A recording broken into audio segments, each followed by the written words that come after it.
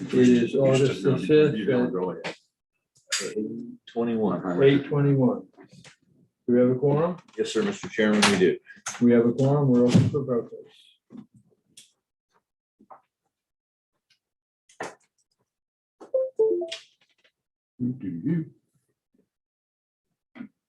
USB. Yeah.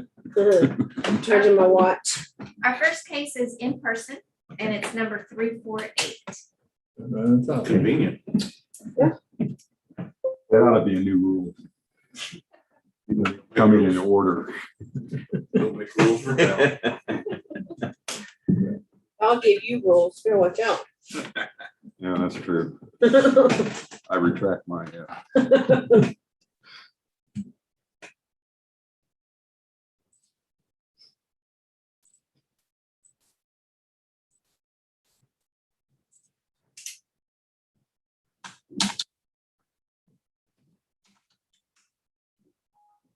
Hello.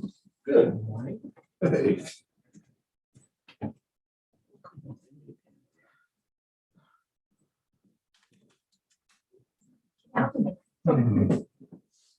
This is Denny Wesley. Morning. Wesley, you'll be sitting right.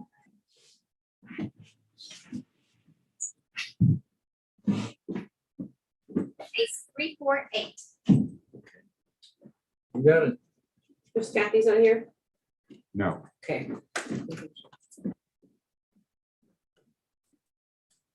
Okay, we have some administrivia that we need to go through before we get into the meat of the matter. Absolutely. If you just follow along, I have a couple of questions along the way. Okay.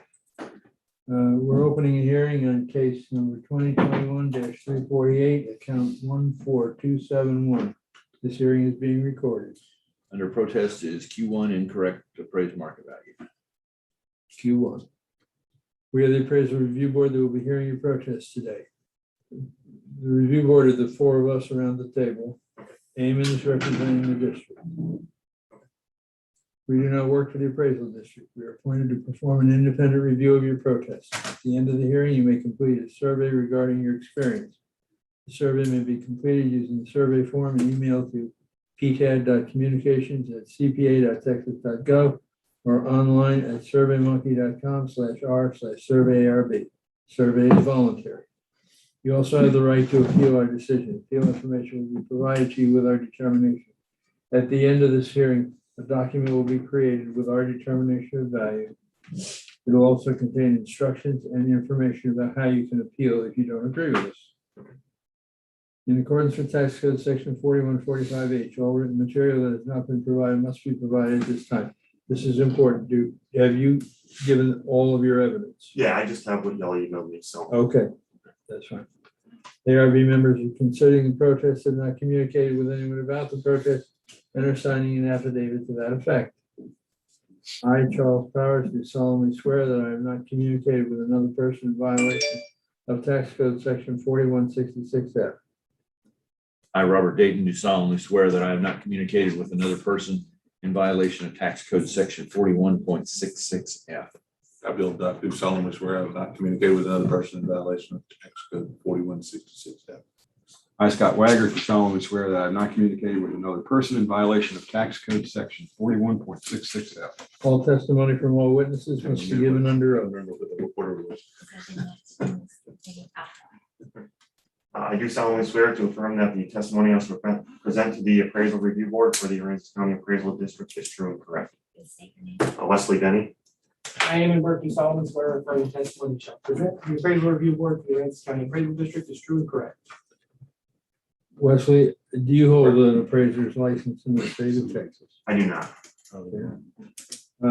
There's a document under that Mylar cover there on your table. Mhm. That's the procedure we'll be following throughout the hearing. Okay. Would you like to go first, or would you like Eamon to go first? He can go first, that's fine. Okay, Okay, this property is 14271. Last year, it was certified at 45,260. This year, it's noticed at 144,100. It is a small RV park that is being constructed, pretty much. It's being put in. It's on Banty Lane. That's, you know where Banty is, like halfway to the lane, it's past. Okay. Historically, it's had some trouble getting the road taken care of by the county. It's been a little better lately, I hope. That's just part of it. That's a dainty lane. So it has, we have it as having 7 spaces for the RVs. It has a small Dirksen style building on it. That's the 2SS, it's 280 square feet, to the effective age and actual age of 2019. The land value is 217,800. So everything else is just gonna be that little Dirksen building and the porches associated with it. And the bulk of it is gonna be in the trailer hookups. Say the land value again? Land value is 217,000, I'm sorry, that's the size, $50,000. 50,000, okay. Yeah, sorry, that was the size. Got the lines crossed. All right, so the first comp, these are the 3 sales for small, really small RV parks. The first one is on Jacoby, which is in the same sort of area. In 2018, it had 13 spaces and it sold for $200,000. When adjusted to be like the subject, because it has some different improvements and has a different number of spaces, obviously, the indicated value is 111,187. So that's your, that's, if this one was to sell like that one, it would sell for 111,187. The next one is in Coconut Heights, and it's got 12 spaces instead of 5. It sold for 230, indicating a value of 180,000, pretty much. So 179, 163. And then the last one is on Rattlesnake Point Road. That was a really new build, like they built it and it still had a bunch of dirt everywhere, and it was not stabilized at all. And it's 39 spaces. It sold for 690,000, indicating a value for the subject at 192,000. The median there is going to be 179. That's just a regular trailer park value. And then on the equity grid, we're going to show other parks. This is just Q1. Okay. Yes. Yeah, well, I'll just point out everybody's parks are valued the exact same way. And there's a sale ratio report for just RV parks in the last couple of years. It looks like a lot of lines, but it's actually like 8 sales or something like that. Anyways, our average for those sales is 102%. That's a lot better than the 60% it was 2 years ago. That's pretty much it. You know,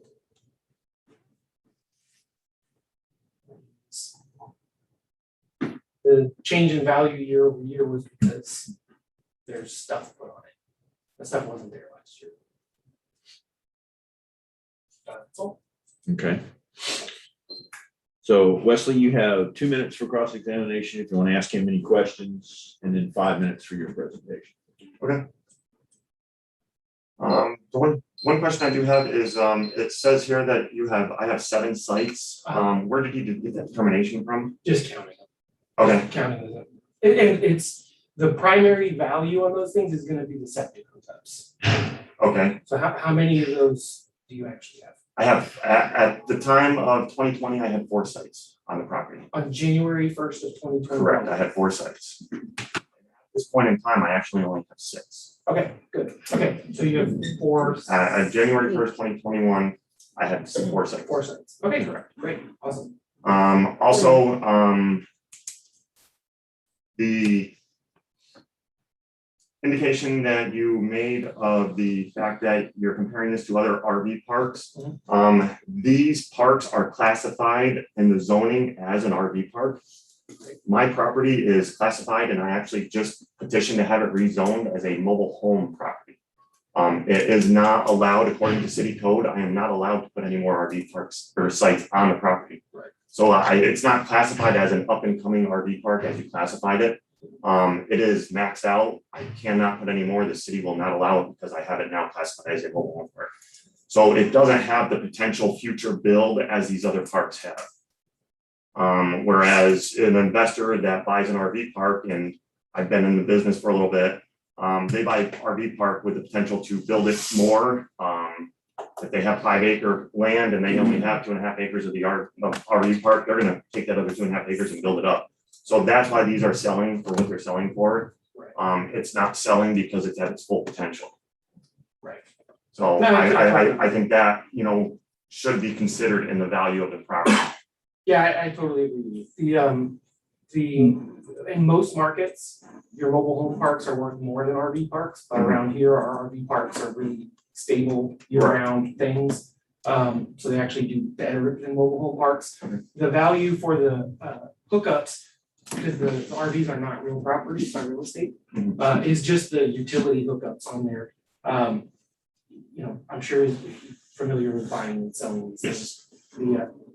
They should be probably valued on the income, on like Yes. how much money they make. It's an investment. Absolutely, and you know, that's another concern I had is I know they're valued at $10,000 a pop for the sites. I mean, $300 a piece times 12, that's $3,600 I'm making on the property. You subtract the cost of the septic, the, you know, or the maintenance, you know, the road, everything else. I mean, you're lucky to make $1,000 a year on a site. Right. So I think the $10,000 is way too high. Well, it's mostly a cost and sales comparison abstracted value. And And again, it's but when you're not comparing going it- to hold up for more than maybe 4 years. So it will depreciate. Well, they need to be moved to income. That's what needs to happen. Because it's not ever gonna be fair across the entire spectrum of RV and mobile home parks. Okay. Unless you actually, I mean, we had an RV park that sold, it's really nice and really big and on great land, and it sold for really cheap because it was being run really badly. Mhm. And then there's other ones that are really just big. Mhm. They're not really that nice. They're not making that much money. They're just huge and they sell for these absurd amounts of money. So they just need to be, I feel like they need to scale a little better. The $10,000 a site is working and we're looking at it like every year. Mhm. But it's going to, the depreciation is gonna be a problem.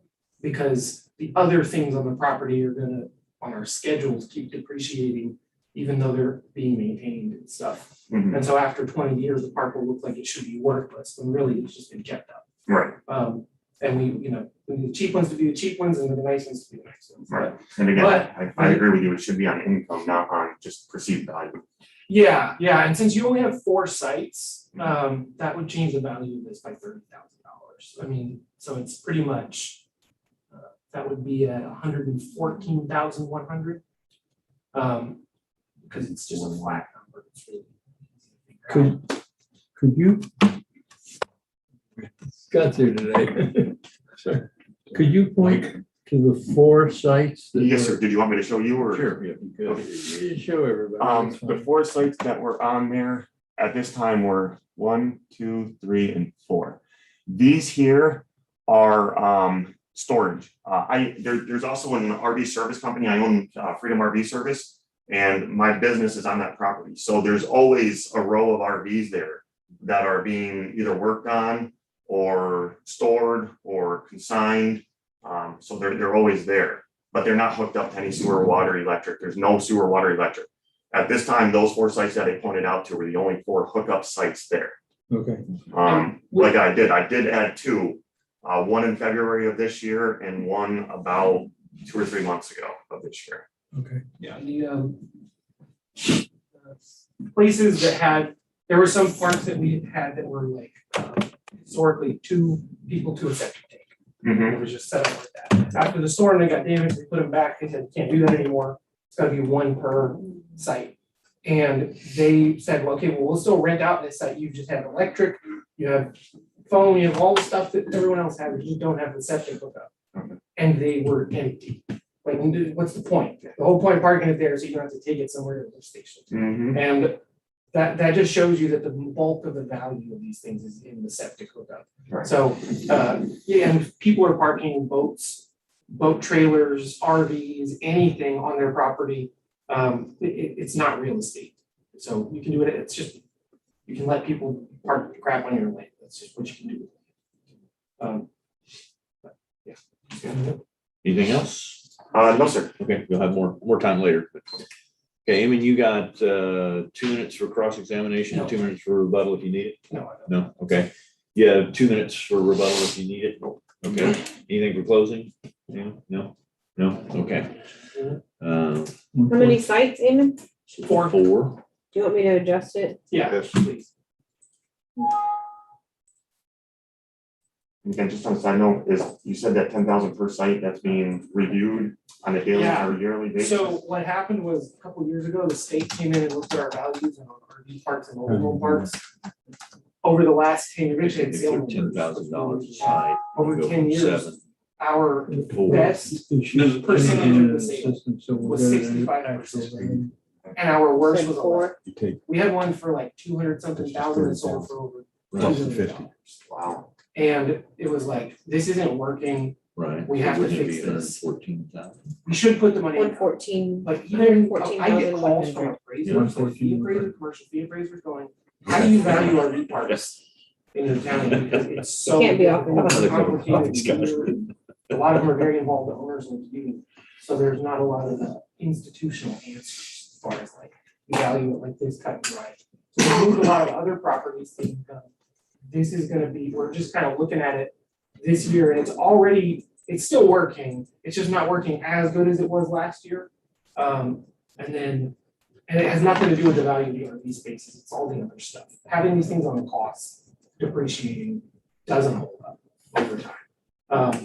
So we just need to get things switched over to income. It's just, I have to do it in a way that if I get hit by a bus, someone else can do it. Mhm. You know, it can't just be me knowing how to do it. And we're screwed if I'm not here. Okay, Okay, I think we're ready for a motion here. So I move on case ID 2021-348, account number 14271. When considering Q1 incorrect appraised market value, I move that we lower the 2021 assessed value from $144,100 down to $114,100. Second. all in favor? Aye. Okay. Coming in? Appreciate it. Thank you. Thanks. Yeah. Thank you. Thank you. So I was listening at my one good eye.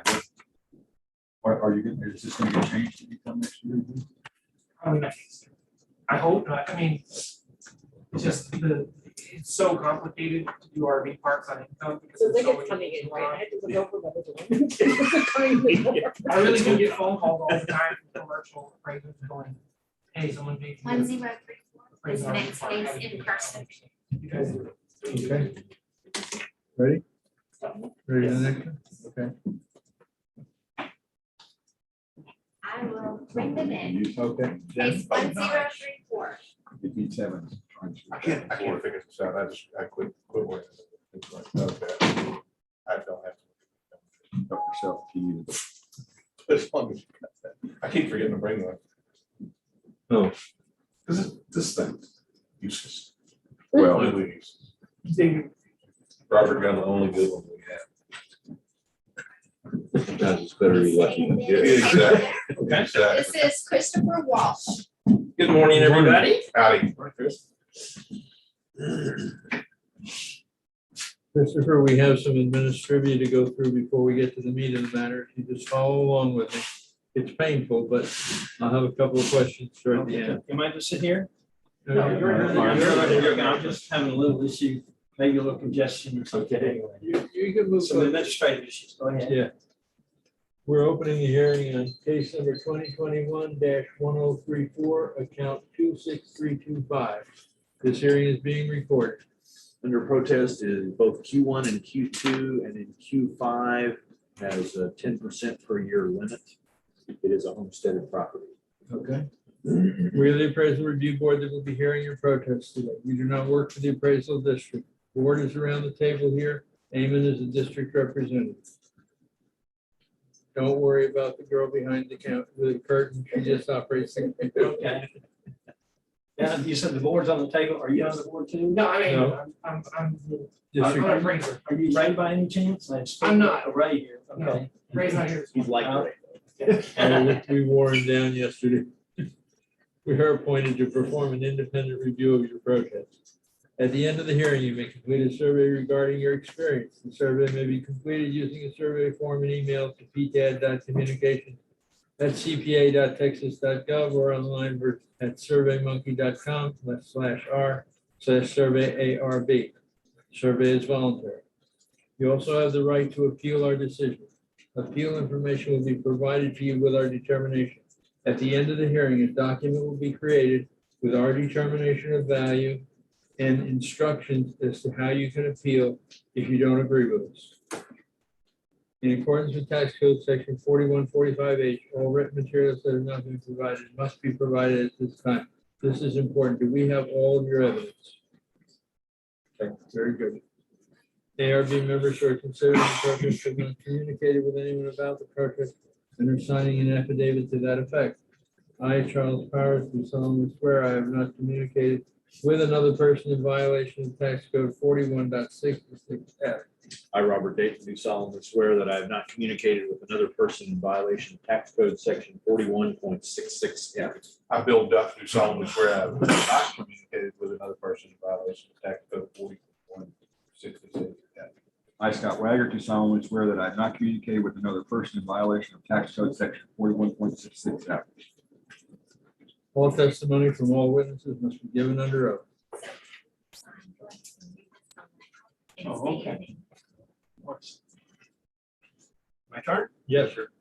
I do solemnly swear or affirm that the testimony I shall present to the President Review Board for the Aransas County President is true and correct. Thank you. If you'll say your name aloud. If you'll go ahead and say your name aloud. Oh, Chris Walsh. Christopher B. Walsh, as far as the legal documentation. They have in front of them. My name is Aidan Burke. I do solemnly swear or affirm the testimony I shall present to the appraisal review board for the Aransas County Appraisal District is true and correct.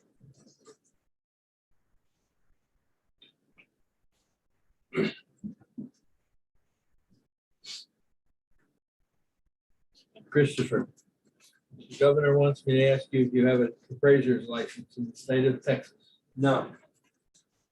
On your table, there's a document under Mylar cover. That's the procedure we're going to use throughout the hearing. And you get to choose whether you speak first or whether Eamon speaks first for the district. Yes, sir. Which do you choose? The district. Okay? Amy, 5 minutes. This account is 26325, single family residential home, Little Bay Shores. Last year it was certified at 100,350. This year it was noticed at 189,020. Look at the card, there's a note from this year that says added 30 effective years for remodel. There's a lot of sales activity in Little Bay Shores. Very, very, very strong sales in Little Bay Shores. And part of, before we adjust the whole neighborhood, one of the things we do is go through and clean it up, and make sure we have everything described correctly. That way we don't end up over adjusting something. That was, so this got remodeled and effective age just needed to be increased from 1960 to 1990. The value this year, although it's 189,020, is capped at 110,000 and change because it's got to be 10% of what last year. It's a homestead.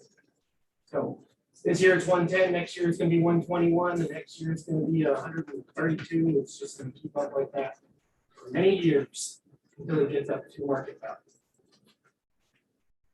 Sales grid is sales of properties there in Little Bay Shores. First one's on Picton, and it indicates a value for the subject at 187,000. It's a 4 MB minus, just like the subject. Built the same year, almost the same footprint. It's got a few extra attached things, screen porch and that kind of stuff. This is a really, really good comp. Man, the land size is a little bit different. It's bigger, got a bigger lot. But it sold for 200,000. That indicates a value for the subject at 187 in order to sell the same. 1904 Bay Avenue, the 3SS Plus, so it's much simpler, a little bit simpler home, just a box. It sold last year for 155,000, indicating the value for the subject at 176. 1903 Johnson, sale for 200, another 4 MV. Similar years, similar size, sold for 200,000. Indicating the value of the subject at 178. And then 1709 Sorensen is a 4-class, it's a 4 VS, sold for 210. And it indicates a value for the subject at 192. So our median, I mean, really looking at all these just on the face of it, I would say this is 200 all day long. But because that's just how things work. But when you do all the little adjustments, you get 183,171, which is below our notice value within a margin of error for us. But it is lower than the median. The equity grid is going to tell you pretty much the exact same thing. 4 MVs and 3 FB pluses and stuff in Little Bay Shores. Both of these are saying it should be 185 instead of 190. The sales ratio report is just for Little Bay Shores. And if you look at the ratio, we're at an average and a weighted mean of 1.00, COD of less than 4. They do a great job working on Little Bay Shores this year. This is working really well. And the main thing is it has a huge cap loss. This cap loss isn't going to come off for a long time. By the time it starts getting up to market value, the market value will be higher again. This thing's going to have a cap loss forever.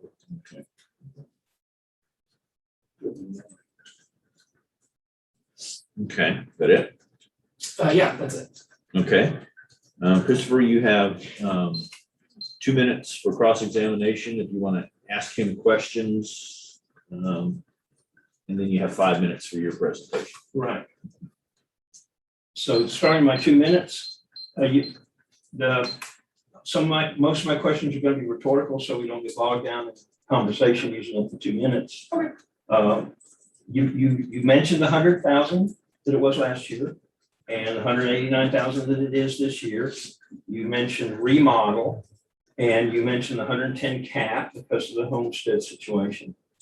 And you mentioned some construction codes.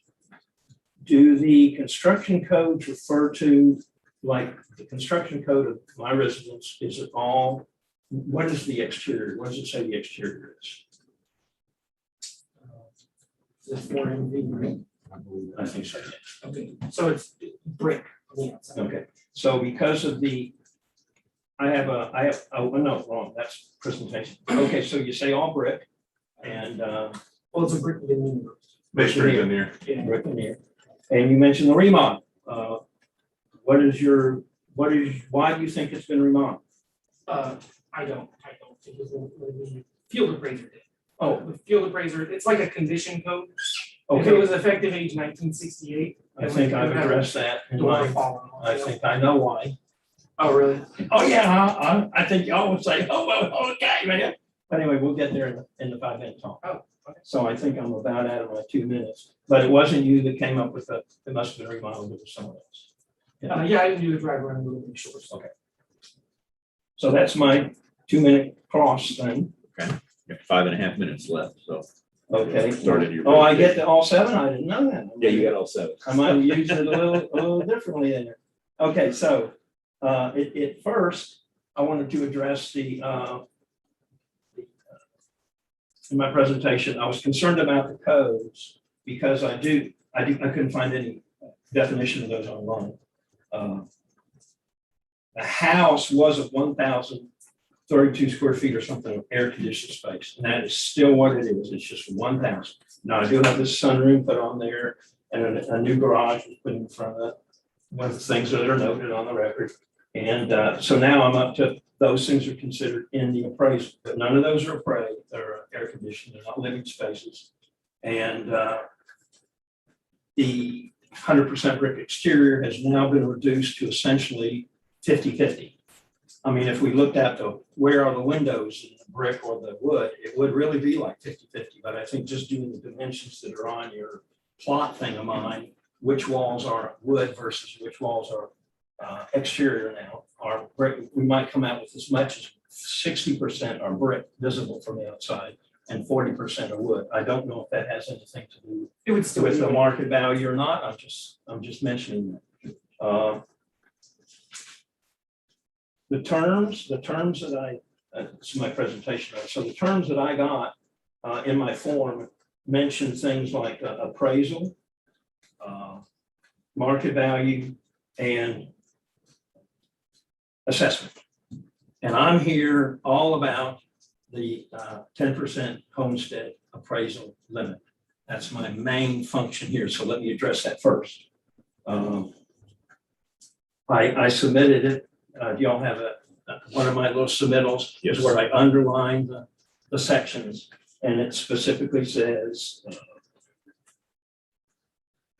Which PDF is you referring to? It's, I think the yeah, as first one. underlined, it specifically says that this is right underneath that section 2023 where it begins, notwithstanding the requirements of, and let's go ahead and drop down to the end of the second sentence there. It says an appraisal office may increase the appraised value of a residence homestead for a tax year to an amount not to exceed the lesser of the market value we've talked about, the 10, or this is the you see it, it's number 2, or you take 10% of the appraised value from last year and the sum of that and the appraised value of this year and any improvements that were made between last year and this year, and there weren't any made. Now, that 10% was 10,000. The amount from last year was 100,000. So on that line that says appraised value, I don't see how the result can be anything more than the appraised value of last year plus the 10% of this year. It says appraised value. And so there's a formula given. I imagine this is a state law and everything. And so I don't see how an appraised value for this year can be anything more than, with the consideration that there were no additions because of improvements, how the appraised value of a homestead this year can be anything greater than 10% of what the number was on the form last year. So I'm just calling this out. It's, top section with the line items, you say, here you go, 1, 2, 3. And then down here in the sentence below, where I've even got a circle, it says, and by the way, that number on the appraised value line, it can't be any more than 10% higher than the number last year. And now the assessed value, okay, that comes out with, I understand that's how much I'm going to be assessed to pay my property taxes. So I get to live in this wonderful county. I'm 70 years, I'm a citizen, guys. I live here, this is my place. And the main reason I brought this up was to correct like a clerical situation. And because I originally turned the formal form in, Ray advised me, no, you either have to sign your waiver thing and send it back to us or show up at the board. So here I am at the board bringing this up. And I'm afraid I've really used up all my time. Is that not correct? I got 33 seconds. Yeah, you got. So, but 45 in there, I did present, well, first off, let me say, I presented pictures of the exterior of my house, Street View 1, 2, and 3. Street View 1 and 2, that is how the house was. That is, I can, I've got other houses in the subdivision that look like that. That's how mine did look. And Street View 3 is how it looks now. So would I, as an appraiser, driving by, I would figure out, most people fix the inside of their house up before they bother about the outside. I just happen to be the opposite. The outside of my house was so bad that I spent years of, retired, fooling around, fixing the outside of my house. So that's the outside of my house. And yes, it does look significantly better. Has there been any significant remodel? There have been repairs and things done. And I'm not disputing that the house is in better shape than it was when I bought it. Okay. There's been no essentially additions to or extra bathrooms. Nothing's been upgraded. I didn't include pictures. Formica countertops, stainless steel sink, things like that. Okay, you'll have more time later. Yeah. Oh, okay. I'll stop you there. Amy, you got 4 minutes, 2 minutes for rebuttal and 2 minutes for cross-examination. I am a little bit perplexed by the notice. It looks different than the property card that's in our evidence. Yeah, that's unfortunate. Jackie, can you check what it currently is? As far as like This notice in the press, Amy? yeah, no, I want to know what it says currently. I know in it. our I software. have that here. Well, no, you don't. Oh, I'm sorry. Okay. Because I want to see it from here. Just show the account for 2021. Because your property card does show up. Okay, so it is showing a lesser massive amount. cap loss, right? We have It a is, huge it's cap. in there. Yeah, Okay, well, your bill, And it's Aren't extra they- percent. Yeah, your bill is going to reflect. If nothing happens, it's gonna reflect something really different than that. Yeah, no, so, And here's where it's been corrected. right. But if you look at your notice, Yes. so on your notice, that is, yeah, Which is ridiculous. this part of the notice Yes. and this part down here are two different things. This, I think next year, or maybe it's the year after, but I think it's next year. This won't be on here anymore. We won't have this thing, the total estimated taxes. Right.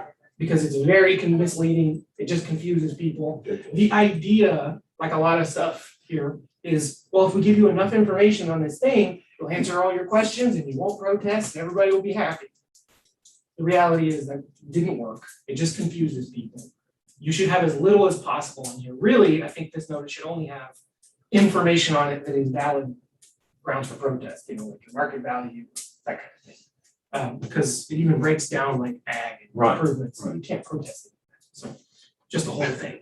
All you can protest is your market value. So this is showing 183 right here. And then down here it says taxable value, and it just shows your property minus your homestead exemption. That's not what's gonna happen. It's gonna be 110. So the other thing is so you have your market value and your, really the term appraised value or appraisal value, when you get into a legal or procedural setting, it goes out the window. People stop saying it all together because it's too vague. So the market value has a strict definition, and market value is what it is on any given year. Your assessed value is what your taxes are calculated on, and that may be a completely fictional number. Your assessed value can be $20,000 on whole range, and that's fine, because it's nobody's actual opinion of value. That's just the value your taxes get assessed against. So nobody thinks that your house is worth $110,000, but we do think that the law requires that you be taxed as though it were $110,000. So I don't know, we can't change that calculation. It's just, it's the whole property, land and building together. It's 10% per year until it changes hands or use, or you do something to it. Like I said, it's going to take several years for this thing to get up to where your assessed value and your market value are exactly the same. And if it takes 5 or 6 years to do that, your market value is going to be higher. That's right. And so it's just going to keep doing, and it's going to struggle to get there. And only thing that could fix that, it's possible that could just happen forever. It's really possible. It's kind of an unprecedented situation. So I don't know. I don't know. Does that answer your concerns? Is that, is that what you're trying to do? That entire system is exactly the way I thought it was. Okay. When I was your age and growing up, it did go up every single year. Every single, that's the way things are. Loaf of bread, everything went up every single year. Yeah. So my rebuttal is, excuse me. You got 2 minutes for rebuttals, so I'm gonna go ahead and start your time. Okay. So I hate using up time. But the point is, and my numbers are pretty well capped. My tax year was fixed in 2017, I believe. I mean, I'm pretty well capped out, so why am I even here? Because I'm not getting charged any more tax out of my pocket anyway, other than the appraisal district. The point is, what my county is doing today is against the law as I read it. My county is taking a number, they're making a number and putting it for today that is against some rules that were written down with reference to what it was last year. I have no problem with paying taxes on the 100 and whatever. The county said, the law says, my county needs to abide by the rules, and that assessed line, appraised line, maybe that should be deleted completely and make people who are interested in looking in to see what the real case is, because after all, assessed value is what everyone is concerned about. Potential property taxes is what everything is concerned about. I'm gonna be paying that 1,486, the way I calculated it, absolutely, because it includes the increase for the navigation district if this goes to 189. I'm just saying it can't be 183, it has to be 110. Now, It is. if you need to assess me, The Yeah. if you assessment- need to assess me on 183, No. you would, but I'm capped anyway. It's the other way around. I'm just saying appraised value cannot be more than what the state said. That's all. The appraisal code says X. It's there in front of There's you. appraisal and there's assessment.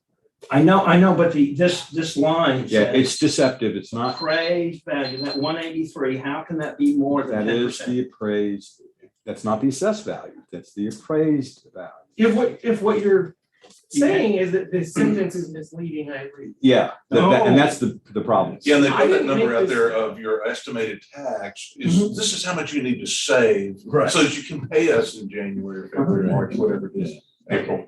But all it really serves is to enrage people. Well, for me, the entire issue is, So they're gonna take it off.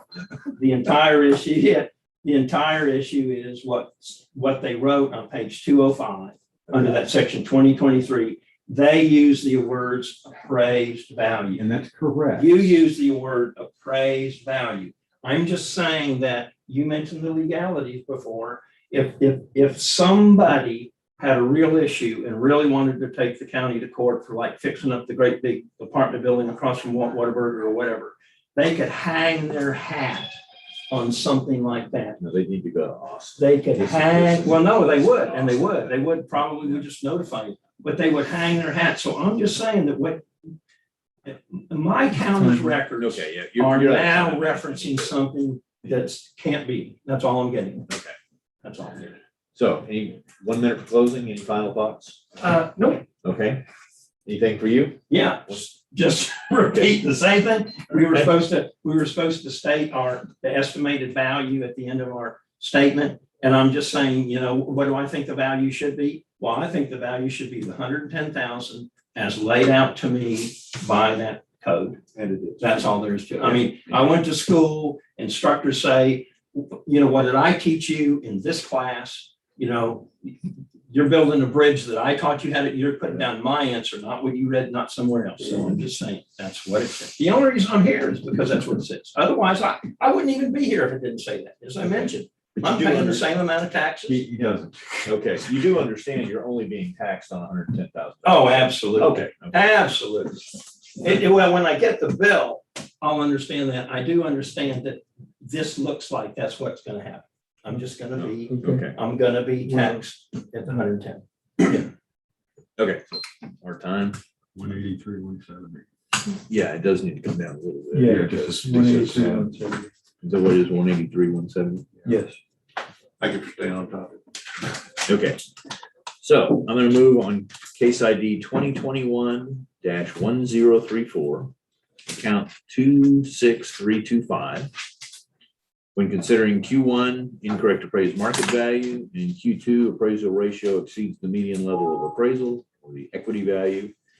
And Q5, any other factors that might affect the value, that we lower the appraised value from $189,020 to $183,170. Second. All in favor? Aye. Okay. We're done. Okay, Christopher.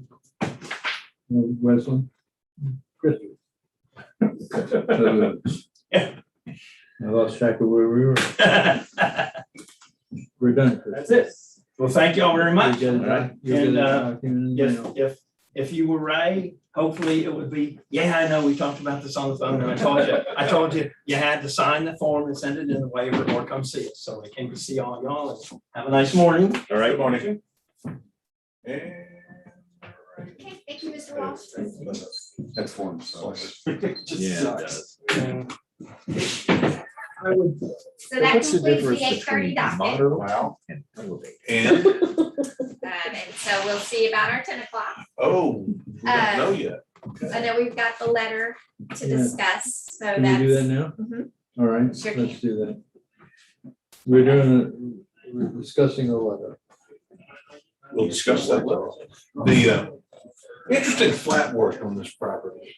I just noticed it this morning Oh, really? because I parked over in Charlie's old spot. Okay. And I do that now that Charlie's not using it. So I walk through the thing, Uh-huh. the portico, whatever, to come to walk in here. Very interesting. The flat work looks flat Yeah. and it looks stable, but you'll go from shoe top, Yeah. this much water to like almost That much water. that yeah, much it's not- water. Not level. There's like all these little things and undulations and it looks just completely flat. I don't know how they managed to screw that up so bad. Or whoever built it. Yeah. Whoever built it. Yeah, It's the damnest thing I've ever seen. It's just a puddle right up front. It's built as a CPO. CPO. Really? Yeah. it That's was the one of original- the the original- on there under That's agenda where, item. you know, like- Yeah, you have it on State. And then this is, That's what the building in the So back this- is, But They skip did it. this wall we're looking at is the so agenda. I just have the printout here, what I, not the tap, I have no idea the history. Where's the letter that, the original the letter. original right letter, here. the letter that triggered all this? Okay. Have we been here before? Okay. Yes, we've been here before. Of course we've been here. Okay. So this, The yeah. problem- Is that why he's here? I'm just listening. Oh, okay. It's under agenda The item problem 3. is, that there was a letter sent in.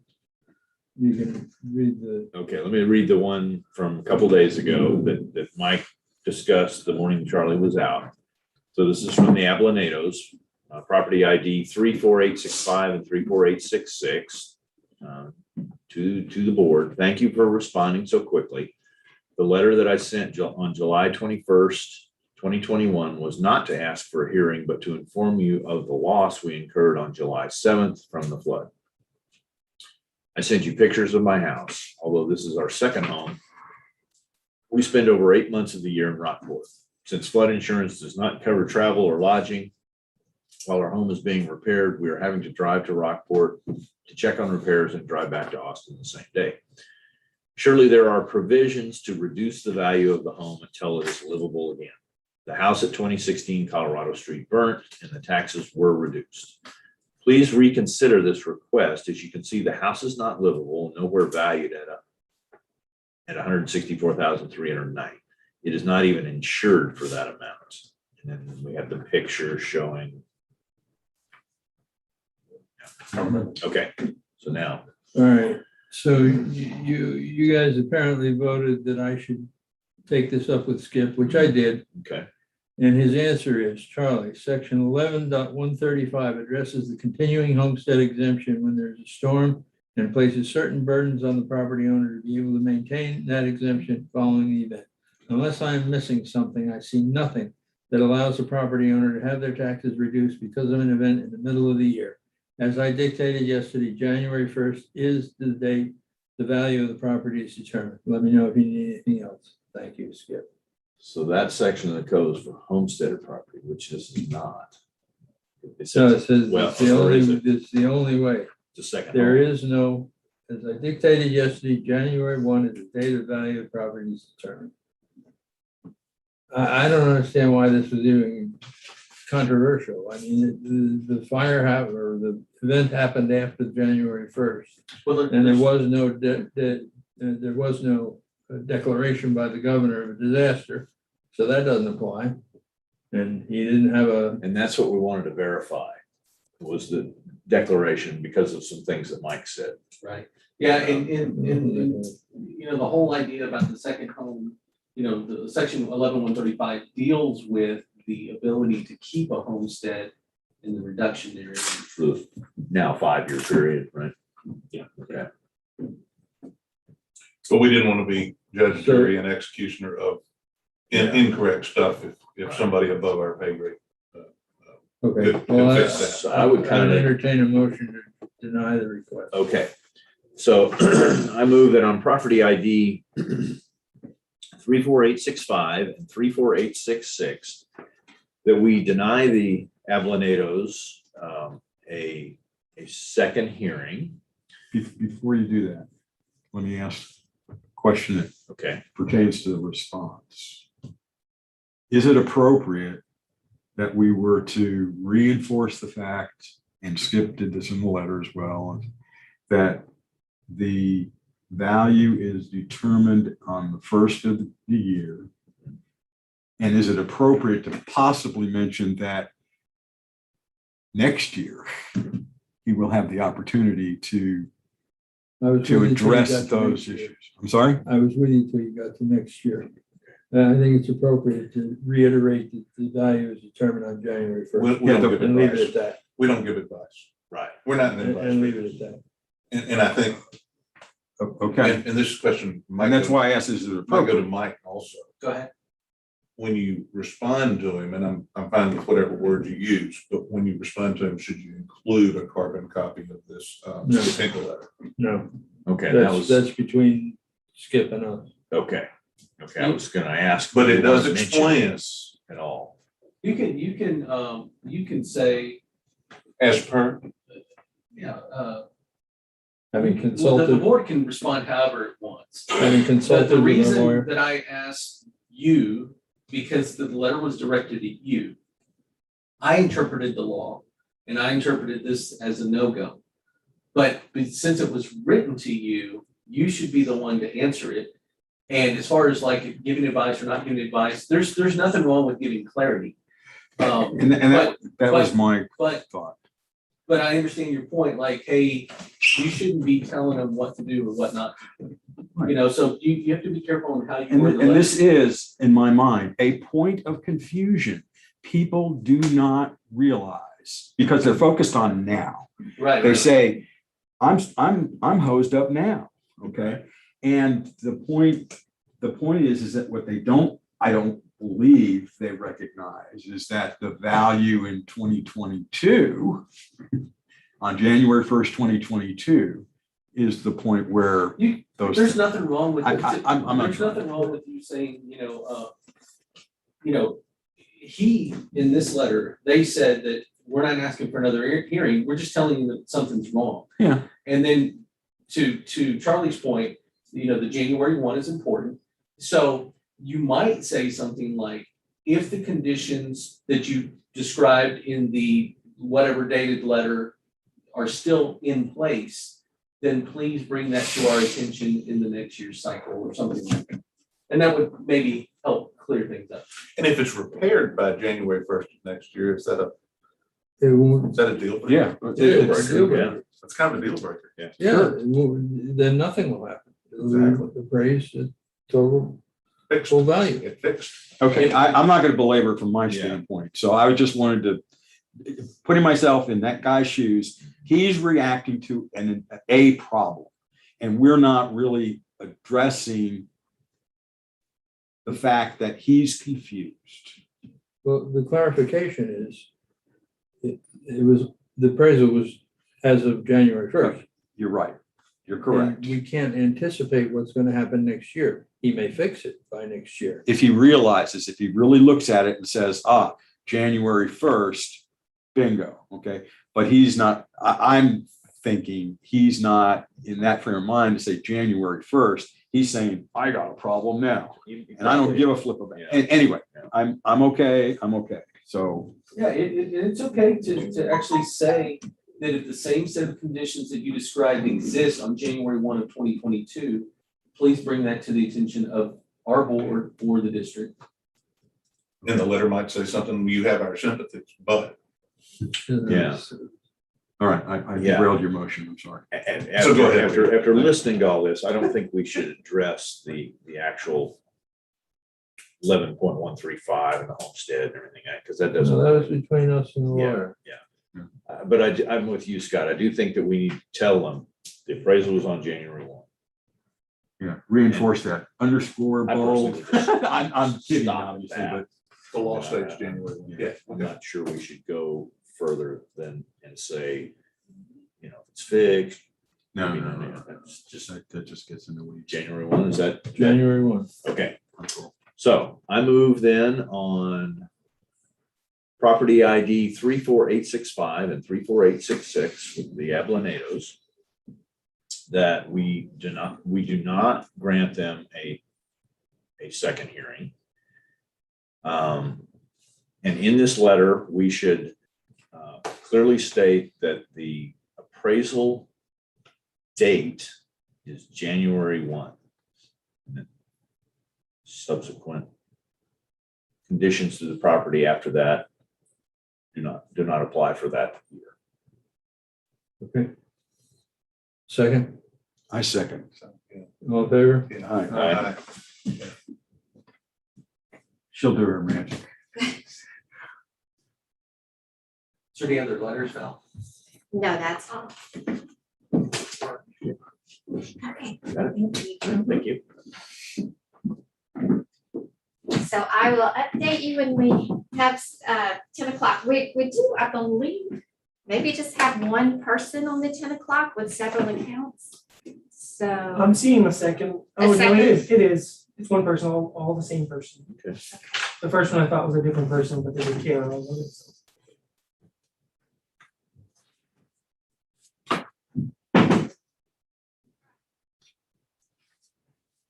January. Yeah, I'm not yes, Ken is in town. Yeah, yeah, so is this any relation to Jim Sorensen? I don't know. That's a question. You're the long termer again. Uh-huh. I knew Jim years and years ago. Yep. It's definitely a Rockport name. Yeah, very hard 49. 49. Picton, Sorensen, McDavid, all Rock 40 names. You said Amos that this was originally a CPL building and that was their generator? Yeah, they're actually, when we bought the building, or when we came to look at it, Yeah. it was still sitting in there. And we were like, "The heck is-" and the person trying to show it to us was like, hey, maybe you could use it. And it was just ancient, rusted, seized up block of stuff. And then in the middle of the night before we closed, it just vanished. And the people who were here just took it, I guess. Okay. So let's get this thing out of here. We didn't want it anyway. But It was worth a ton in reclaimed metal. yeah, it was just a block. This building is kind of useless to us because it's so poorly sealed. Oh. Okay. But yeah, as far as like the grading, my car was parked during the flood, like right here, like one space over, and the water didn't even get up to my door. Meanwhile, when I walked home, I got water up to my waist getting out of the parking lot. And your, So, and your wife's car was parked right right next back to here. yeah. And it was up to the running boards. Yeah. We were wondering whose car that was. Yes, that was my wife's car and Durango, and it's sitting up, and it's yeah, up to the running boards, and you're like, man, if yeah, somebody creates a wake, it's gonna come in, yeah, but it seemingly nothing came in. I mean, everything was dry. So Cars are pretty well sealed nowadays. Saw footage of a car in China, is it Hunan that flooded I think so. recently, and this guy was stuck somewhere in the water. He was in flood water up to his windows, and Okay. it was like racing over his windshield. I mean, just current Yeah. over his windshield, and he's in the car. There's no water in the car, and he's scared out of his mind. Obviously, he opens the car, he's probably dead. I Right. can't imagine the firewall being that well Yeah. sealed, because there's lots of looms of Yeah. wiring looms coming through the firewalls. And it's the thing, it's like, what's keeping the water out, but it's just, he's just sitting there and it's recording on his little phone. Yeah. Water right there.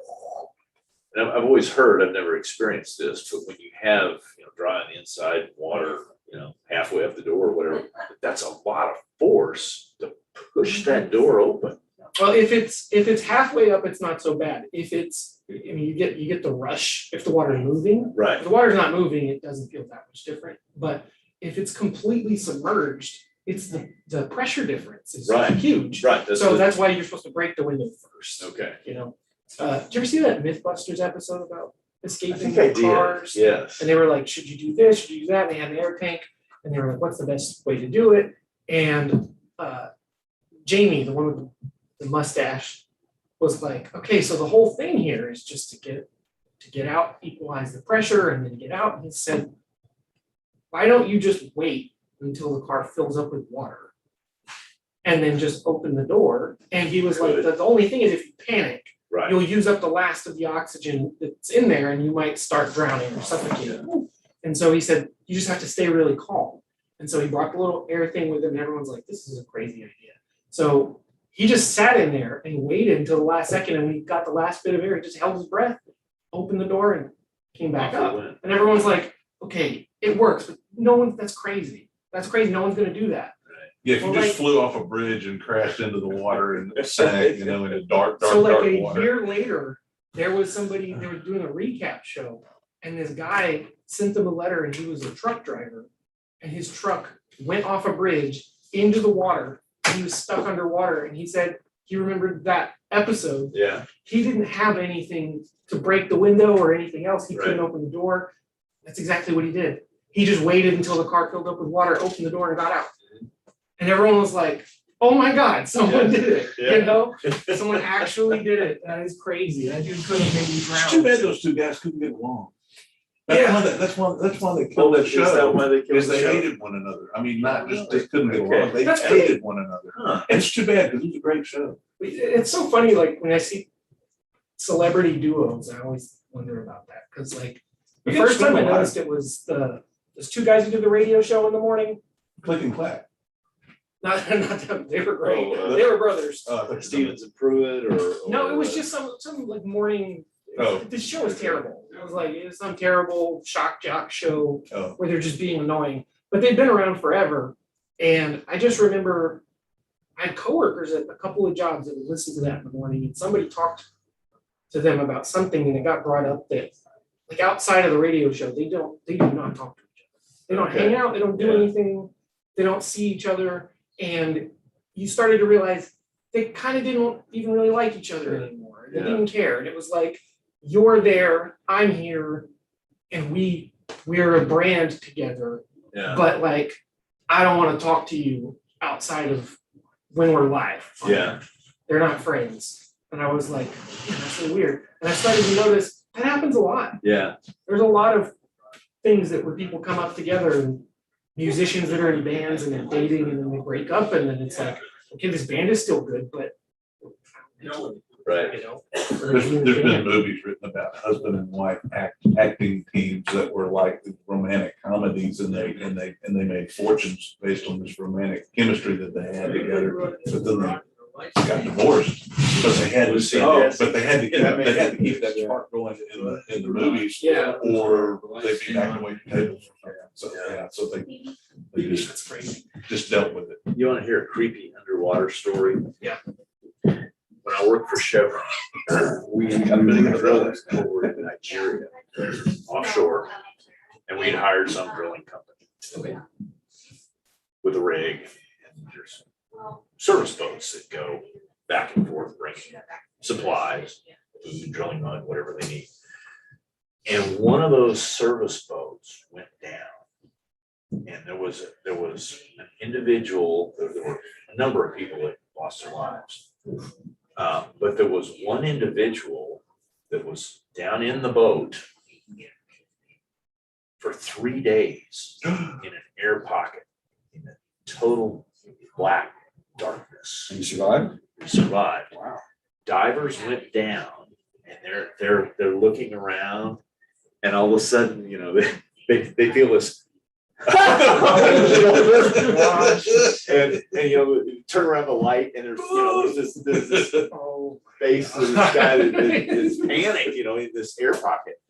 And they said because of the water pressure, and I forgot how many feet of water, that the dynamics of you know, using up oxygen in the air, it changes. When I read the article, I was kind of reading it from the technical aspect of why didn't the guy use up all his oxygen in the air pocket? And they said that if he was on the surface, he would have, but because he was underwater and because of the pressure, I don't know if he used less oxygen or you know, oxygen dissociates out of the water at that depth, or I don't know. Your lungs would shrink at that. Yeah.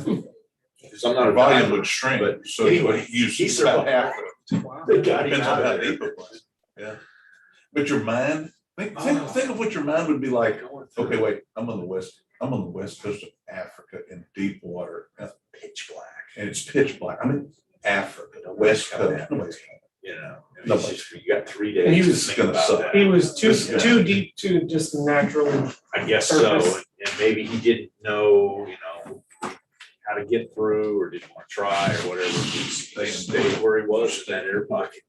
Wow. You guys have heard the old salvage diver story about a gal who got into salvage diving. And she was pretty good at it. And she started working for this guy, old guy who'd been in the business forever. Right? And he was just vehemently opposed to women in salvage diving. So he told his buddies, he says, I'll take her down, we'll get her washed down. So they're down, they're working on some fittings and stuff like that. And he looks over to her and he's signaling, he goes,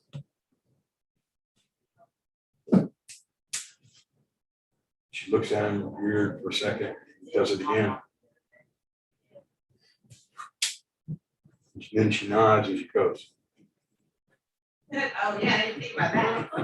Okay. He looks at her and she does it again. Oh. So waves are obvious, supposed to go to the surface. He says, do you know what I was trying to say to you? And she says, yeah, you were saying, I need a hammer. He goes, yeah, that's right. What were you telling me? He goes, you left it in the toolbox.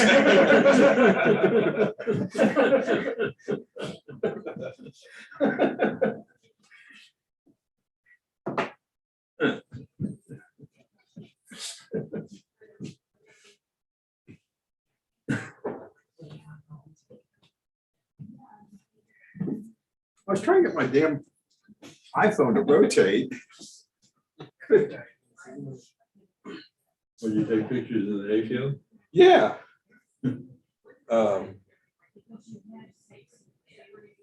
So this was before I just started cutting, right? This kind of shows the Pretty piece of land. How many acres is that? well, I got about an acre and a half around the house that's Okay. fenced, and there's 17 total acres. And this field, so the driveway comes in here, and then there's a side field. That one I normally leave for a while, but it was so bad. So, and this is after I cut it, at least the area around the house. And they were, there were a couple trees out here. I had some guys doing work while I was there. They worked for 3 days solid. Trimming trees, and they cleared the whole fence line, everything, because I just thought he was going to do the fence around the house. Like, they cleared the fence down by the road and everything. And you can see they started, they hauled off 2 trailer loads and then said, screw this. So they started a brush pile, and they're going to go come back in a couple of weeks. But they did a nice job, real nice job. There was, you haven't been up there for a while, but there was a damn Weesach that was right by the bridge going on the road here. That it was starting to grow over the road. They cut all that down. Yeah, so that's the brush pile now. That's almost like Mount Rushmore that we have. Yeah. All you need is, well, you need a light rain. Yeah, a lot of the stuff is still, it's too green almost. But they'll come out, we'll let it dry out a little, and then if we get a light rain, and they'll come in, spray a little diesel on it, and that'll torch it up. Yeah. Pretty quick. Oh, yeah. I don't have anything for 10 o'clock yet, but I do have a couple of orders if you don't mind signing them. And I went ahead and did a rough draft of a letter. I thought since you were here, I could just run it by and see if everybody likes it or not. Where is it? There you That'd be go. Roll cool. here. That'd be cool. Okay, so all the preliminaries, but then it says, the Appraisal Review Board, ARB, read your letter on August 5th, 2021. The date that the value of the property is determined is January 1st of any given year. For 2021, the value was determined as of January 1st, 2021. The ARB confirms its decision that a hearing for PID 34865 and 34866 is denied. That's fine. Yeah, Okay. beautiful. Yeah. We kind of got all the wheels on the ditch on all, but So I don't know if you moving want parts to on come in that thing. there and Yeah. sign it. Okay. Too much. Keep it simple. Do you ever hear my story about the Banco Chinchorro, diving on the Banco Chinchorro? You know where the Banco Chinchorro is? No. Charlie might know where the Banco Chinchorro is. So there we were. If you get in a car in Cancun and drive south on the Yucatan Peninsula, for about, That's like towards Tulum and stuff. yeah, Tulum's just a hop, skip, and a jump. Yeah. You just keep driving south for about 7 hours. Oh my. And you'll drive through the most remote, desolate jungles. Of course, this was back then. It may all be resorts and Disneyland now, but this was 20 plus years ago.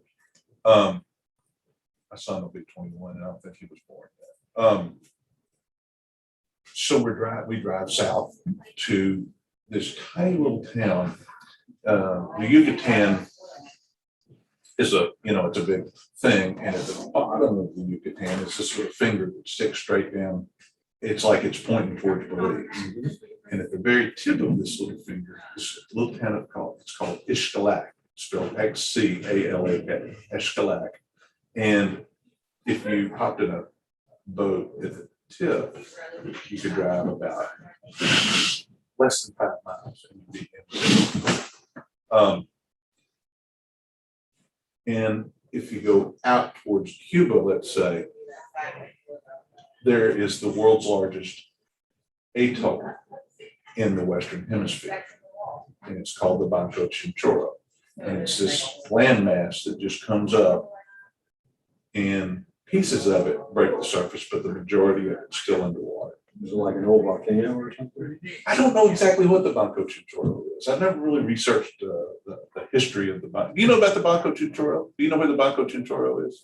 The what? Banco Chinchorro, the Chinchorro Banks. It's the world's largest atoll in the Western Hemisphere, outside of South Pacific. No, I don't know. So I was telling a story about we were diving on the Banco Chinchorro, and if you get in a car in Cancun, drive 7 hours south on the Yucatan, Yeah. there's a little finger that goes straight down at the very bottom of the Yucatan Peninsula, and it's like this little finger that points towards Belize. So the little town of Xcalak is at the very tip of this, and it's basically just a throwback. I mean, you feel like you're in Hemingway's Key West or whatever. It's just so remote. Roads are made out of shell, crushed conch shell, because that's the main thing. And it's a really cool little throwback place for I don't know who goes there, mostly divers and just people trying to get away or disappear. But just west towards Cuba, northeast, I don't know, anyway, is this Banco Chinchorro. And it's an atoll, and it comes up, it's huge, and it comes up just below the surface. But there are little pieces that pop through, and they're like fishing shacks and stuff out there, but there's no settlement of any kind. There's no running water, there's no anything out there, no infrastructure whatsoever out there. It's just massive atoll that just pops up in the middle of, I guess that's somewhere between the Gulf and the Caribbean, but it's just out there. Mhm. So to dive it, I mean, it's like a pristine paradise, because nobody goes out there. There's no development, there's no oil business, there's nothing out there. And to dive it, it's pretty awkward. It's pretty tough to get to. It's 5 hours by boat because it's against current, so you're just chugging out. So to go out there, we enlisted a young Israeli traveler, backpacking traveler. Met him in a bar the night before, and begged him to go because it's like a trip of a lifetime. It's like, you really need to do this bucket list kind of dive. And if you like to dive, this is one you can write down. So we talked him into going so that we could have enough people on the boat to get out there. Oh, It took enough paid, you had to have enough paid people to get on the boat to go out there. We weren't gonna foot the bill for the whole damn thing. So we go out. Old Mexican captain was about this tall, and his Mayan dive master that's shorter than this old grizzled 80-year-old captain that is probably 50. Looked like he'd been in the sun all of his life. And so we go out and first dive. Jump in the water, go to the bottom with the dive master. The young Israeli's still up there getting his gear on, and he's moving slow because he's hungover himself.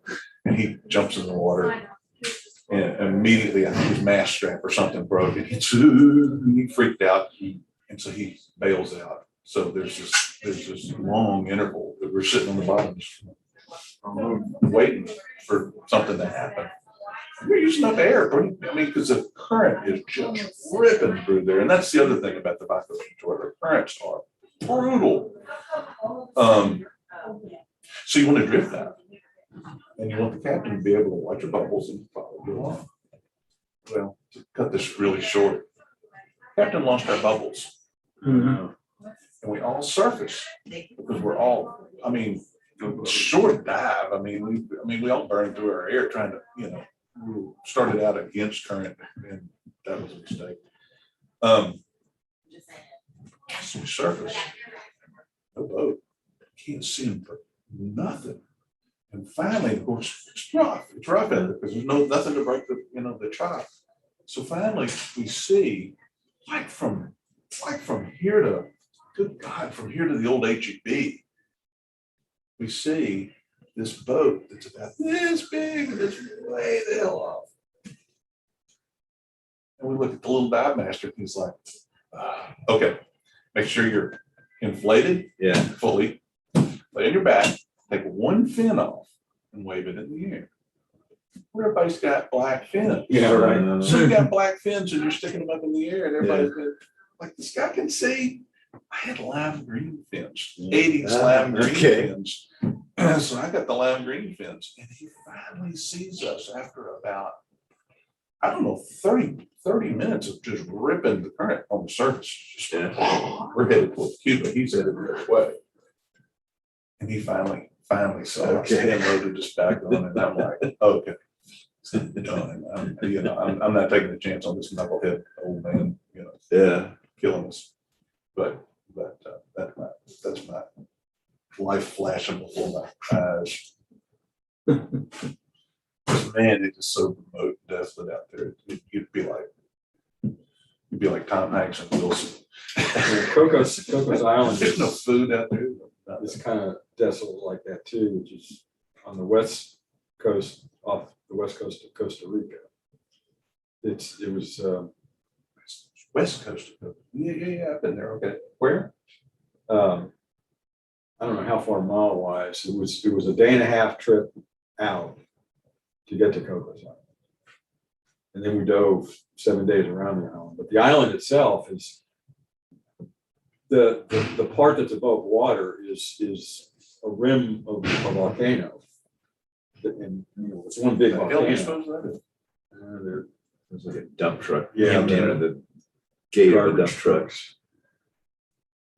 So the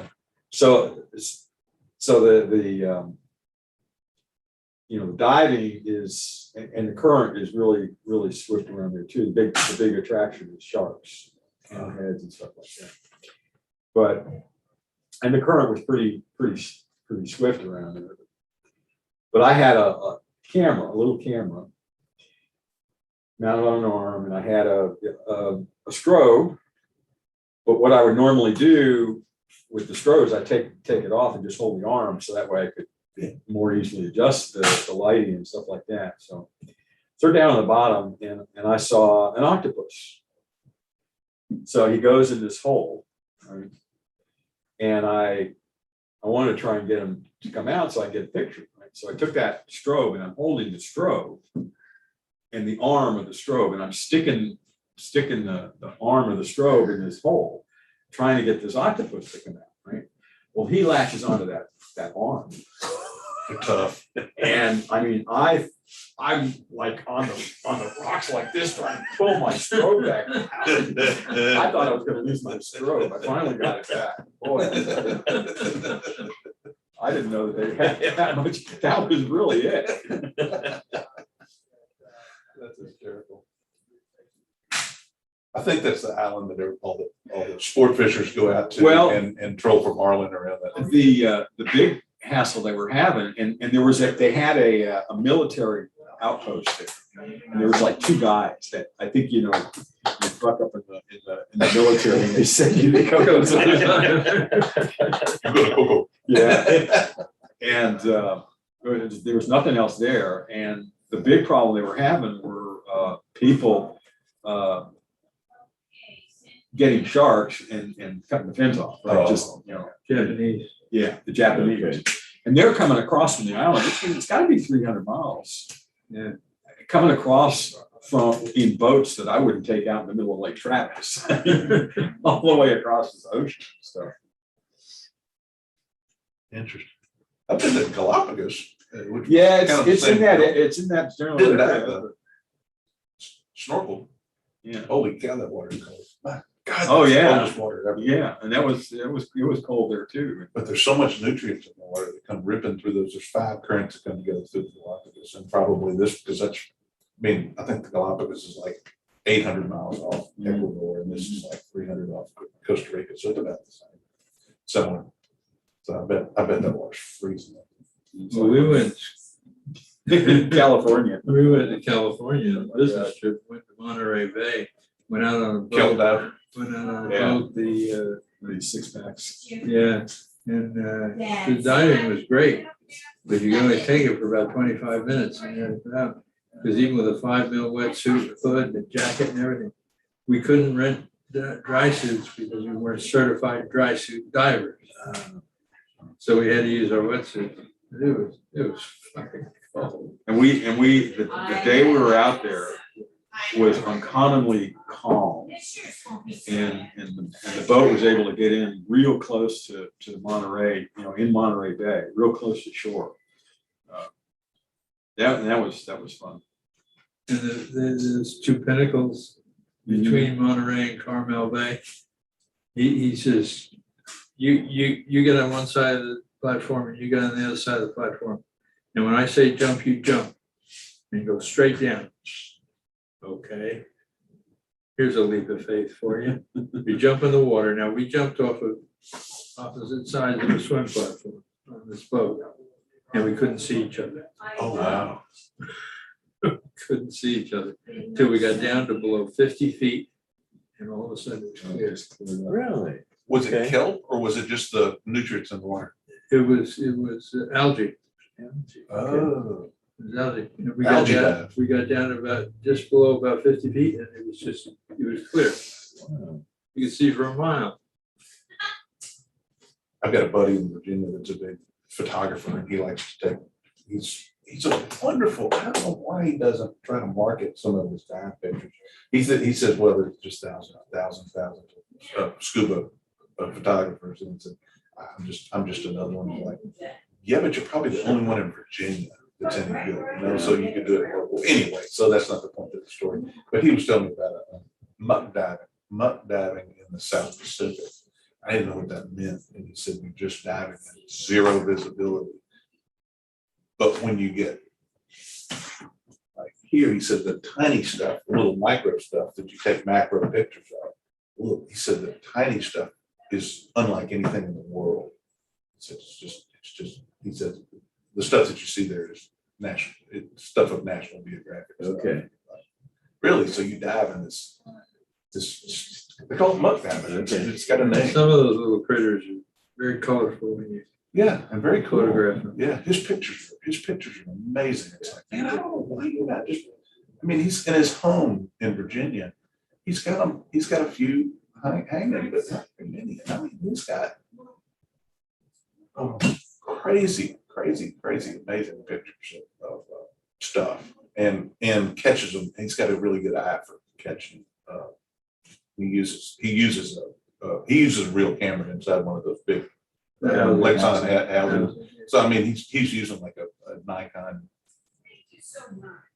whatever the number is. That's it's like a heavy duty $8,000 camera. Which doesn't mix well with salt water. No, but he has faith in his housing, and he goes on these far-flung trips. He does sound for concerts. Last couple of years has really been something for him, but he's been doing it since the 80s, I guess. And he does like big shows and trade shows, and whoever can afford to pay. And so he keeps his expenses low, and he books years and years and years and years and years in advance. And his wife has always allowed it to, because he does this by himself. She don't want to go. So he goes all over the world, scuba diving, and goes to Africa a lot on photo safaris. Yeah. By himself. And he'll just hook up with some people and he'll go. His main thrust for being there is taking pictures of critters. Wow. And he And likes he's it. still, But he still won't. doing that? Flying around the world with his dive gear? Yeah. He's still doing it? Yeah, It must be a real hassle with the airline. he just got back from, I can't remember where he took a year off because of COVID. But then his plan was to get 2 flu shots back to back and then take the COVID vaccine. And then he said, I may actually get a 3rd before I go. But he did go to Cozumel first. Just No, Just I to meant do it. luggage, no, I get it. carrying your cameras and everything. I mean, Yeah. we carried a bunch of stuff when we went on these trips. And it weighed a lot. Yeah, he doesn't carry a whole lot of equipment because he kind of trusts what he's got. And I don't know that he carries a backup housing. I think he just carries a handful of lenses and his main. He equipment. carried his own DC, right? And he, Regulator, oh yeah. computer, Yeah. and all that stuff. Yeah, It's getting tough, yeah, getting tough. gotta be. Because I travel with I have a military issue, one of those digital camo rolling bags. It's a duffel, but it's got hard side on one side.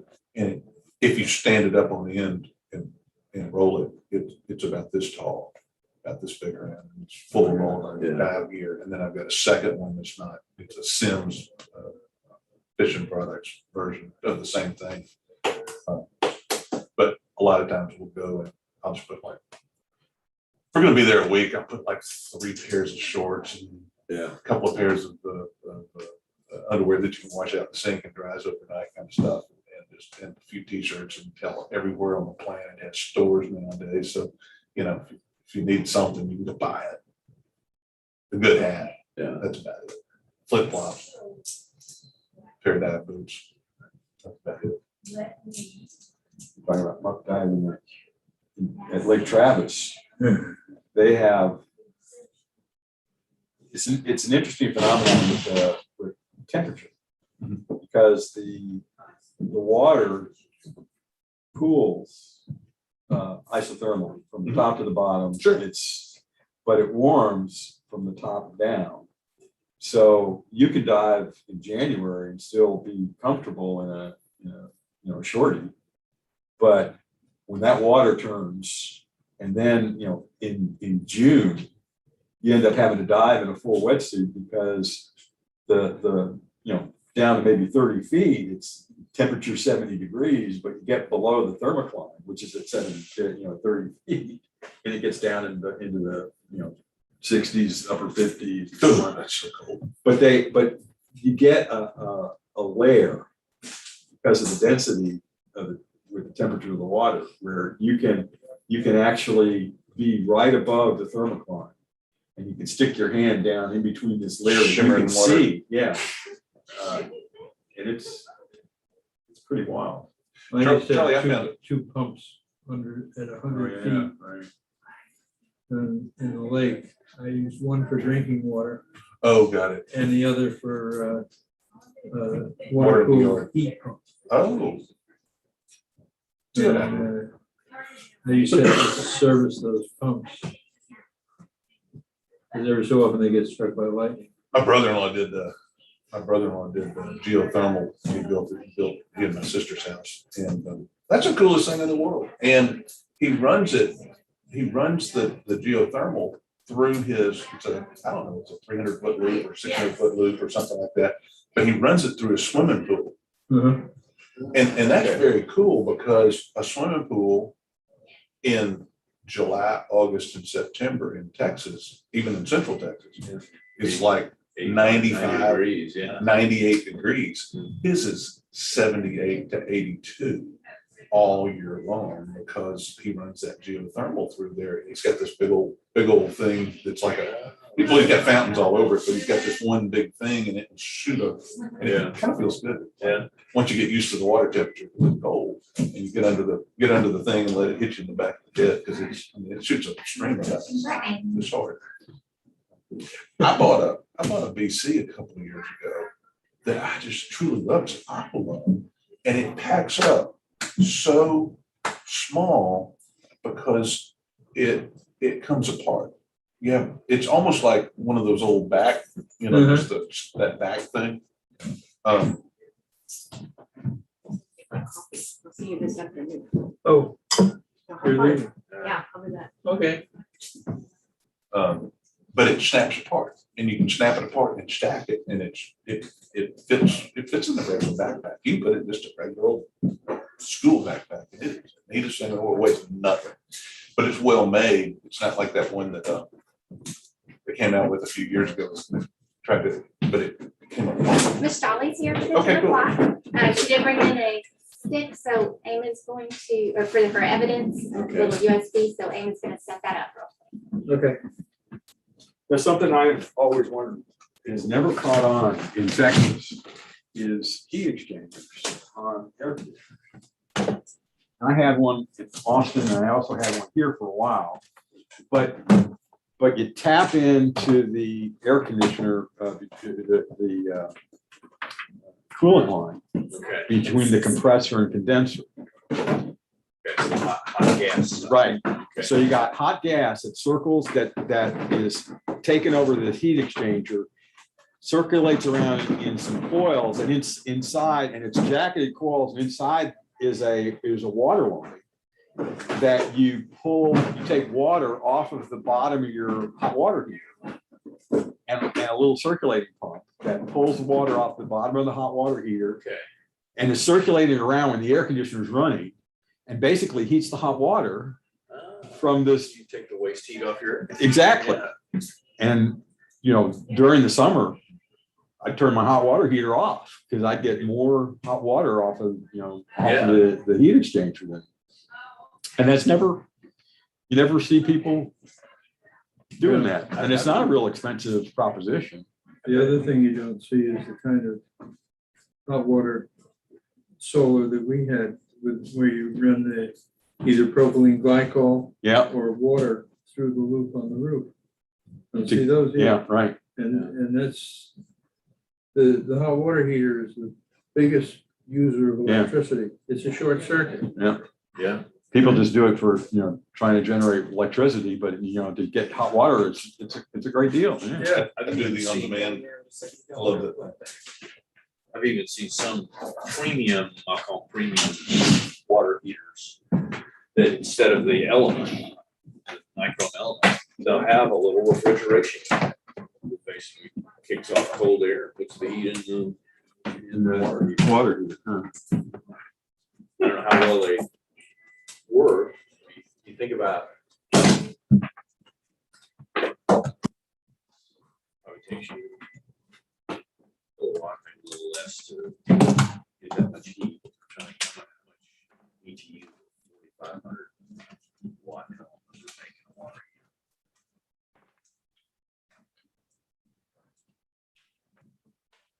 heater. 3.4, I think, something like that. Yeah, I forgot. It's like a heat pump versus strip heat. It probably is more efficient. Mhm. Moving heat, not making heat.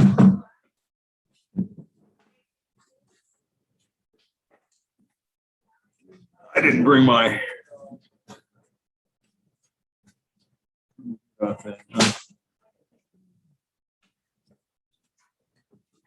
So you go to all this trouble, you set this up, and then that's the last USB stick you get for it. Which screen is it gonna show up on? The left. Right here.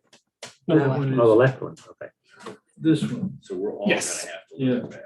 Yeah, that's, because she's submitting evidence on thumb drive. This one? Yes, It'll be on this. Okay, okay. it's currently this monitor set up for the public computer. Okay, but it's showing the. It's showing tax on there.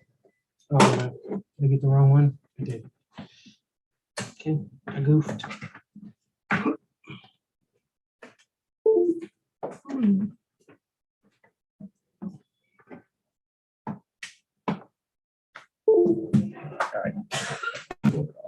I think it might be best to go ahead and bring Miss Jolly back. Sure. She's a little concerned about her evidence being seen before she's back here. Oh, we'll get it.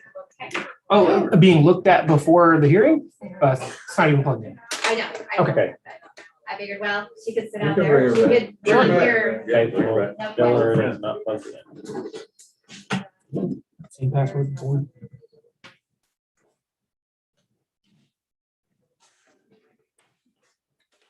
Just leave it there. I'll just plug it in when we get there. Okay, so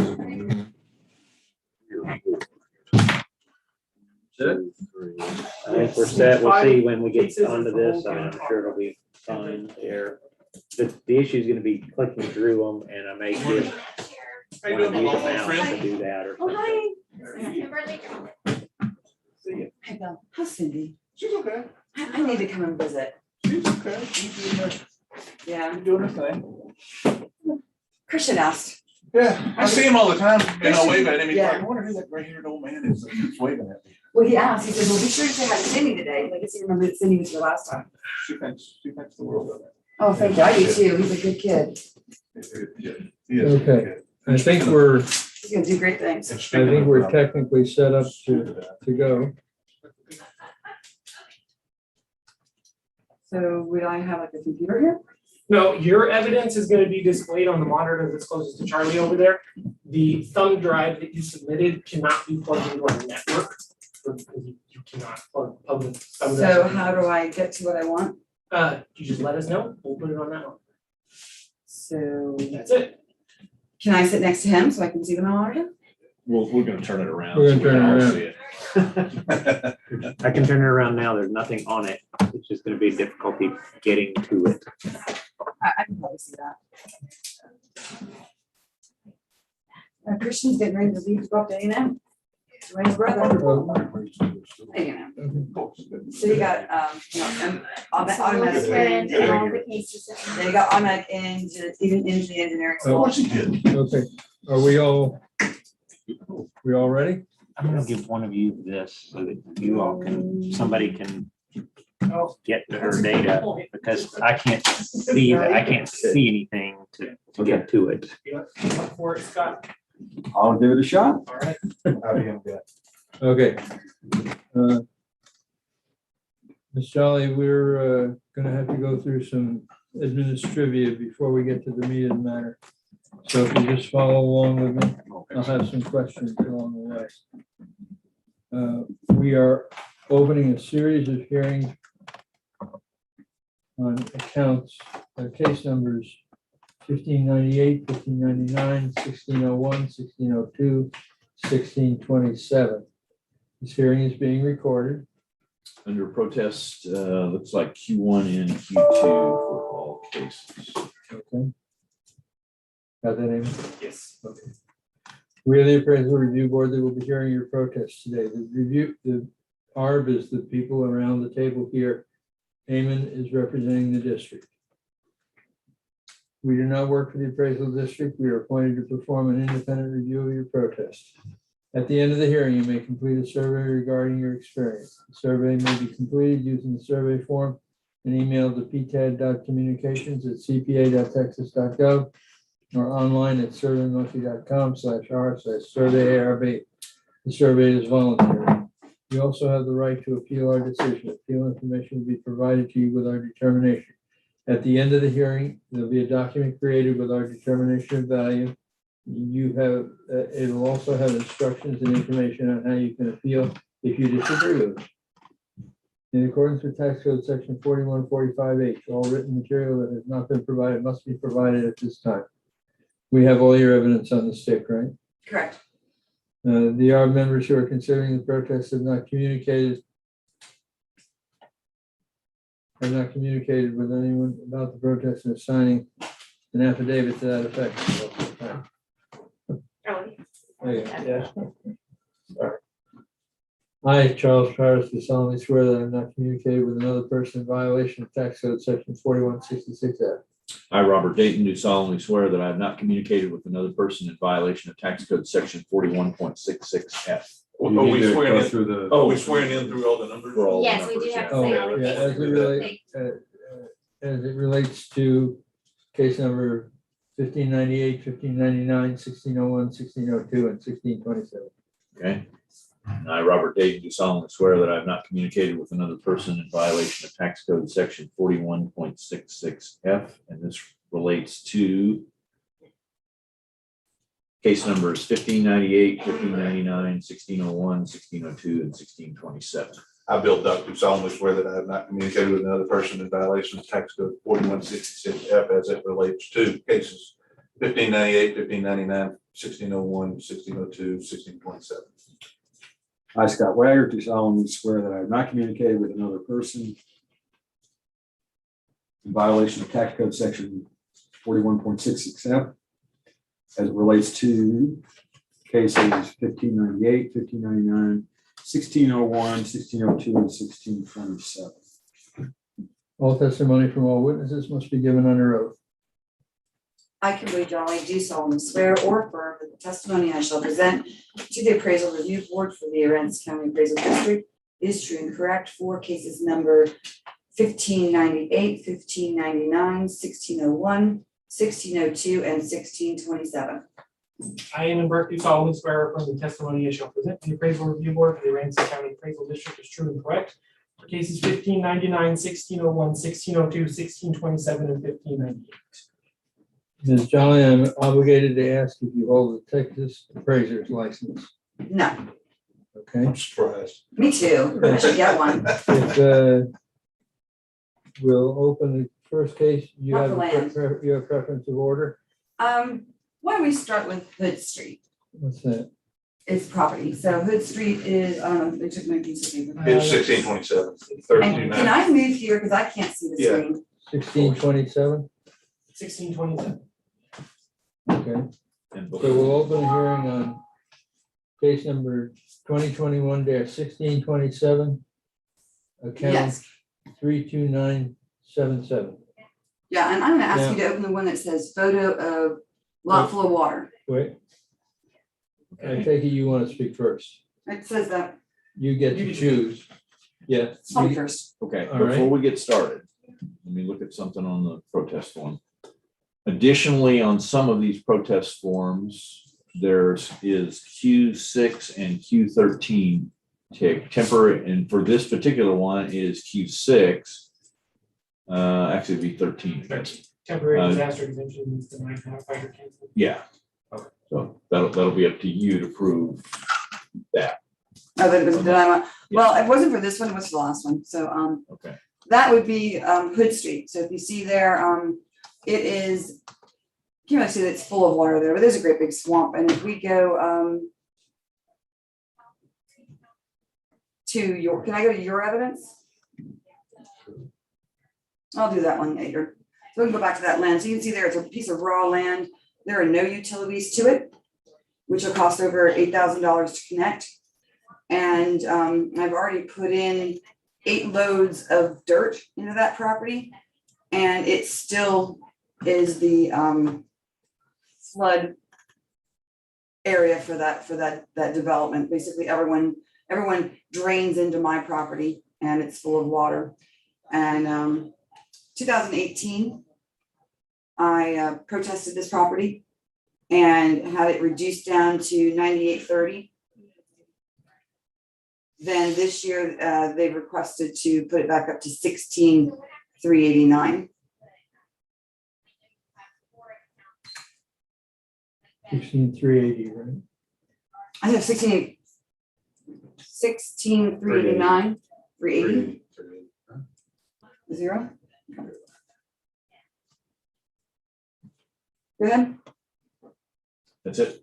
for that one. Okay, all right. So, Eamon, then you got 2 minutes for cross-examination if you need it, and then 5 minutes for your presentation. Okay, so this is account 322977. Last year it was certified at $9,830. This year was noticed at $16,380. It's a vacant land property on Hood Street. It is 4,096 square feet, 521 North Hood. The best comp in our sales grid is the first one, 529 North Hood. It's 32979. Do you have a picture of that one? 2 houses down. We, And it's on the Picto. And Today's the 5th. tracking, right? yes, Excuse me. And it sold for $25,000 in 2019. Next thing, Is what it's 2 doors down. one that, yeah. 2 doors down. Skip one and then one. And it sold in 2019 for $25,000, indicating a value for the subject at $25,000. That's the best comp, but you can't hang your head on just one. We got 706 Gigon Street, sold in 19 for $19,500. It's a little smaller. It's a 3,000 square foot instead of 4,000 square foot. Are both these lots empty? Yeah, these are land sales. This one's empty? We can take a look at it. I'm looking at it. no, Oh, it was probably empty in 20. okay, That's the a- blue one is Mine, yours. yeah. And then the red ones are they're just outline properties. That's the They're one not- he's using as a comp, the one that has building on it? Yes, yeah. So 32979. So it has building on it. Yeah, it does for 2021. So it shouldn't have a building on it 2019, it's a land sale, so. That looks like it's a storage building we just put on there after the lot. And fencing, We don't value fences, there's no appreciable difference in fencing. You can't, it's nothing to measure. So. and no the- pond. The next one is 1001 North Ann. And it is 12,000 square feet, so it's three times the size. Sold for $55,000, or sorry, $60,000, indicating a value for the subject at $19,200. The subject is below its market value by a good bit, at $16,000. It's trailing behind a comparable value for the sales. So, I mean, if it's impaired, we're already $8,000 lower of a stage. And the equity grid is other properties aren't necessarily sales, just to see, and it's on a land table. There's no, if you look at the property card, there's no special adjustment. It is on the table at $5 a foot. The one that was the comp 2 doors down sold for $610 a foot, and the other ones are $635 and $469. So, no, it's not at $5 a foot, it's $4 a foot. Jeez, okay. Because there's an 80% adjustment on this. So I would guess that is for being wet. That's gotta be what it is. We can verify that. If Jackie, can we look at Representative Scott? I'll call you Jackie. Can we see if that adjustment has a note saying it's for water? Sure. I wish it showed that on the property card. Just so we'll be it. So blank space there.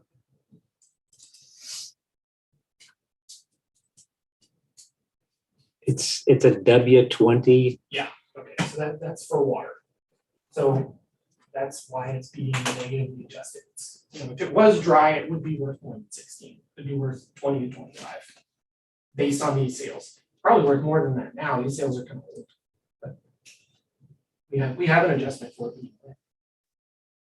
That's how it got to 16.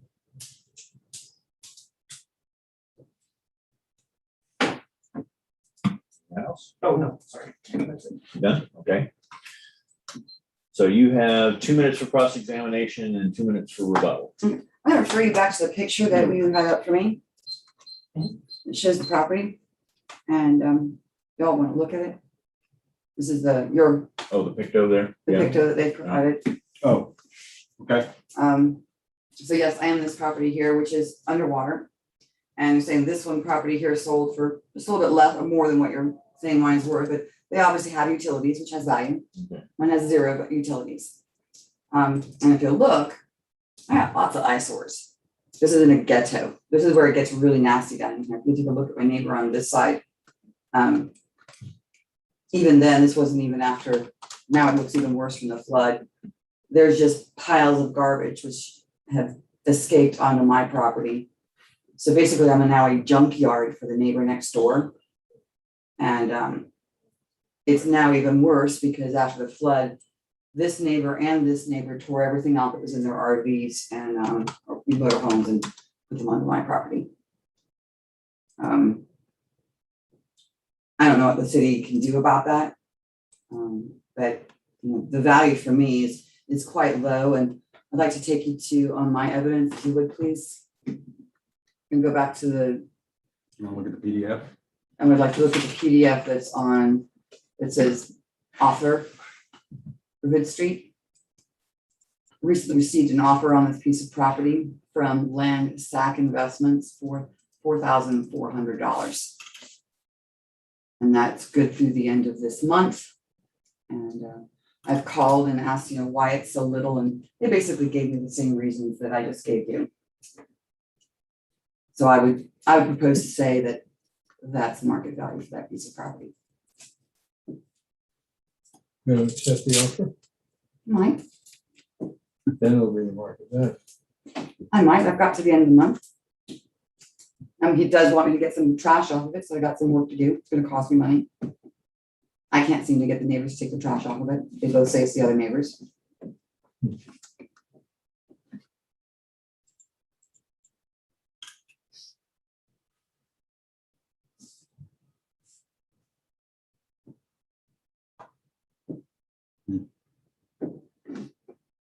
Okay, anything else? No. Okay. Damon, you got 2 minutes for rebuttal? You need it? Okay, we'll go to closing. Any final thoughts from you? Unless you want to make a higher offer.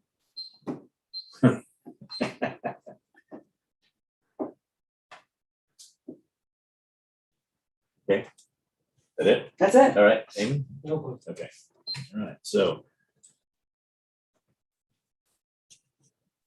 Not seeing any reason to change it here. I could see it going up a little bit, but I can't see it going up to $60,000. I mean, look at the properties on either side of it. Yeah, so I saw the sale. I can't get rid of it. I saw the sale of $20,000. Yeah, I saw that, but one sale. Look at the rest. Zoom out. This is a ghetto. They have shoes hanging in the. But everybody Power that lines. bought these lots in and around this area is the same ghetto, right? Well, it gets better when you go just past me. This direction and then, maybe a couple streets over, but this is probably the heart of meth labville.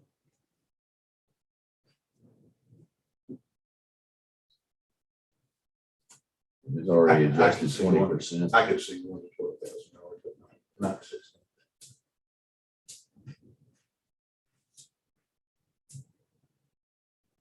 Scotty? Yeah, I mean, the numbers are what they are. I was just looking on the equity grid to see if there was anything that could help take it down. Every lot on the equity grid is on Hood Street. But are any of them raw land with no utilities? I know this one wasn't.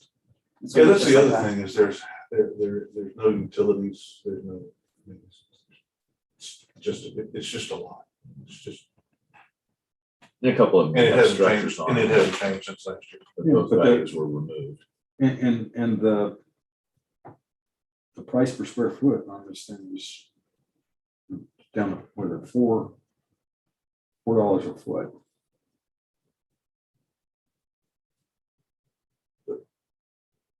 If you look, if nothing else, it's basically worth a water catch basin. You zoom out for everyone that's around there, everyone drains into there. It's the lowest piece of property on that area. The $25,000 sale was August of 2019. That took into consideration all of last year, but we're at $9,800 last year. Comp two, the sale was April of 2019. That took into consideration all of last year at $9,800. Comp three, the sale was this year. 3,921. You don't have any pictures of the water problem, do you? And that's Yeah, I normally- thought that cat caught it, but I was afraid to walk inside. I was standing on the side of my car. Behind that's just all water. That's this area right here in the front.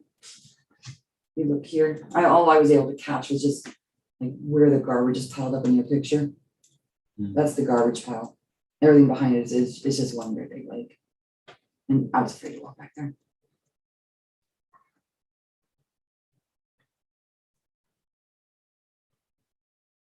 And you say that these other properties drain into that area? Everyone around there drains into it, even the ones that are behind it.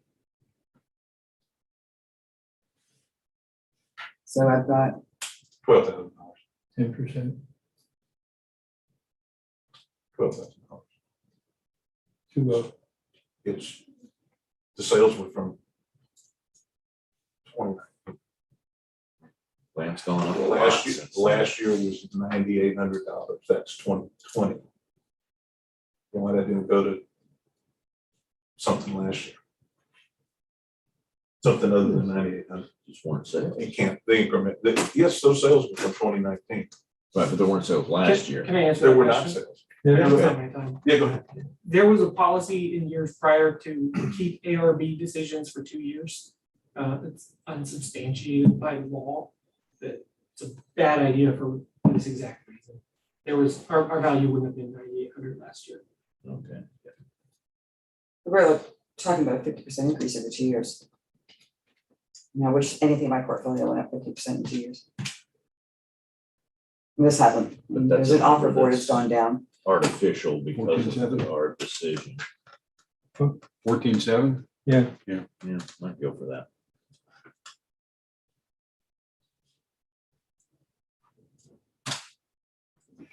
I guess I'm not gonna get 12.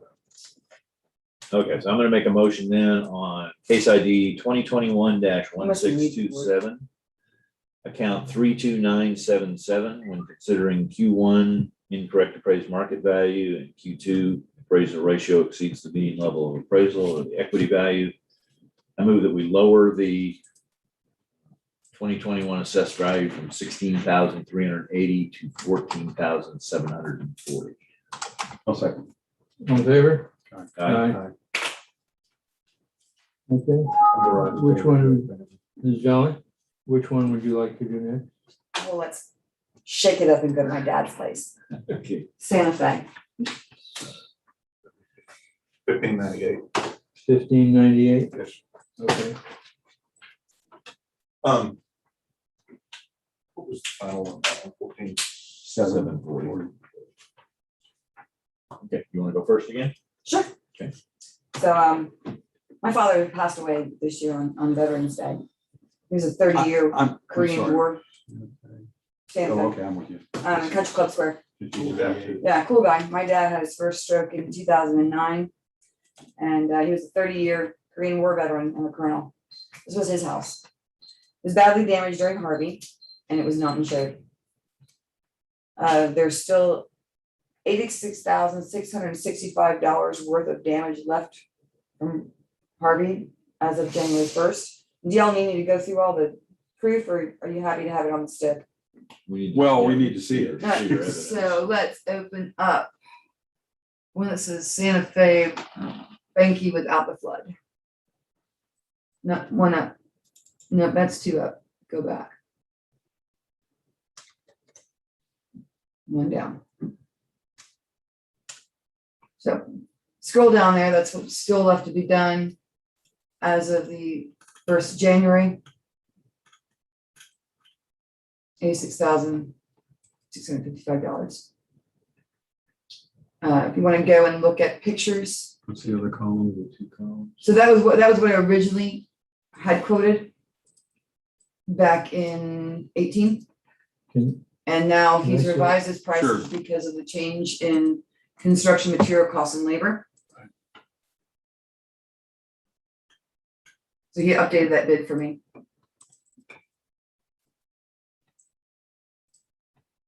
What's the date on Go ahead. that?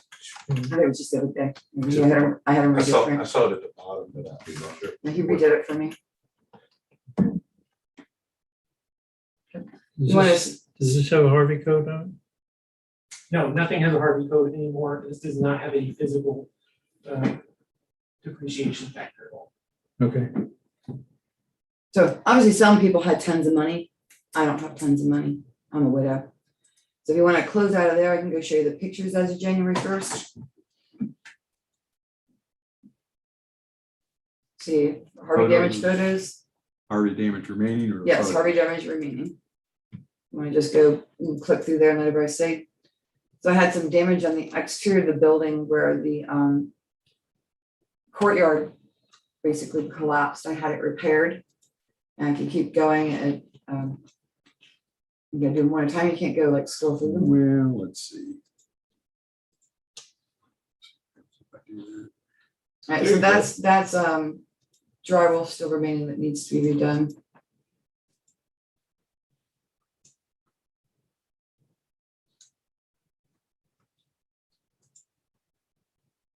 It looks even worse now. I have a little clicker to go from one to one. Over here. No, this is their brainless. This is see all photos. No. Go back.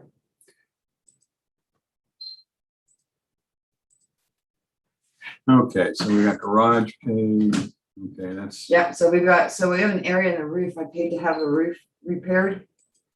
And the contractor did a crappy job on it, it still leaks. So I'm gonna have to redo that again. That's the outside, so the entire area has to be demoed out, garage door, all the framing around it. And after the roof is done, redone. Yeah, obviously the mold in there. So it looks pretty nice from the outside. I mean, I wouldn't want people to think it looked like shit on the inside. Where's the mold, in the garage or in the house? There's some in the house and there's some in the garage. I think it's got to go left and right. It was there.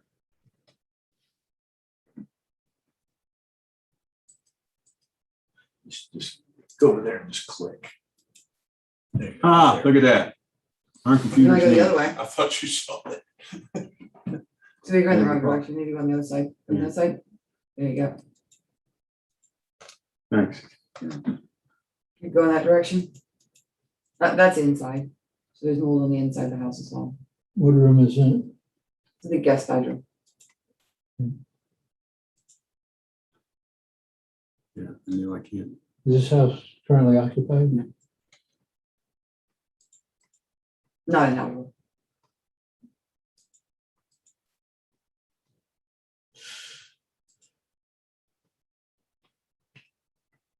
So that was what it looked like after Harvey still, and if you go to the next, you know, up there in the corner. I think that's the last page, isn't it? That's the last one. Okay, so now you can go back into the folder. Go back to six, there you go. Now you can now go down to after flood. So there's a quote after flood, And this is the flood that just was like. the flood we just had. Okay, that doesn't really count. Actually, we've got 100 days to come in and claim we've got damage from a natural disaster. And the governor never declared it a disaster. The governor declared it a natural disaster. No, the mayor declared it a disaster and it doesn't count. The governor never declared it a Are disaster. you sure about that? Yeah, we just went through. we just went through that. Oh, well, so here we have a house that's worthless. So we have to go back to January 1st. Well, fine, it was pretty shitty then That's the too. Harvey damage.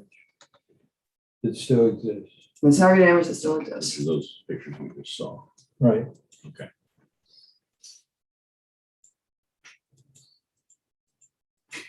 If you wanna look, so I guess it's in a flood zone, and basically, the first one, you can show that flood damage. I think that shows the property, the water coming up through the property. Well, there you go. There's the We're inside out of looks time like for that. now. You'll have more time later. Okay.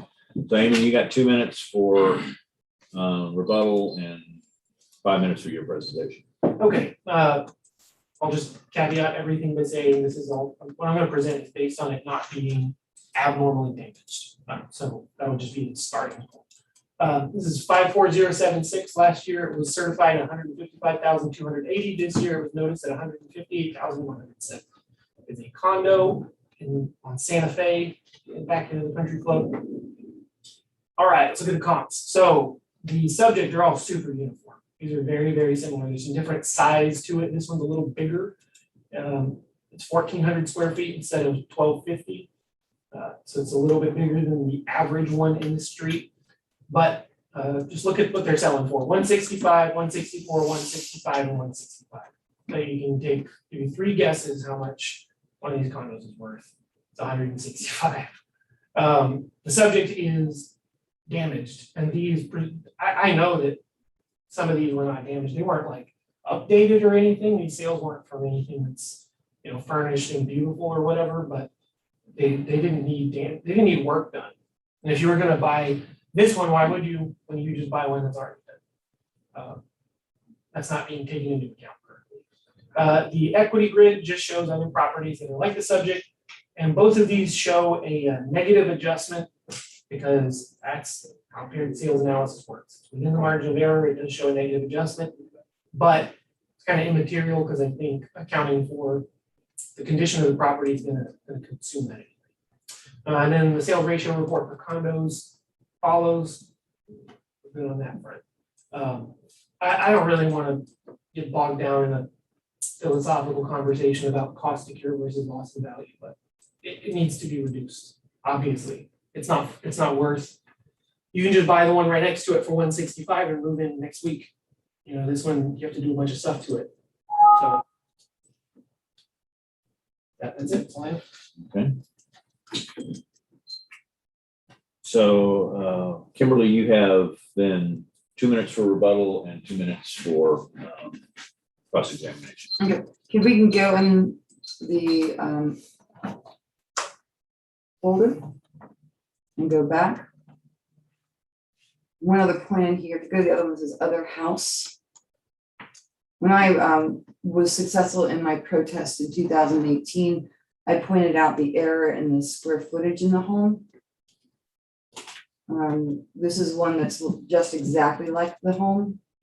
You scroll down, her house is absolutely gorgeous, but mine should also be 1,258 square feet. Her value is 148,600, and hers is, you know, it's updated and quite nice. And her house does not flood. I apparently have a panache for picking up the properties that everyone else wants to drain into. And I'm on the end of a block where all the water comes down the back and into my house. What does it say your square footage is? Not 12, 50, 30 square foot difference. Well, and I think if you look at mine, you'll see that the way they square footage it is they've added the attached garage as living space. No, separate. Right. Yeah, that's 399. 1288 is your. We went through it the last time I protested because there was an error in living area. I mean, I'm saying, we can look at it. Yours are also second floor. I have a loft on the second floor. I'm sorry? I have a loft on the second floor.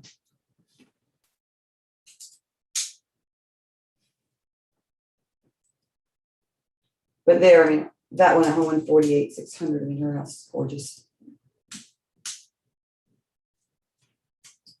In comparison, mine's gutted again. It's still her time. And that's what I got on here. You asked earlier on, this goes for all of them. Last year I faxed in my protest and I didn't keep my read receipt and it was claimed I never did a protest. But I did protest all these last year. So this year I came and I brought mine in by hand and had to stamp it. you do it. Well, it shouldn't be. I mean, fact Fax should be, machines are terrible. fact should People be. should stop using fax machines. But you leave it as an option, and I have a fax machine in my house, and I can just go push and I don't have to drive all the way over here. So I guess I'm done. I would like to see this property go back to the 75. In 2018, it was 77,600. I'd like to have it go back down to $75,000. What's your opinion about it? That's my opinion. Okay, Eamon, you have 2 minutes for rebuttal. You need it? No, I don't. Okay. You have 1 minute for closing. Any final thoughts? I actually have all my properties. I like to keep my taxes and do some flood abatement. Particularly in this one, I know that if I would to dig up the entire property around it, I could put in a French drain and stop the water going into my house. You know, I collect everyone's water. 75%.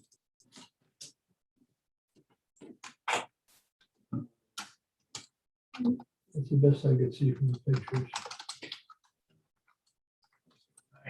But there's some other adjustments we need to make here. I mean, it sounds like we need to correct the square footage. And That's not gonna make much of a difference. Yeah, I can make that difference. We correct it, so I wouldn't have to keep asking. right, and then there's a minor adjustment on sales. 52 on I was gonna suggest 10% off that number. But 10% off that number for all the damage still from Harvey. It's I unsellable. give 118,600. Okay. You're I'm going to set it just as 75%. 75, okay. That's the best I can do from the pictures. Okay. Well, I was looking at the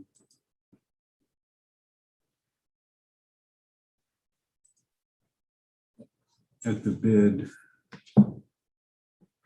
also.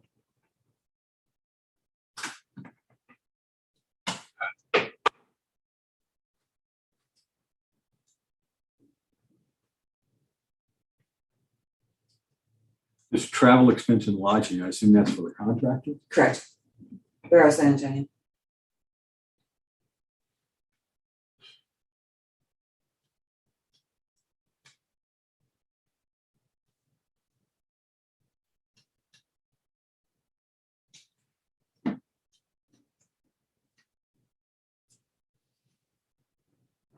Yeah, without going through the list. the list. Why don't you go through the list? Were you going through the list there, Joe? I was trying to eyeball it as best I could from here, and that's how I got to 75%. So what's the 75% of the house that you're saying is sellable or good or market value? Overall, 75% complete in terms of the construction of the house. So it needs a new roof and it needs to have the entire courtyard removed and the rebar put back into the walls and a new wall built, needs new windows and a complete interior. What part's complete? Well, your pictures don't show that extent of damage. I'm going by the evidence. Oh, the evidence is the quote. And just so you know, like I said, I didn't want to get too far into the weeds of this, but I mean, I showed them all last time. There should all be in there. if you put the $85,000 worth of work into it, you don't end up with a $165,000 condo. You end up with a condo that just had $80,000 worth of work put into it. So just like now, I would say, why would I buy this one for 165? I can buy that one for 165 and I don't have to do nothing. So it's worth less. If you do the $80,000 worth of work, you'd say, well, why would I buy this thing? Why would I sell this thing for the same as this one next to it? It's so much nicer and newer, everything's been updated. So it would become one of the nicer condos and it would sell for more. So the cost to cure doesn't track one for one off of the old depreciated value of what the improvement was before. Because what it is a cost to get it to a new value, something that isn't as depreciated because it's all new stuff. Well, it's also got the point that if I were to put this money into it to fix it, I would never recoup it. So basically, why bother? What do you mean you would never recoup it? So if I put this $86,000 in, I won't be able to sell the property for $250. It doesn't have that value. 50. Where does, So if my value now, if you're saying my value now is 158 with nothing but you don't done to have to it, buy it from yourself. You already own it. it's still an asset. Right, that's what I'm saying. It's still an asset, it was still bought. Right, no, I'm agreeing, still that paid it's for worth it. less. I think that it's probably 120. It's a fixer upper at 120. So you said one- It needs a whole new interior roof, windows. What's the alternative? I don't know, I haven't figured it out yet. No, I mean, for a buyer. But I haven't figured it out yet. No, You said no, I have 118? an offer for it 2 Yeah. years ago. 620. I think it did. 620. Oh, sure, one. Yeah. You get lowballed a lot, seems. Well, that was, I put it on the market and that was the only person offering. We came up with 118,620. Okay. Okay, so I'm gonna make a motion then on case ID 2021-1598, account 54076, when considering Q1 incorrect appraised market value and Q2 appraisal ratio exceeds the median level of appraisal. Equity value. No evidence was given for Q6 or Q13. Could we lower? Yes. Quick question before you finish that. The homestead exemption, I assume went away because your My father father died. passed away? Yeah. Okay, I'm sorry. And the Q6 and Q13 were addressed. The damage was this year. This year, It was okay. referred to. Okay, so I move then that we lower the 2021 assessed value from $158,170 to $118,620. One second. All in favor? Aye. Okay. Ms. Jolly, which one would you like to do next? Let's get back to land. Let's do Pearl Street. Which Save the is, fun one for last. which is what you said? There's two. That's, There's 1599 and 1601. they're side by side. 1216 and 1220 for North Pearl Street. North Pearl Street. Do you care which one you do? I believe they were together. They're separate parcel IDs, so they just have to be separate cases. Yeah. But it's just, 1599. do you care which one goes first? Just Can I just do them together? Because they, No, Unfortunately, not. Can't do together. 1599 first. think about it together, like when we're thinking about this one property. Right. well, I'm gonna show you so that everything's got their pictures together. That's cool. Yeah, that's fine. That's fine. 1599, we're opening a hearing on Is that the big one or 2021 the little one? -1599, account 33435. That's the You big okay? one. I'm gonna let you go first. Okay.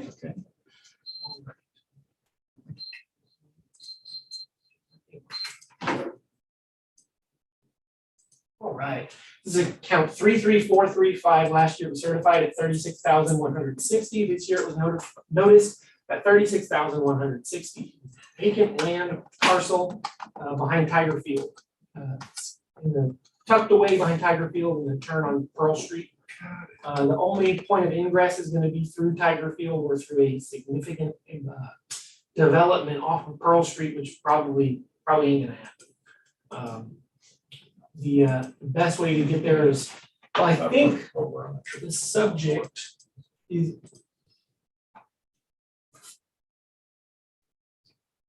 Do you own 33434, the one to the east of it? Left or right? If you're looking at it from Tiger Field, it's on the left. You access it from Linden? I can't access it all. Oh, but do you own, I own the one that's on the left of it, the little red square. That okay, one. but you don't own the big one to the east of it, that's just below it in the picture? You mean that one? Yes, that's the one he's talking No, about. but we're gonna talk about that one. Okay, you don't own that one. Nope, Okay, all right, so But you do the own only, that yeah, little one. it. Okay. this thing would seriously impaired by access because you have to go through Tiger Field. And it's fortunate that it's Tiger Field because they usually don't lock it, but yeah, and it's low. Poorly planned out part of the city, I'd say. Okay. Sales comps, let's look at this. We've got sales in this area. These are gonna be just land value, but the subject's gonna need to be adjusted significantly for its unique circumstances. If you see, it's currently at $1.13 a square foot. And we'll just look at the dollars per square foot of what's selling in this area on Pearl, Dowdy, Liberty, and Savinaw. It's 457, 333, 305, and then one at 180. The subject is below all of those because it has its issues. So the weighted value of 102,000 is not realistic. It's just a snapshot of the market. It's not taking into account the unique characteristics of this land. So it's a matter of judgment, how much it's worth in its impaired state. The equity grid is other properties, and if they were if they had the same adjustments that this one does to get its value down, which is it has a 50% adjustment on it. It's just on the Pearl Street land.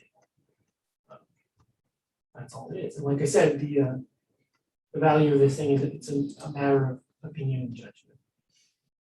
For 36,160. And that's all. Why are there two segments? I don't know. Why are there what? Two land segments. Oh, that happens. I mean, maybe this was merged at some point. Could have originally been two lots now. Could have been an easement that was closed in. That's what fixes soon. There's all kinds of reasons. It's kind of a sketchy practice to ever delete a land segment because there's notes and history tied up in it. And maybe one day you go back and find a deed that matches this legal description perfectly and go, that's what that land segment is. It's the closing of Cherry Street. Yeah, so it's the closing of Cherry Street. So it's nice. It's very, very unusual for us to delete a land segment. Unfortunately, that means some of these things end up kind of cluttered. But they're the same dollars per square foot and the same adjustment. I just want to make sure we weren't double counting. Yeah. That's fine. Okay. Now you have 2 minutes for cross-examination and asking questions and 5 minutes for your presentation. So he's actually said everything that he needs to say. You know, it's a piece of land that has very little value. It's unusable. Unaccessible. It's flooded. We didn't really get into the fact of who the neighbors are. If you look across the street, you got the fruit plant. You've got behind them, you've got the kids playing baseball. Cool. Which is kind of cool for some people, but for most people, that's not cool because it invites hoodlums onto the property. And I own a bunch of lakes. So here's the biggest lake I own in Rockport.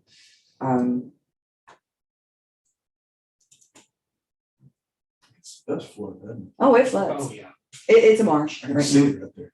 You can see in the picture, there's a little river in there. It's like a creek. It's a creek. Well, it's a marsh. Slough. Right now it's a marsh. As a general rule in this county, if you're looking at an aerial photo and there's no trees, there's a reason. That's where the water is. So if you look at where there's no trees, it's a large lake right now. Have made attempts to gain access to the little triangle in the red, the wooded area around it, which belongs to the state of Texas. Pretty much worthless. And there's, obviously I own the plot next to it, and I'm probably gonna skip that one because it's in all the pictures. But we can go back to pictures up on here. Well, I'm actually on the questions, was there any piece of property that was in your comps that was comparable to it? Not only in terms of location or distance, but nothing's like this. So was there anything on Pearl Street? Yeah, I mean, on the Pearl Street, not the side that's got all the houses on it, but the side of Pearl Street. I don't know where 1001 North is. It's a house down the ways. So there's no It's a piece of comparable. land. There's Yeah. nothing comparable in your. Yeah, there's nothing like it. Yeah, it's a unique property. Okay, so You're you're pretty getting much ahead of only- yourself. Your only buyer for this. I'm perusing myself. No. Pretty much your only buyer for this is gonna be Tiger Field. That's the baseball one. They're really poor. They've been using it to park on when it's not wet for the last 10 years. So we'll go through here, my turn, right? Yeah, you got 4 So minutes left, we've 4.5 minutes left. We've got, let's hit the first one that's got the map, including when you were looking at, That I wasn't supposed to. the one you weren't supposed to look at, because it's like, not bam, baby. So the property right next door to it, we talked about, belongs to Tiger Field. It's the big one in back of it. That's the big one in back of it. And if you'll look there, it's a fifth larger than mine, a fifth larger than both of mine. And its appraised value is $20,160. So I'm going to say, based on that, my total land shouldn't be more than 17,280. We go to the next screen. 17,280 instead of 36. Based on what the neighbor has as their value. Is that the one I was asking about, 334, Correct. 34? That's the only comparable Yes. piece of property anywhere in Rockford, because it's right next door to it. 17,280. 17,280 is what So- its value is. in And you're comparison, saying because that it's for both properties? both properties, because it's 20% larger. If you look here on this other chart we were looking at, I still own that little piece there. They Which is own the this next? whole chunk. That's the next I place. think I know what's going on. Scott, 334. Tiger Field has a no access. in it. We have no access. I'm either. not talking about Tiger Field, but 33434. Yes, I think that's privately owned, right? it's owned by Tiger Field and it has a no access function on that one. But what land table is it on? It is on North Pearl, 5550. What's their no Pearl access adjustment? Is it like 80%? It's 75% off. It's a NA 25. Okay, and if we go to the next Yeah, slide. I mean, this one's smaller, it shouldn't be more. Well, I weighted it next to the one next to it, based on the value of the one next to it, it should be 17,280. Yeah.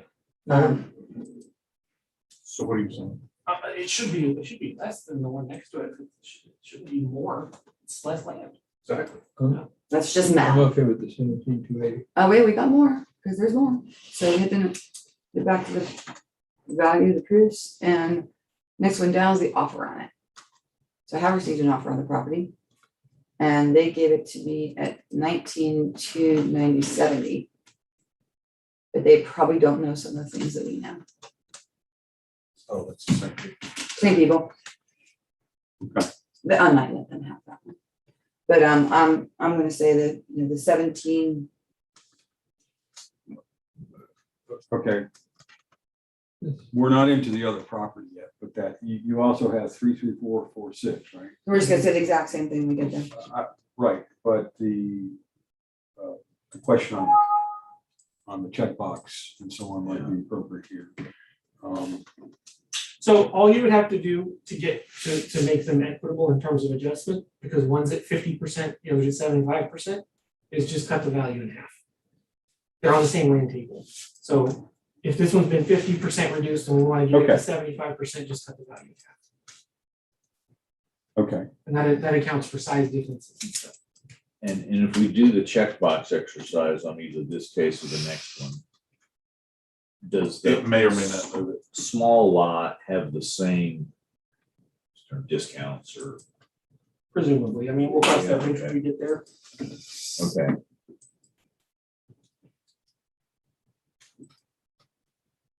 okay, was there more that we should look at?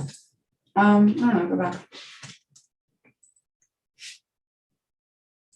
Oh, we got the Pearl Street area and the property, and the photo of the property for water, we've done all this. Good, because I don't think we can do a Photoshop.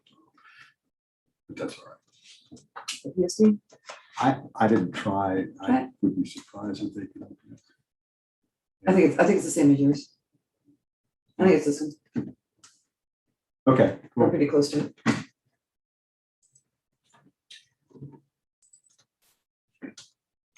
Anything else? About out of time. So Eamon, you got 2 minutes for cross and 2 minutes for rebuttal.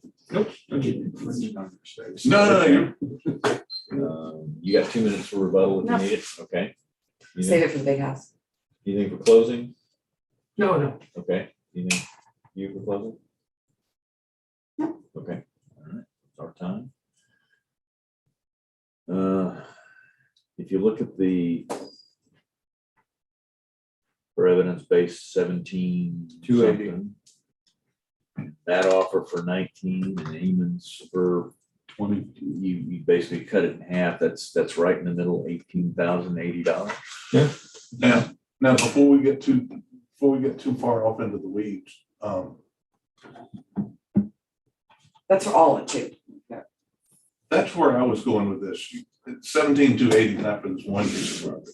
17,280 she's talking about is for accounts 33,435 and account 33,446, what I'm hearing. Right, so if And we just go back to the before picture, we create a monster, let's get that one down. let's go back to the picture, that's that one. 'Cause that's property right next door, and it's exactly the same. We It's share, the piece of the puzzle that makes it 80% of the bigger piece that Tiger Field owns. Mhm. I don't know if anybody heard that. Yeah. I did. so I own the that offer one you got was your finger on, and 19 I for own the this next one piece, down. They own one more. So 20, if you took the equivalent of 2/5 off that, so if you took, 40%. We,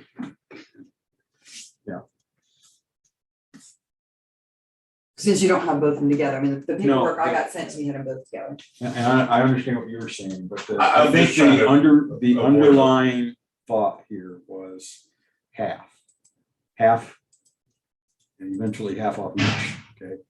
So 17,280 plus a little, 18 that's fine. months next. Yeah. 18,080. And then we'll talk about the other one. Yeah. You're doing 1808 just for the 4/5 of the land?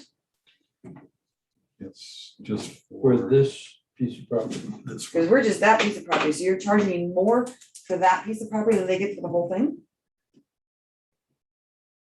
What's the market value for 3343?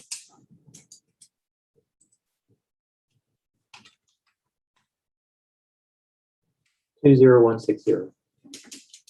Okay, 20,160. So no, it's less than the whole. other one.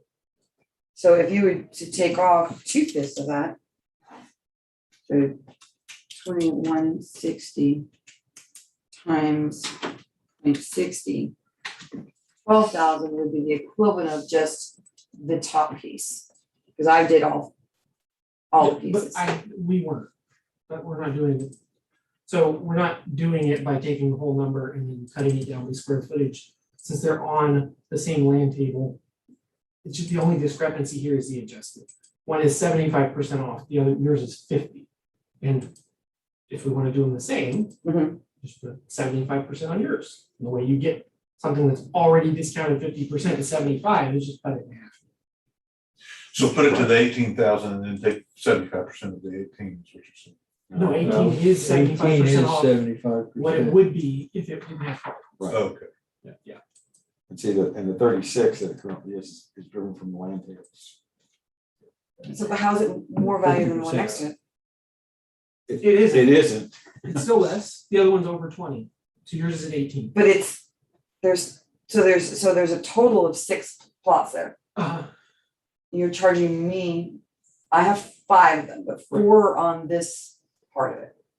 So it's still, you're charging me a For higher those two percentage. together, it was more than the one other one. Is that what you're saying?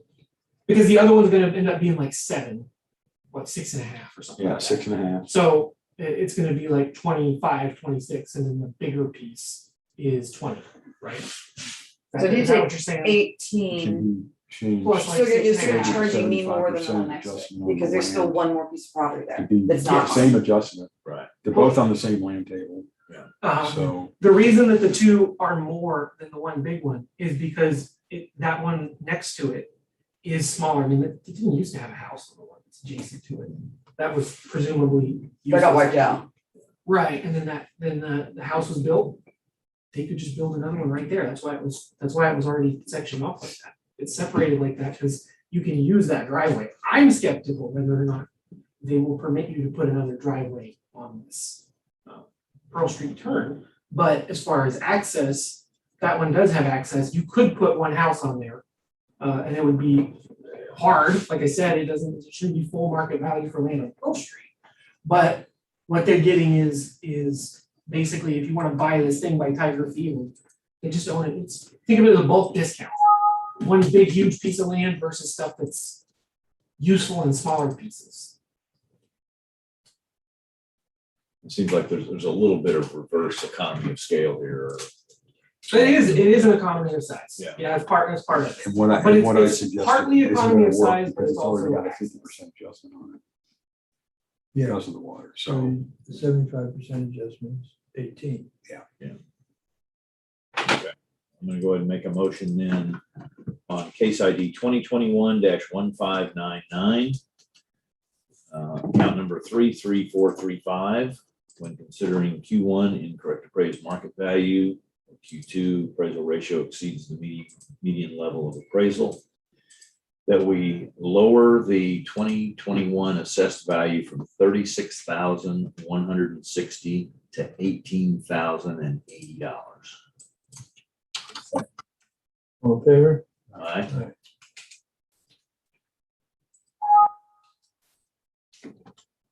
And I can't read what that account is on the little 33446. 33446, Yeah. 1601. Yes. Okay, we're opening a hearing on case ID 2021-1601, account 33446. Go first. I'll go first and just take it easy. So if it's the same place. If I were to ask, can you make this the remainder of the 20,160 at 2,080? Could we just skip onwards? What are you asking? I'm not asking. So we're still looking at this piece of paper. No, I mean, who are you asking? That's what I'm thinking. The rest of it is we've just gone all through all the evidence. And this is the remaining slice of the pie. And 20,160 minus, oh, it actually should even be smaller because there's still another fifth in there because theirs includes the last piece of property on the bottom, which I don't own. So half of that, so 1,040.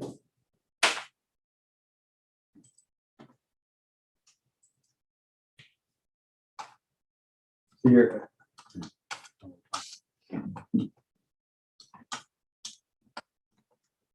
Hammond's wheels are turning. No, okay. You good with that? No, I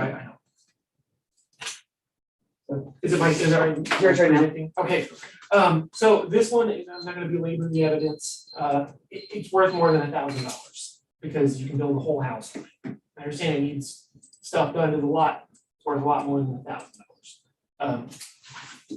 Illustrate the principle, so if you had a road that dead-ended, right? And you've got two pieces of land right here, like this. Just imagine this is a dead end of a road, right? So you got a road right here. One guy owns this, and another guy owns this. This has got other homes right here. There's a house that could be built right there, and it has access to the road. And then this. These two are going to be worth more than this one. Because this one sucks. It's all in the back, it's all no access. It's a huge piece of land that has no road, doesn't face the road at all. This is very similar to this. This one is not. This one has access. So it's not just the economy of size, the fact that you're buying it all at once. It's that there's something materially different about this one. So part of the reason that when they're small and subdivided, the value per foot goes up, it has to do with the utility of the property. This property could have access off of that ingress point through the public easement. They just put the driveway going the other way, up to the property line and then 10 more feet. And then you just stick another house right there. You know, I don't think I guess you could maybe put the whole street in there. That would be a huge project. But our land tables work. They work all over the county. And the best way to do it is to just use the same adjustment across the board. That's what I think.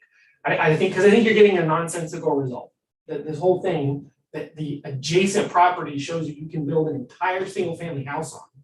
It's got to be worth more than $2,000. So land big enough to put a house on.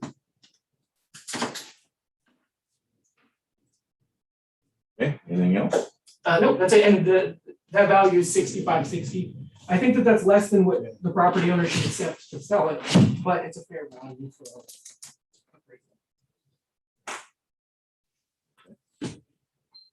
All right, you have 2 minutes for rebuttal and 2 minutes for Okay, so examination. what you're saying is that I should sell that piece of property. You think I should sell that piece of property separately, Yes. but then the other ones are even worth nothing. without that piece of property to provide at some point in time a way to get to the other piece of property. They go together. I bought them together. Well, you have to be permitted access to your property. So if the guy behind you and Tiger Field together want to tell you you're not allowed to get to your property through our property at all, they're not allowed to do that. You can't embrace someone's property. They're not allowed to do Well, that. they said to use Pearl Street. Right, but if you were to sell this one off to another person, the one behind it, you'd have to have access from the other two. Was they or they say to use Pearl Street? For this back one, the other one we just talked about? Yeah, they go together. They were bought together. They should essentially be one piece of property. They're together.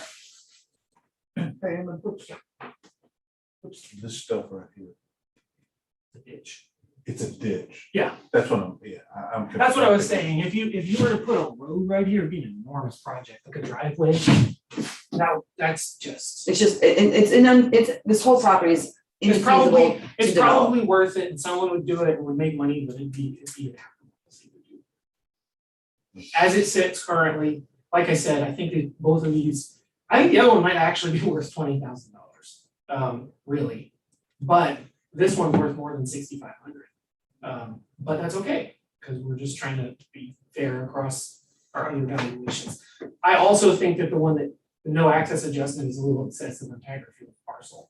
$20,000 for the whole thing is, it's not enough. It's not enough for the one that she doesn't own.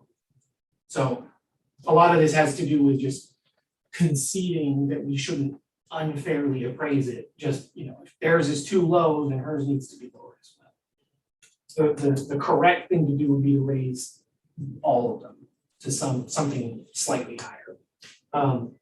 But so I'm okay with Yeah, 65. but the one that's owned by Tiger Field has access through Tiger Field. Well, And yeah, that's the true. road right there. That's true, but that's impaired access because if you were to sell it on the open market, you're not gonna sell it to another Yeah, park. You're gonna sell it to somebody who wants to build a house on it. right. The highest and best use for this property is arguably Tiger Field. Yeah. Yeah.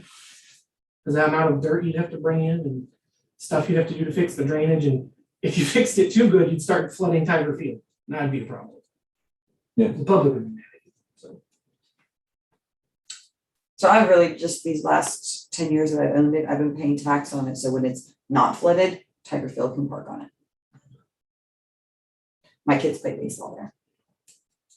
They're all grown up now. I was fixing to say that anymore. Anymore, they're all grown up. They haven't for a long time and they haven't played for Tiger Field since Christian was in 7th grade and he just graduated high school. So I every year let them park their cars there when it's not flooded. So I pay taxes for them to be able to park there. Start charging them rent. Well, like, how? And it's completely useless I can't sell it, I can't build on it. And the one that's circled in blue, it's still part of it. You can call it separate, it's part of it. So I'm proposing 1,040 to bring me up to the total of 20,160. Adjusted for 2 lots. I mean, you're already charging me more by not considering that they have 7 lots for that 20,160 and I only have 5. Okay, Eamon, you got 2 minutes for rebuttal. You need it? No, don't get it. Okay, anything for closing? No, okay. I'm at the.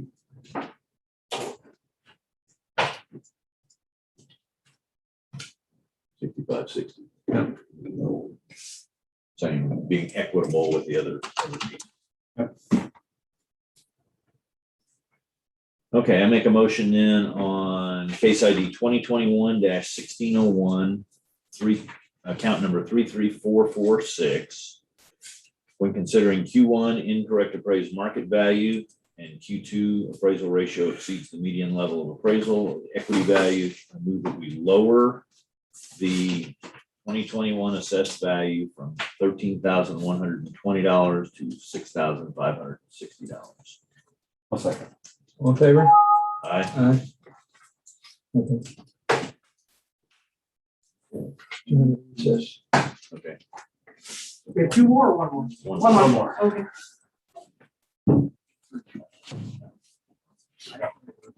Just having with you. Yeah, what? No, they're not. I sold Dave's house. Had to close the spa because of COVID. Oh, they're still locked down, Sure. so Australia is, so they might. no one in, no one out.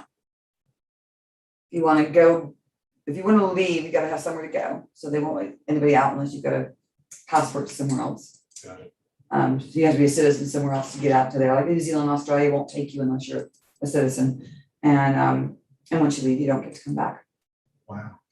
So that, when you said you sold the house, you sold the, Thank God I sold before it. you sold the cool house? I sold, well, it depends what you call a pool house. Looked like an I got the artist house. artsy house. The artsy house I kept.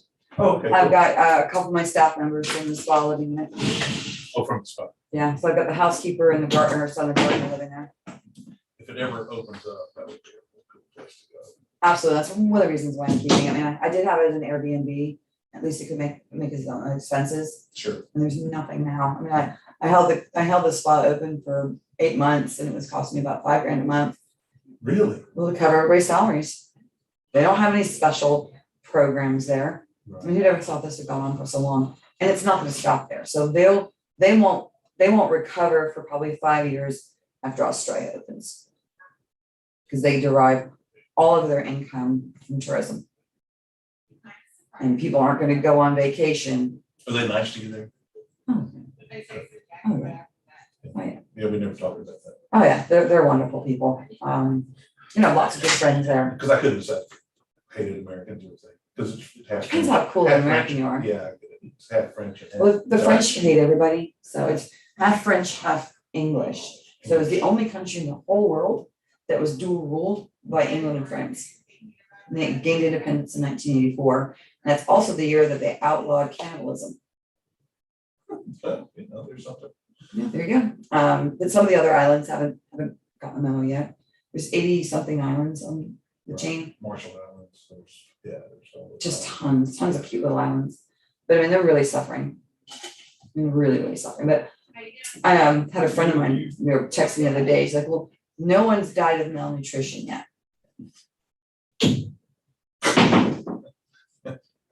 The other white meat. Well, they have, I mean, so at my property, almost my entire property has been turned into a giant garden. I've got, really, really established fruit trees on it. Yeah. And then everything else that's grass, they've turned into subsistence garden. So there are rows and rows of vegetables in my lawn, but that's okay. Yeah. I mean, it's keeping them alive. And maybe less money I have to and send them every month. and it's staying tended and it's not growing up with weeds and stuff. Oh, no, they tend it. They've got chickens and they've got goats and they tend it.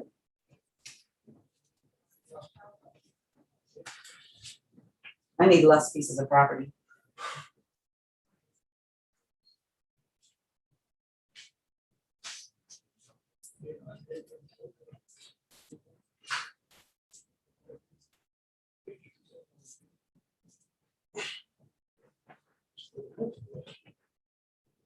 Yeah, I mean, these two, the one that's next to the house, I think you really could sell it to somebody to build a house on it. And the one next to Tiger Field, kind of your options are either to just continue to be nice, just keep it, pay taxes on it, take care of it, and hope nobody crashes their car and dies on it. Yes. And just let Tiger Field park there. That's part of the reason why Tiger Field bought the one next to you but didn't buy that one, is because they don't have to. Why buy the cow and get the milk for free, right? Like, they can Well, park and the car it's on less. it. Well, I'm saying that their use for it is currently just parking. Tiger Field doesn't have ambitions of expanding their park to 5 more baseball fields, so they're not gonna wanna improve it and put all this dirt into it.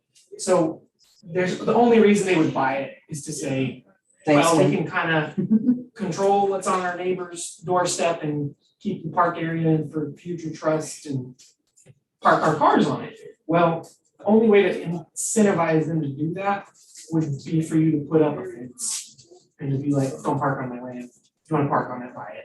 Do I look like a dick? Yeah, that's what I'm saying. Yeah. It's like you can be nice or you can make money, not even very much money, so My kids play there. yeah. Yeah. And my grandkids will play there. There you go. And like, you know, if you don't want to pay the taxes on it, also just give it to them.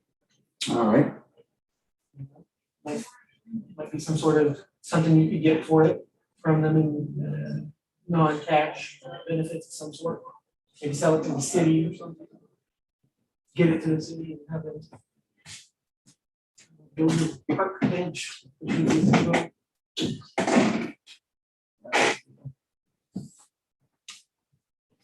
How to put a driveway into the other one on their easement. And they can have that. What do you mean? Like if they just extend the driveway off the neighbor's stuff. It's not really a viable driveway. Just go So off. if you go into Tiger Field, Uh-huh. it's like packed with cars, you know. Yeah. No. I mean, that way. Because this is not on their property. It's in the easement, so you can just go that way. Off their driveway. It's not their driveway, it's on a public. But there's also, Like they so don't. where, oh, that's right. So their house is like, I guess that's their camper. And their boat's in my yard. Yeah. But she's taking care of her elderly grandmother. Yeah.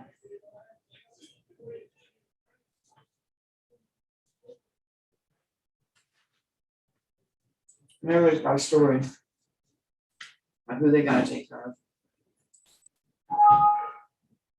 You're saying it could do an easement off their driveway, so they'd have to keep it clear and they couldn't park in the driveway so I could get past it. Yeah. They'd love me. Yeah, you'd be It'd be popular. cool with the neighbors. God, I have neighbors everywhere. It's so hard. We'll get to the next house. We can talk about those neighbors. Yeah, I'm surprised they were even permitted to put that culvert in. That turn is so. Like, I would not want to have to make that turn every time I got it. You have to stop to get in. Yeah, and it's not a place you want to be stopped. And Well, there's- thankfully, there's a stoplight like right there, so people aren't gonna be going too fast when they can. But if you're coming from the other way, people don't. They're thinking, oh, you're just gonna be going. And if they don't look up and see you have a turn signal on, because they're not thinking about this, people are gonna come right on you. I think you get rid of it. Oh, from coming this way, yeah, you'd be scared. I lived off of a. At least they put a decent house there. There was a real dump there before. Yeah, it's pretty good. I lived off 3036 and the row of duplexes right there. And you can put your turn signal on, you can move into the shoulder. People do not realize that you're gonna be stopping. They're trying to speed up and they are mad. Well, here, if you zoom out though, they do have to stop in like 3-car lengths of stop signs. Yeah, I mean coming from the other way. It's like once you hit that stop sign and you're accelerating towards the one side of the post office, if you're going, hey, I just hit the stop sign, I'm about to go turn right, people behind you are like crazy. They just want to go. It was pretty, when I lived on 3036, it was pretty spooky. There's also trucks and stuff. As soon as you turn right, people stare around you. And you turn right. Okay, we're opening the hearing. Well, why are you going through my pictures again? Take away his mouse. We're opening the hearing on case number 2021-1602, account 24888. Who goes first? Sitting. Kevin. Who are you? This is a state level political subdivision. Woo. Okay. This is property ID 24888. It is a single family residential home on Sandpiper. Last sale price was $515,000 in 2014. Says it was 10% complete for 2020, 75% complete for 2021. Last year it was certified at $316,860. This year it's noticed at $475,290. The percent complete is off of really old actual age. So I'm surprised that it got down to 10%. Previously, 10% would just be foundation and framing. That's what it had. But you just kept the old foundation and framing? Mhm. Was it ever like the roof gone? Yes. Like it was like exposed boards for a while? When this thing's done, it's gonna need an effective age increase, because if it's taken down to 10%. Pretty much. Yeah. More than once. The land element is 295,000, the rest is improvements. Okay, for our comps, subject to 75% complete, all comps are 100% complete and a manual adjustment for the percent complete.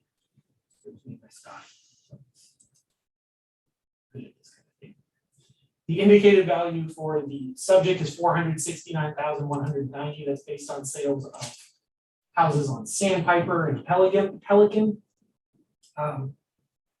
They're 100% complete. They were not sold damaged. The percentage of damage is, it says matter of judgment. That's where the number comes from. It's within the margin of error. It's a slight reduction, but that's fine. For good 25% increments, being off by $5,000 isn't bad. On an equity basis, we're good. This property is being appraised just like the other 4 class homes on Sandpiper and Flamingo, but it does have an adjustment. The comps would need the same adjustment to be appropriately adjusted, so it comes out right up on $1,000. Our sales ratio report for Keeligro, we are at 99.4%.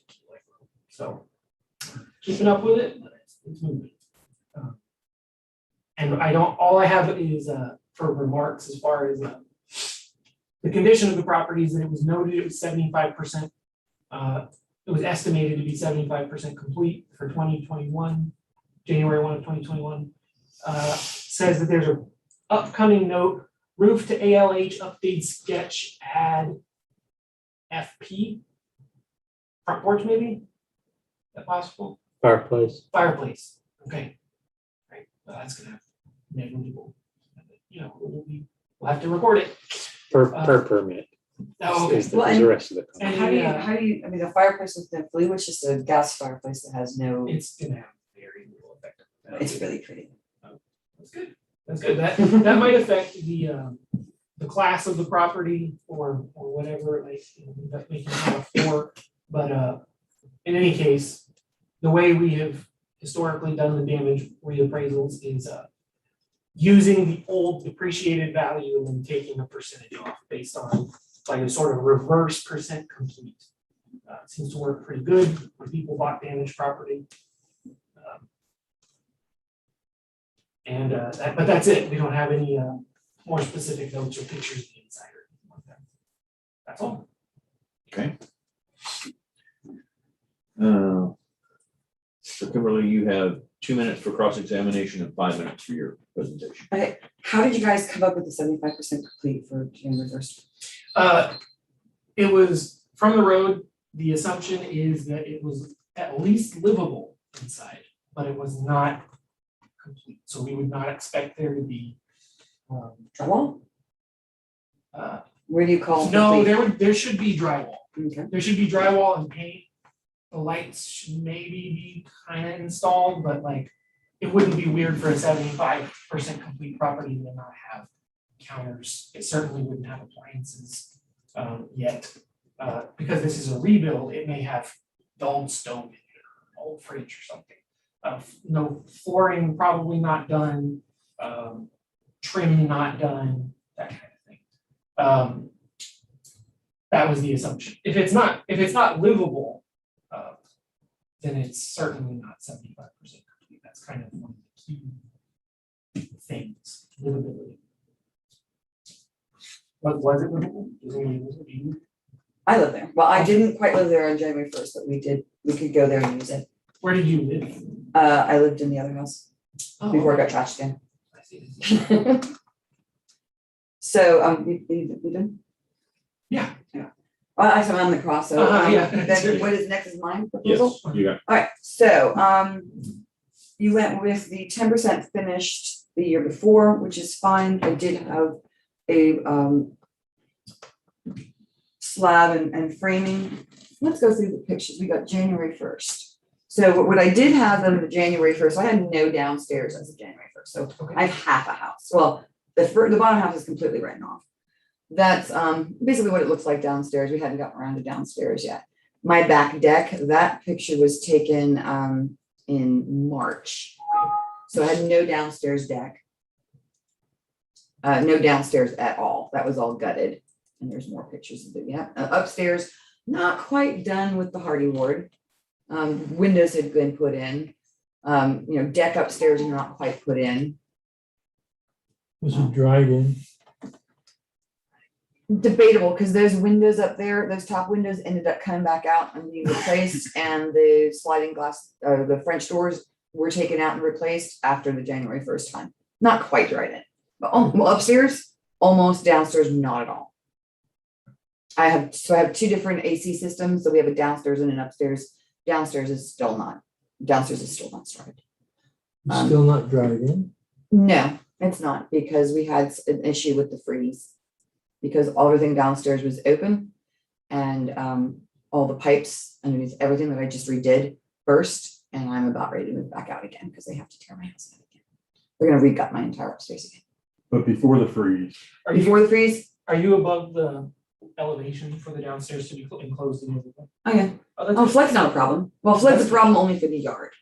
Yeah, but I mean, some people in Keel Lake had a problem that they were kind of grandfathered in, and whenever the elevation requirements changed, they went to redo their butt downstairs, and they said, you can't make this living space because it's below the height that it needs to be. So but yours is good. You Mine's good. you can close it back up and put a door on it and stuff. Yeah. That's good, okay. So here's there's my downstairs as of January 1st. go ahead. You can keep flipping through.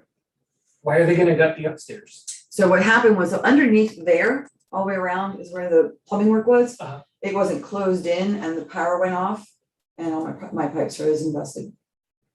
So I'm losing my master bedroom, my master bathroom, my master bedroom, my kitchen and dining room and guest bathroom. So just finished discussing it with the insurance company. It's taken them 6 months. I'm picking up an RV this week and then taking off. I'm done. I'm giving it to a contractor. I'm done playing contracting. Oh, I did the whole house Fair enough. before all this happened. So this is January 1st. That's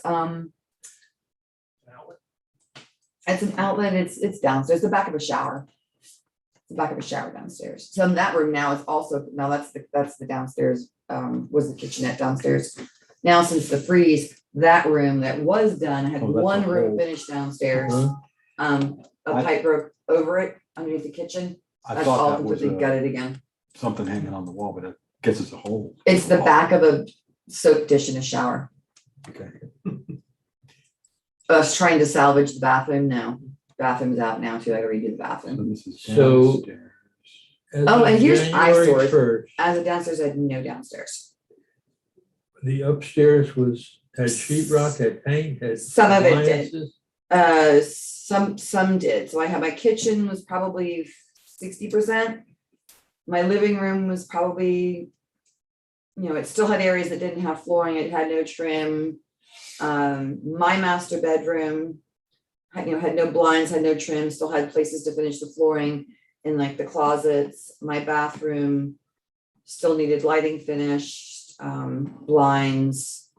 You had air conditioning. I had air conditioning. That's about all I had. My guest bathroom was still studs. My guest bedroom was still studs. It was Right.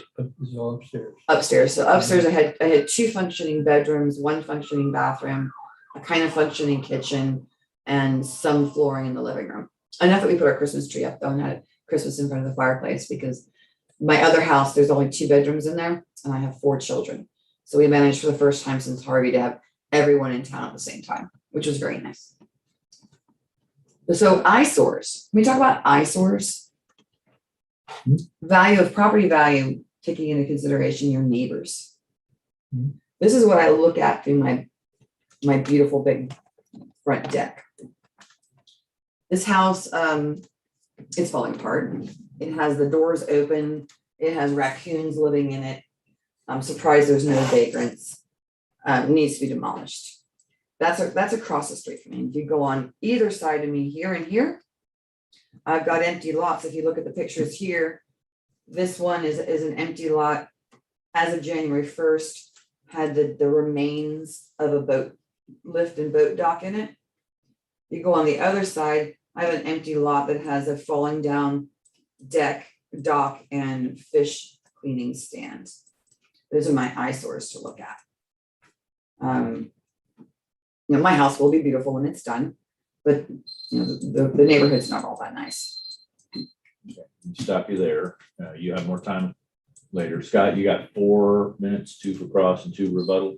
Okay. Anyway, sorry. I get what you mean.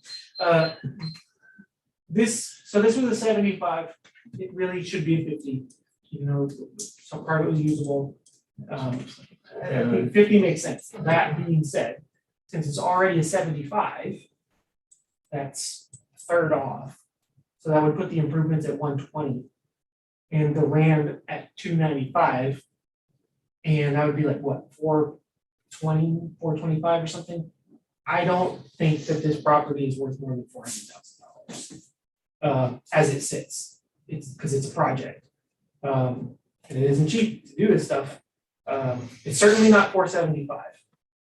You'd be nuts to buy it for 475 right now because there's so much work that has to be done. But I don't know. Anyone's guess, in my opinion, between 300 and 400. That's what I think. So the adjustment based on our schedule would be 50%. I'm just saying, you know, it still feels high because it's over 400.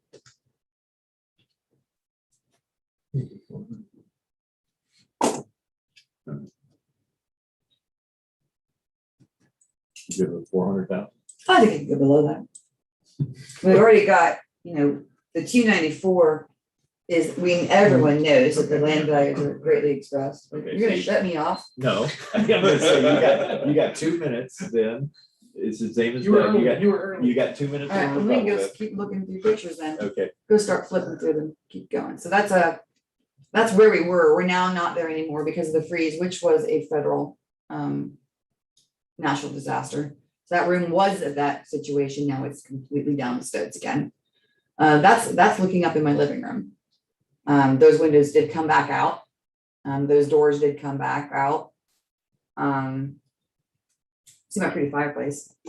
And look, I even have stockings on it. With the stickers on it. You can keep going. It's gonna be a beautiful room, but it's not done yet. Keep going. That's about the most done room in there. I think that's all. Now, how'd you get all the way there? Oh, I think are we in the right? Well, Let's go back we're to in this folder. Right, then go up to Sandpiper again. Now we're gonna look at flood, that shouldn't be flood, it should say freeze. So let's go look in there. Just do a quick flip through and you guys can see what it looks like now. But the freeze. Oh, yeah, so we can talk about, one of the things I wanted to talk about was, It's not relevant. it is for the coming year. Yes, right. And isn't a national disaster, you have 100 days to go in and declare it for this year? That's what it says online, but here you go ahead and look at the bulkhead showing. We'll go back. So here, the city and the homeowners association let the people on this side raise their bulkhead, and they did not make them take into consideration how they were going to drain their property. So now I didn't have a flood problem, but now I do. Because that property next door now floods from the road, instead of going out their bulkhead, goes into my house in the back. Which I didn't have before. There's looking down where my bulkhead was, their new bulkhead, you can see where the flooding comes through. And no one wants to address that. But this is all post-freeze. This is now recent. So now I have property that didn't freeze, it didn't flood. Now I do. Yeah. Well. This is from the freeze, everything downstairs got regutted. All the stuff that I did all through January, and beginning of February. Take it back out. And the upstairs, because now the flooding went through the pipe behind they have a drain pipe behind the kitchen break, ruined that downstairs bedroom and the floor in the kitchen, which now has to be retaken out again, as well as the living room.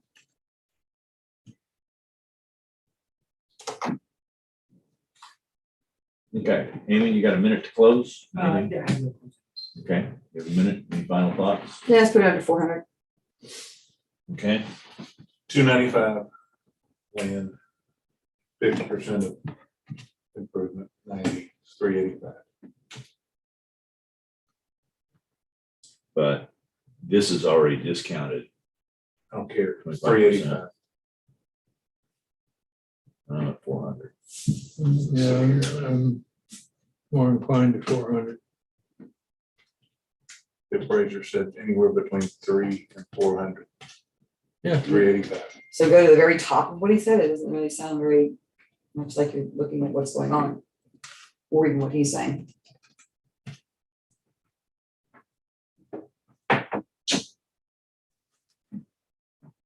But I'm at 400. If you consider the house had no damage and you just discounted the improvements 50%, that'd make it 407. It had no damage? That's even higher. I So, think that would be the assumption. The assumption you didn't see the pictures? no, I didn't say I didn't have any damage. You didn't follow my logic there. So I'm at 400. So what's my house gonna be worth when I fix it? Depends on Really? how, A depends on million? A how, lot of You them like selling for that. you know, Holy crap. there was more than there's about 24 million plus. Right, but I mean, I only bought it for 500. You're gonna be glad you did. So then what am I gonna pay taxes on when I finally fix it? A lot. 400. You're gonna want to move. So Sell I'm all the gonna make a others. motion on case ID 2021-1602, account Yeah. 24888, 75. when considering incorrect appraised market value and appraisal ratio exceeds median level of appraisal or equity value. I move that we lower the 2021 assessed value from $475,290 down to $400,000. I'll second. All in favor? Aye. 3 in favor, 1 opposed.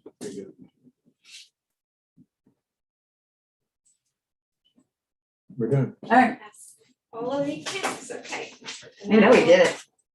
That'll conclude the 10 o'clock docket.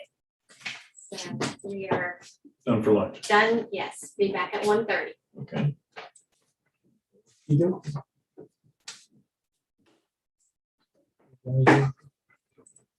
You need them? Dave's dream of. For sale. For sale, I don't even wanna put it back in the yard. You know how long it's been in the yard waiting for the backyard to be finished? 2 years from what I remember. The yard, What is it? See, 130. 44-foot striker. Strike it. Got lots of people interested. No one's put money on the table yet. What Yeah. are we gonna do with this? Hmm? What are we gonna do with this anyway? But the kids don't want her to Just come gonna back. leave it She'll here? Oh, no. lock the dock again. The Right. stick goes in and I'll give it to Val. Okay. She has access to I think we still have the hard pocket. Goes to Robert. Yeah.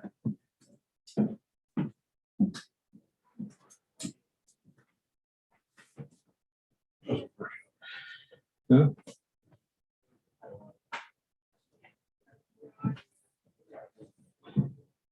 That was a workout. What is, Yeah. what's a Scott, strike? you wanna? What's a strike?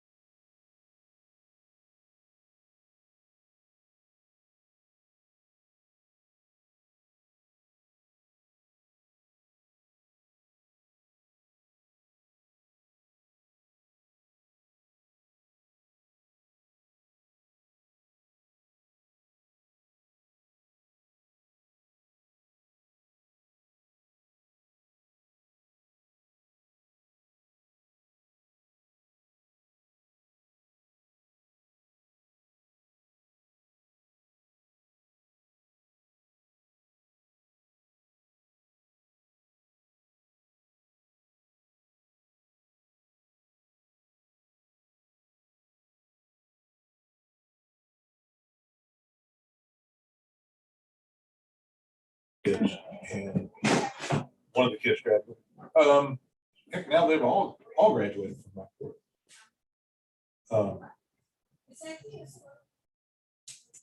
So the boat somehow ended up back here after it got rebuilt in Florida twice. And then she's doing this, she's doing this, and people are taking advantage of her. So she had it in the yard here and it was getting handled. There's enough people here that kind of keep watch on it. How big a boat is it? 44 striker.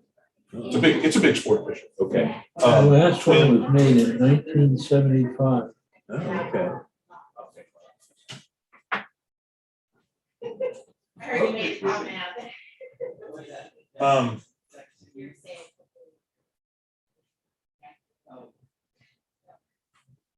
Really? That's what I It's that read. old. That's what I read. Yeah. So they bought something else too. Oh, they bought a big sailboat. They bought a 100-foot sailboat. And somehow it got all the way up to the East Coast someplace because she's from New Jersey. And he was from England. He was a whatever they call their version of the Navy SEALs Yeah. in England. And she met him in Africa. They lived in Africa together. Had a couple of kids. Moved to Hawaii, lived over there for a little while. Ended up in Rockport. And then moved from Rockport to the South Pacific. The sailboat, from what I remember, burned or something happened to it. And it was a complete loss, insurance thing. They bought this boat to do something with being in the South Pacific. They've traveled all over the world with businesses, fire suppressant stuff. So the Department of Defense and all kinds of different, government entities that need fire suppressant services. So they're all over the world. She's moved. The company was based in Rockport for years and years and years. Okay. What's the name of the company? AOS Services. Okay. And then now she bought some property in Southern California. So she bought this giant, like 100 acres in Southern California and moved everything around. So she wanted just to run it. The oldest daughter is sort of like the head of marketing, but she lives in Austin somehow. Somehow they all make it work. Interesting. Always a workout. Yeah. Just socially friendly, just a workout. Tiring. What business owner would move a business to California? Well, I think they do a lot of stuff in Asia. They do a lot of stuff in Asia. So it works better. Hey, guy. Hey, how's mine? How are you? Where am I? Right here? Yes, sir. This is Reagan Orr. He's the agent for this afternoon. He's going to run, get his, First name? What's that? First name? Reagan. Reagan. Yes, okay. he's gonna go grab something and be right back. And I'll go grab somebody. And Mike. Mike.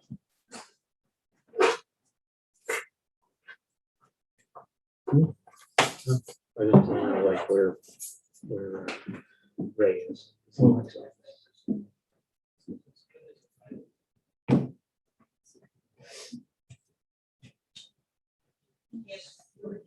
Yeah, what's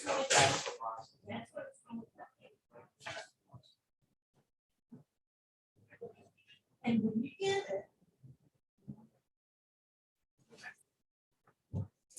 Because I used to drive by the backyard every now and then.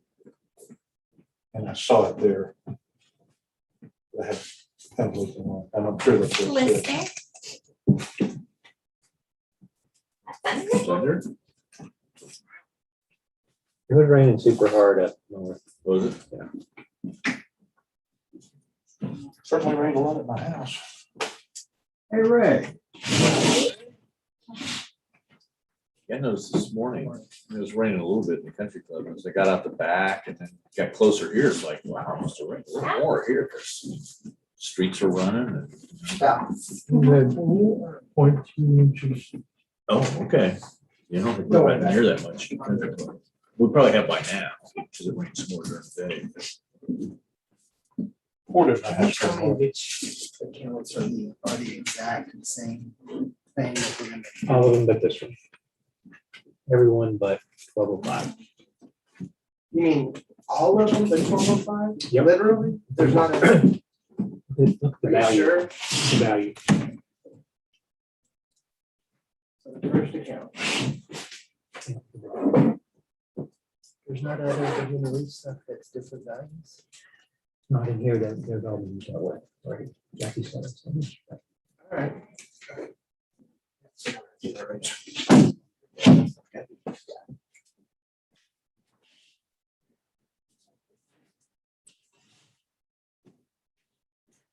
So, Yes.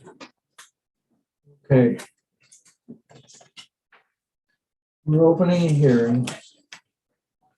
How many accounts is it? 17? 17. On 17 accounts.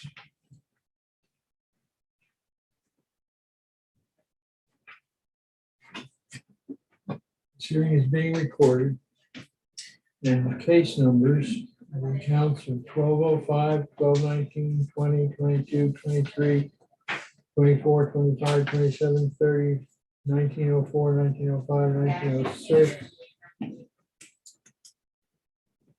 1907, 1908, 1909, Beth was saying she could 1221, and put this in. It 1910. doesn't have the ID on there, but Starting with she had it. 1205. Copies. Scanned it into each account. They're all Account the same, number right? It just simply 12182. doesn't have the This hearing number is up being there, so is recorded. that okay? Looks like at least Like that? under, you know, you look at check one other. I guess Jackie had given it. 1205, it looks like Q1 and Q2 for all of the Allegro I think she said this was all. feedback. or Laguna Reef, whatever it is. No, okay. This should be 1205 is Q1 and Let me Q2. get that. Q1, Q2. Q1 and Q2, right? For, Thank you. looks like for all of them. We are the appraisal review board that will be hearing your protest today. We do not work for the appraisal district. We are appointed to perform an independent review of your protest. At the end of the hearing, you may complete a survey regarding your experience. The survey may be completed using the survey form and emailed to ptad.communications@cpa.texas.gov or online at surveymonkey.com/r/surveyarb. Survey is voluntary. You also have the right to appeal our decision. Appeal information will be provided to you with our determination. Right. In accordance with tax code section 4145H, all written material that has not been provided must be provided at this time. Do we have all your evidence? Yes, Craig? I believe so. Okay. Yes, we're kind of working on it. We ran into a little glitch, but I think we're okay. Do you have 1205? Do Or you have anything more associated with 1205 in What's there? Or all your protests. Case 1205? Yes. That's where Is that we're the very gonna first start. one? The very first Yes, we're getting it right Give now. somebody a heads up. Okay. We do have it. Okay, You want me to email it again? I emailed it to Jackie and she was gonna, or Beth was gonna get into her email. Right, and she did. Now, she does have pages behind this, but they're all the same. Yes, There's like that's 3 correct. pages behind. Right, Okay. Okay. Perfect. that same square footage Same on all of them, so. ARB members who are considering the protest have not communicated with anyone about the protest and signing an affidavit to that effect. And then you will list all those case Yep. numbers. I, Charles Powers, do solemnly swear that I have not communicated with another person in violation of tax code section 4166F as related to cases 2021-1205, 1219, 1220 through 1225, 1227, 1230, 1904 through 1910, a total of 17 accounts.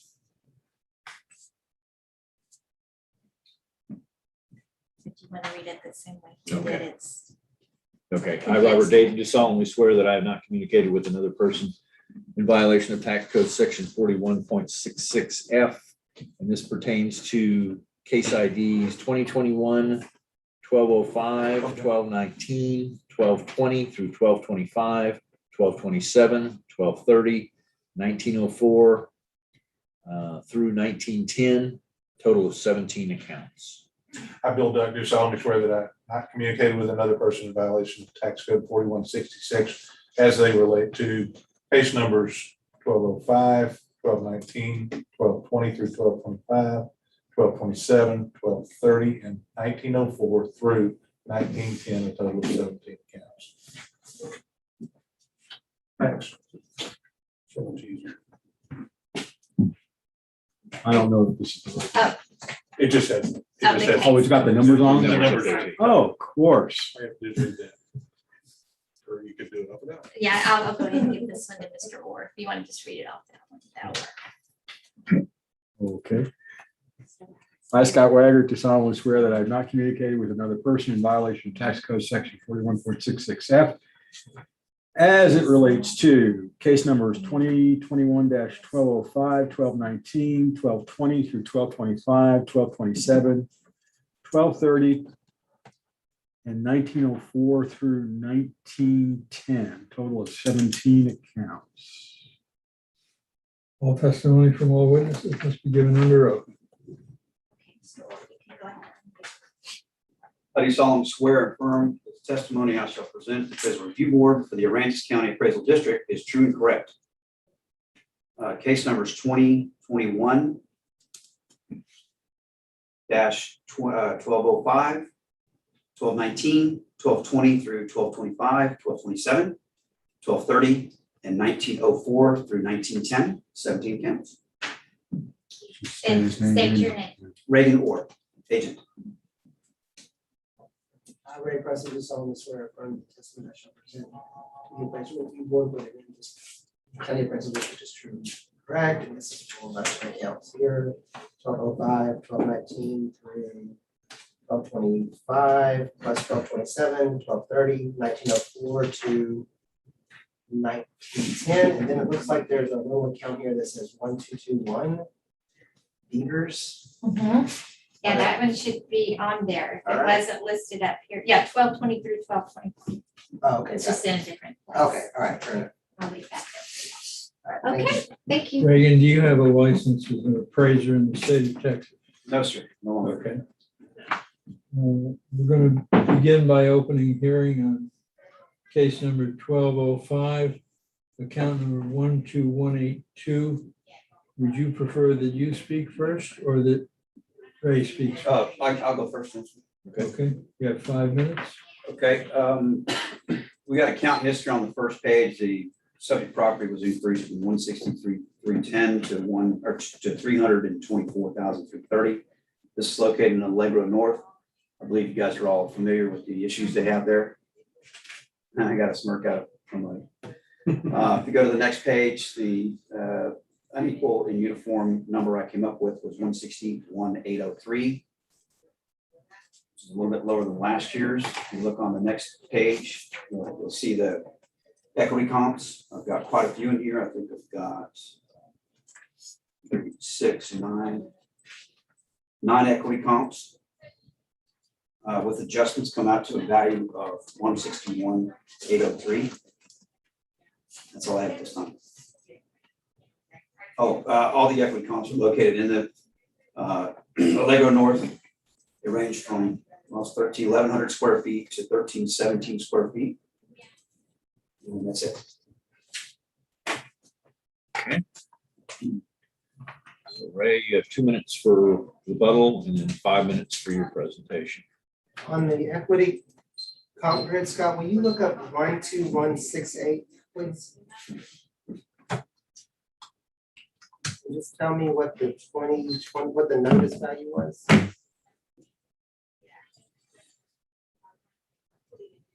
The notice value was 149,810. What's the percent complete?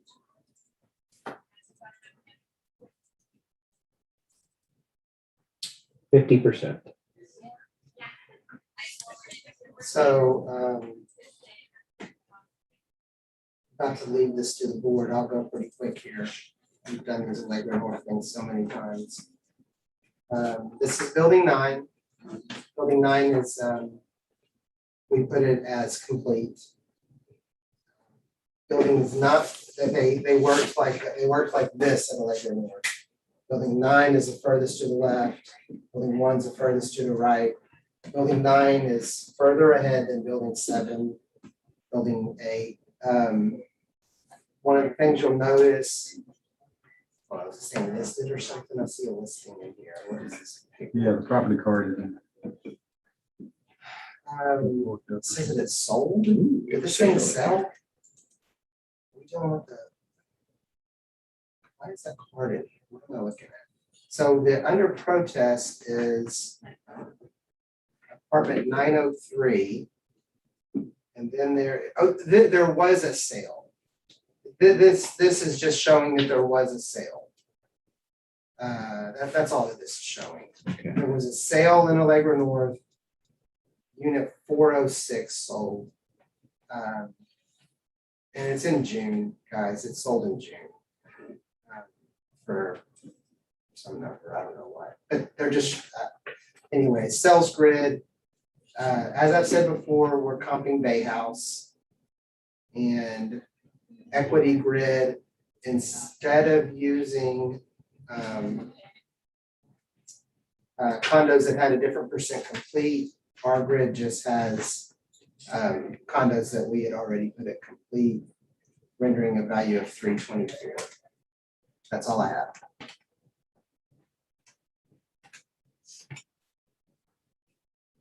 Okay. So Reagan, you have then 2 minutes for cross-examination and 2 minutes for rebuttal. So you have 4 minutes. Okay, this is Sheridan Properties. I represent a whole bunch of stuff in Dare County, Comal County, excuse me. And I don't know the percent complete at all. I do know that there's a lot of low things in there. Apparently a bundle of rights has been severely challenged, to say the least. Got some issues there. People are looking for rafts, ways out. I did hear about one sale in there, and again, it's in June. And I don't know if that's 406 unit. Yeah, I think so. So is it It's the done? first I saw of it. Okay. So I don't know anything about it right now, really. Okay. I didn't even know, this is the first I've seen it right here. Okay, so I would have to say that 2022 would be the time when these things need to go up to whatever the sales are. There is another one that's listed, I believe, and it's unit 505. It's 1,102 square feet. So again, I'm at last year's value. That's all I have. Okay. Ray, you got 2 minutes for rebuttal if you need it. So the district isn't at last year's value, but it's just because there's been, the last year's value is based on construction. All of these things have been based on some percent complete since the storm. We just believe it's further along. We put it as complete. The last time I was there, it was like in November of 2020. And building 9 was pretty close. Building 9 and building 1 and building 2, they were pretty, no, not building 2. Building 9 and building 1 were pretty close, you know. But as we've talked about before in the bundle of rights, you could drive by there today and there's a fence around the place. So we're trying to figure out how much a damaged condo is worth for the 1 millionth time in Aransas County. That it? It really is. I'll get it. All right, an IT guy at the county did it. You know what? Does anybody in here have it? What is the password? Wi-Fi password? Oh, You know what? I don't, the only time I've had something pulled up, they tried to give me internet, so I probably gonna be okay. Okay, well, if you end up needing it, No, that's good. what? we're not giving out the Wi-Fi Oh, we're password. not? That's part of the thing. Okay. Seriously? Talk to the Cancel camera. that question. Talk to the camera. Don't ever ask that again. So, Okay, All right. Reagan, you I have, don't have anything else. okay, you have 2 minutes for rebuttal if you need it. I'm good. I'm good. Okay, Ray, I'll go to closing. Yeah, Nothing to we're say. all done over here. Okay. So it's our time. We've been pretty consistent at $50,000 off on a bundle of rights. Yeah. Kind of thing. And if we believe that this condominium is 100% Right. done. Won't do.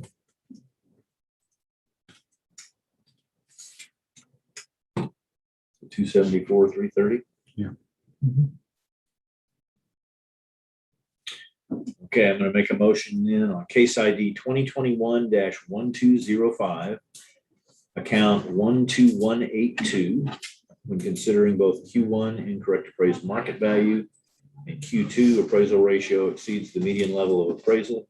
For equity value, lower the 2021 appraised value from $324,330 to $274,330. I'll second. All in favor? Aye. We're about to get started on the rest of the accounts are all the same, right? Yes, sir. There's not gonna be a different account in here. We're all gonna be dealing with the same. Same square footage, same complex. Same complex. That's about to happen for you guys. So, you know, in the past, when we've done this thing where maybe this account can go a little longer than normal because it's gonna affect so many. And I'm willing, I mean, if you're willing to say, like, we're gonna handle this one account and then we're gonna really work hard at it. And then. these Whatever other- happens, the rest of them. Yeah, I mean- Follow. Yeah, I agree with that. Okay. 100%. Okay. Okay. In that case, we're opening the hearing on case number 1219. Account number 46529.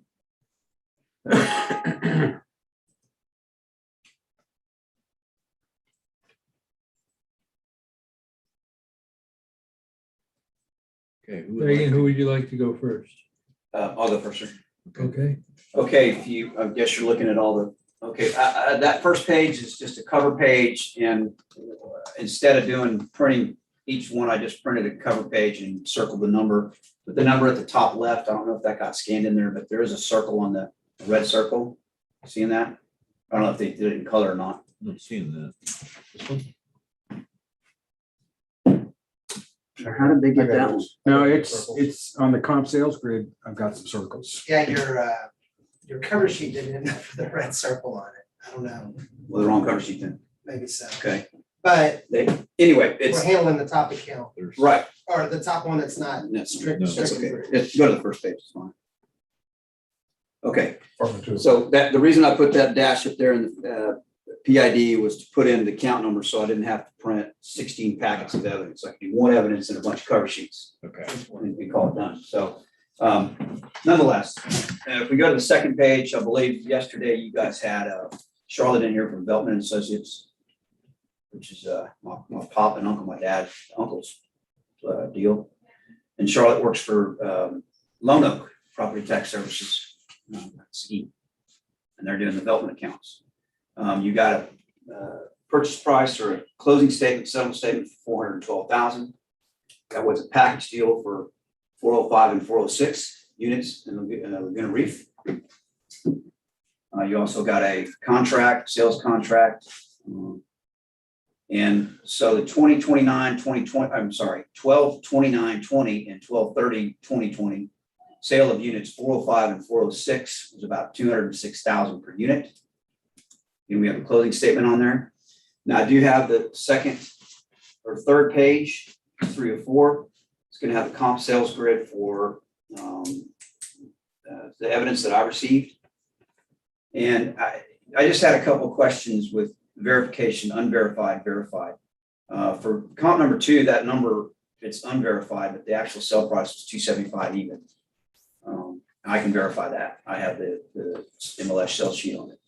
Now the comp 1, I believe that one was given by an owner's request. And then comp 3, I couldn't find any MLS on it, but I did find a deed for $100,000. So I don't know if that one's the same process. Now, if we go down to the bottom part of that page, this is a 941 square footer that is valued at now. It's the only one I know that was protested. I have that account. It's 257,107. So my issue here is it's 257,107 and it's 300 plus square feet larger. I don't believe it's equitable to put a 621 square footer higher than the 941 square footer. So if we go to the next page, which is the last page, and let's go to the bottom. So here's what I did with this. I took all the sales, including the 206, and I came out with a median. Then I took a 15% package deal and then a 20% package deal. So I basically added 20% to the purchase of it. Make sense? So that number came out to 247,200. So using all those sales, the median was 247,200, which falls just below, or just below the 941 square footers. And that's what I'm asking for in for all 16 accounts. I understand there's some sales in there, yeah, and then they're going up. But I think it's just, for me, it was more reasonable to be a little bit below that 941 square footer and to give these guys a little bit of break, because that's a huge increase. I think 186 to 268.9. Okay. And then, if you go to the top of that page, you're going to see December 29 and 30, 2020. You can't overlook those. They're verified sales. And I know that not a whole lot of sales are on MLS. You guys have a verified sale that's not in MLS. And that's the 271,900. So that's not really an argument when we say, well, it's wasn't an MLS or didn't have realtor's fees or blah, blah, blah. You're going to have a lot of sales in this county, I would imagine, with, same for Bear, even though they don't have MLS, you got realtor.com. There's going to be a lot of sales that are going to be given to the district through a survey that didn't make it to MLS. And we're using one of those right now. And again, with that, the grid showing that 941 square footer using those sales comes out to 257,107. I just find it hard to believe that a 621 square foot condo would be valued higher than that at 268,900. That's all I have. Did I make it within 2 minutes? Yeah, well, I wasn't actually, I didn't turn the timer, but yeah, you would have made it within 5 minutes. Okay, Ray. The 46528, the 941 square footer, the settlement was that you and Jackie just to the. Yeah, I was in the grid. We were going through accounts quick. We kind of put these to the back burner, the 621s. Yeah. And as a matter of fact, my son has a license and he picked them up and somebody got on Facebook and put our name and then boom, we started getting phone calls back right before the deadline. Okay. So we had protested early, then we protested another group. So we started working on the other accounts that we already represented and maybe picked up in April. And so and then I just wanted to put them aside because I was like, it's going to take time to research these sales and so forth. Okay. So we noticed that 941 square foot unit at 315, and then in our sales approach, we couldn't prove it. We could get to 257, and so we settled at 257 for a 941 square foot condo. Chances are there's a settlement at 941. There's probably other 941 units in this condo complex that are still going to be valued at 315 because they didn't protest. And so let me interrupt real quick because I'm getting just wrapped around the axle here. We're doing 1219 is the case number, right? And that's unit 204. And is that right? Yes.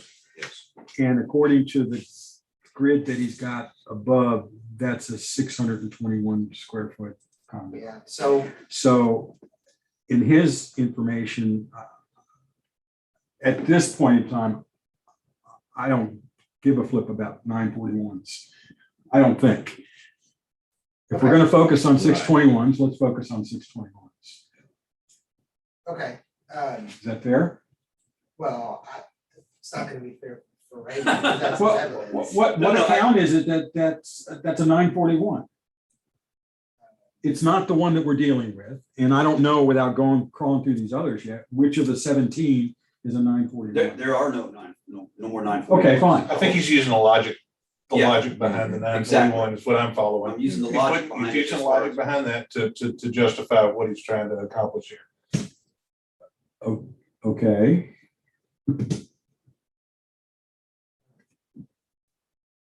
So I'm going to go to my evidence here. I would just like to point out, we're kind of happy here that we had an unverified residential sell at 2745. And it actually sold for 275, meaning we were only $500 off with not knowing the listing, with only using a percent of list. Something that we're learning over time is that if the MLS people don't want to let you in, you don't have to fight with them. you can develop a percent of list, and it's a pretty accurate little tool. And so, I mean, that was a little bit encouraging to see that. It's always encouraging to see that. It has happened where we were wrong, and that's not very encouraging. But in this case, it was encouraging. So we're in Laguna Reef, and our grid is going to show a median value of 271 for sales, and equity wise, it's going to produce 268.9, and that's because there's no adjustments; they're all the same. I can appreciate in Reagan's evidence. I appreciate that he put together the 20% package. I don't know if you guys noticed that. If you go back to his evidence, again, it's always easier when there's reasonableness in this business. And down here at the bottom of his evidence, where he says all the sales of 20% package, you'll notice that 20% is added to the package deal, the two that sold for 206, which is a very reasonable approach to things. Unreasonable would have been to ignore that reality and said, look at these, they sold for 206. And then his median would have been some number so low that we wouldn't have had reasonableness in our conversation. The appraisal districts at 268 were proven 268, 247, 2, and 268. You guys can figure that out. Okay. So I'm not gonna go for the time here, but Reagan, you have cross and rebuttal. Yeah, if granted, yeah, we can take the 941 out of the picture. The bottom line is that I took a 20% package deal and added to it, and I'm coming out with 247, 200, and I really have no more information, except there is one account coming up, which is PID 46556 that has a little bit of damage, but I don't know if that's going to be a significant amount of money off. And that's all I have. Okay. Thank you. So, what am I in some kind of time now? Yeah, so you've got rebuttal time. All I can tell you is that we've got a verified sale from a questionnaire for a 621 square foot condo for 271. And then we now know for sure that another one sold for 275.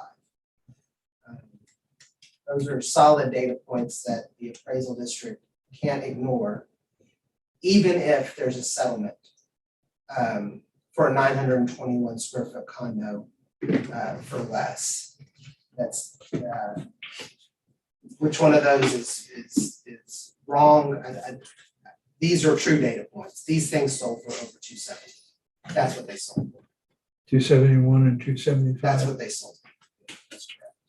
In December and in March.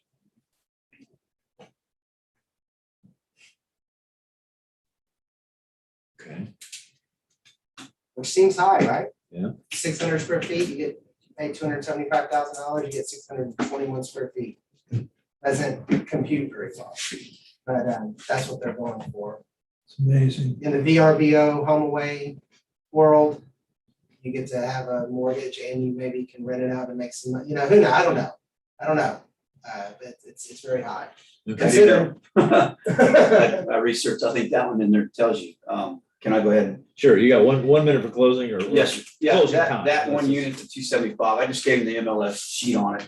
It was updated. Now I did look pictures. Is it updated 10 more thousand than the rest? Because you can look online and see them on Miss Kitty's site. They're all pretty nice. I went in last year and took pictures of a bunch of them. Going to represent, I think, 9 units. Now that's escalated to 30 something units or however many we have now. And they all look pretty simple, but still updated since the hurricane. Okay. That one did come with personal property, couches and flatware and so forth. How much is that gonna? Yeah, 5,000 or 6,000, if that. Maybe. And that one seems to be a little nicer than the rest. So, I mean, but I'm not. And that was. Is that that's the one that sold for 10,000, 20,000? Say again? And that's the one that sold for 275? Yes, sir. Yeah, I do have MLS now for the coastal bend area. We got it, I don't even know, a month ago. So that's gonna help. So is it that far off? Again, that's, and apparently I think that one says maybe 34 grand a year. What's your cap rate down here for multifamily? So take out some expenses, puts it about, I came up 270 using that. If that one's 34, but then again, that one shows nicer than the rest of them does, as far as what I saw on MLS and on this You came case. up with 270 from like an income. Yeah, angle. I just did flat, 35% expenses, which is high probably because of the management. Yeah, There's yeah. not much upkeep, but then there's the association fees, so they're definitely more valuable than the 185, that's for sure. That's all I have. Okay, Ray, you got any final? I really closing don't. I thoughts? think we can Okay. answer questions if necessary. And let's please pay attention to the fact that I said all of these are the same, but Reagan in talking here said that 46556 might have damage. Yeah. So maybe that. Okay, we can look at that. That might be different. What I'm hearing is everything points to a value over 270. Sale 271, sale 275, back of the envelope calculation of income, 270. It's all coming out. 270. Yeah. The kicker though appears to be this one settlement for 257, 107, which is what he's basing all of, if I read this right, what he's basing most all the calculations on. So of a 941 square foot. I'm in the camp that these are all 621 calculations that they've been doing. And they're all coming out of up to above 270. Yeah. We have two. Everything points to that. Yeah. And we have One's 268. damaged and one's maybe not, it's nice, so it's settled for what, 257 or something. But yeah, I'm thinking the 268.9 is a kind of a provable number for the district here. Certainly has all the evidence behind it. Even a back of the envelope income calculation Yeah. comes up to 270. Well, Your back of the envelope. well, yeah, but I didn't calculate, I just did it I know, calculator. but I believe you. Hey, you've been doing this for a long time. Yes, sir, I have. I don't see any. And that discounts the two that we heard yesterday. Well, that was different. That was sold as a pair. It was a strange deal. That was, a little different. That It's was- kind of ironic, that was the guy that sold them was my client last year. Yeah. And I didn't see the sale till saw the name change. I'm like, that's not coded, it shouldn't be coded to me. One of them was coded government, one of them was still coded to me, so we got that situated. Yeah. And got to close the statement. Yesterday, we marked either one of those down to 206. I wasn't here. I'm at 268.9. Yeah, I don't see there's any evidence that compares to the three calculations that you, something about 270. Can I make a motion? Okay, well, it's got. I'm just trying to wrap my head around the 257. Okay. Because of the, It'll give you a headache. yeah, I know. What's the 257 you're talking about? Okay, so there was. Oh, the 941 thing? Yeah, so there's a 941. Well, I took the 257 as a median between the district's 268 and the agent's 247. Well, no, Ended no. up with 257, and that was The 257 was a settlement. no, I got that. And that was just a discounted that one time. basis, correct me if I'm wrong, it was a basis, since that was a bigger unit, scaling that down and adding 20%, as I recall. Yeah, to the 206 and 206 sales, yes. Yeah. Yes, 206 plus 20%. Yeah. 206. Oh, which, it's okay. Hate that. which gets you to that. Yeah. Okay, Mhm. so if I throw that out, okay, as a base from which to do this calculation, then yeah, I'm with the district's grids. I just find it mildly unfair to ignore the fact that there was a settlement for a larger unit for a lesser value. However, you come up with what the new value should be. So, but I'm not gonna go over it. And of course, we made a settlement on these two yesterday at a larger figure.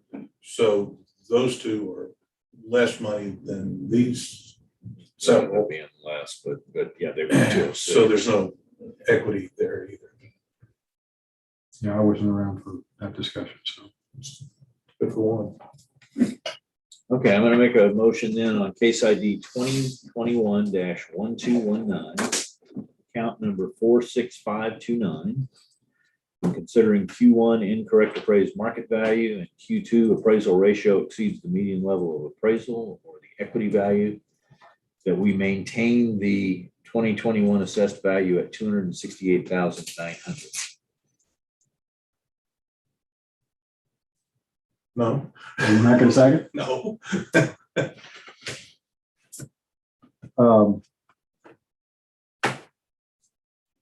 Yeah, I'm not either. This puts us in the box. So we continue. Yeah, let's talk more. I mean, tell me how we can get rid of this 257. Because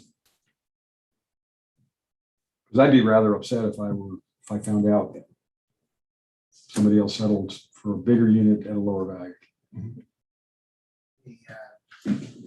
Would you be more upset if you owned one of the other 941 square foot condos and you were still at 315? And somebody else at 257 just because you didn't protest? Just because I didn't protest. If I didn't protest, that's my fault. Yeah. I see the 941 square foot condo. I mean, although $357,000 is a real number, that's a settlement number. That's not based on any kind of sales, which for these 641 Okay, I don't, yeah. square foot ones, I mean, it's based on sales, it's real data. 2 sales. More than that one. Was there? 2 sales. 2 2 sales. sales. Okay. Counted 2. Okay. 275. 275. Yeah, you're right. Okay, And there was 206. fine. I'll second the motion.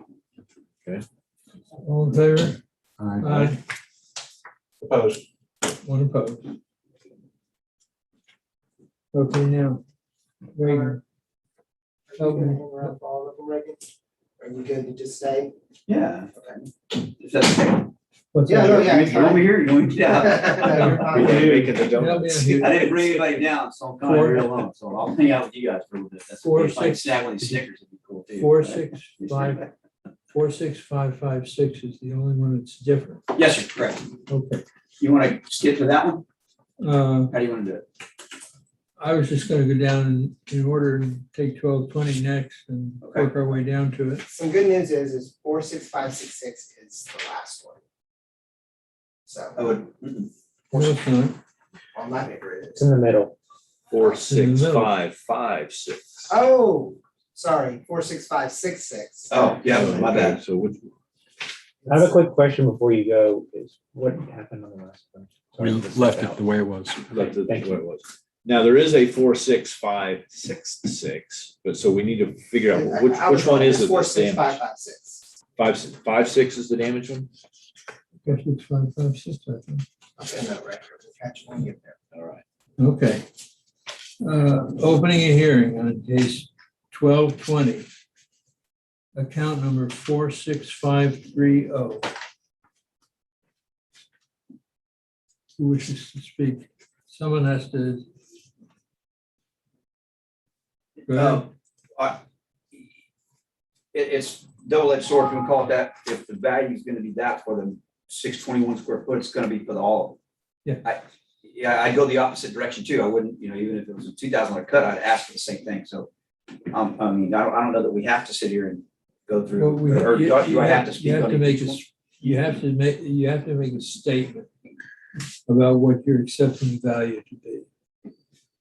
So, yeah. I'm gonna let the board make that statement, or set the values, that, Okay, Okay. that's fine. okay. On this one and all the rest except for Okay. 4, For the 5, damage. Okay. Yeah, we'll make a motion. 5, 5, 6. Okay.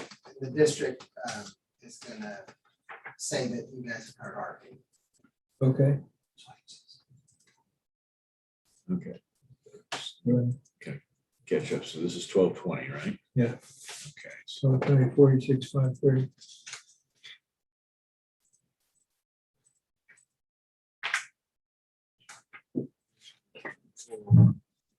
They're in a different order. It's page 7, bottom page. Seven. Okay, all right. So I'm gonna make a motion on case ID 2021-1220.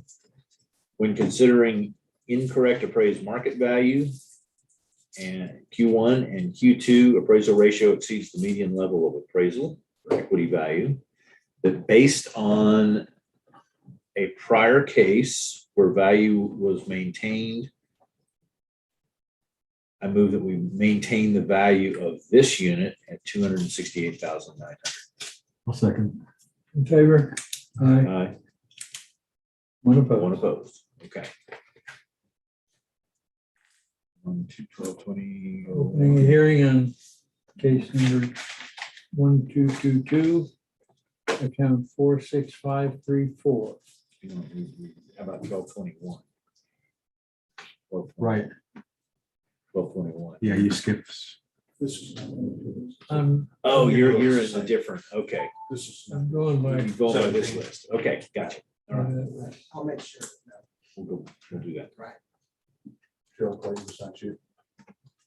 That's not your plan. Cheryl Clayton. Hearing is open.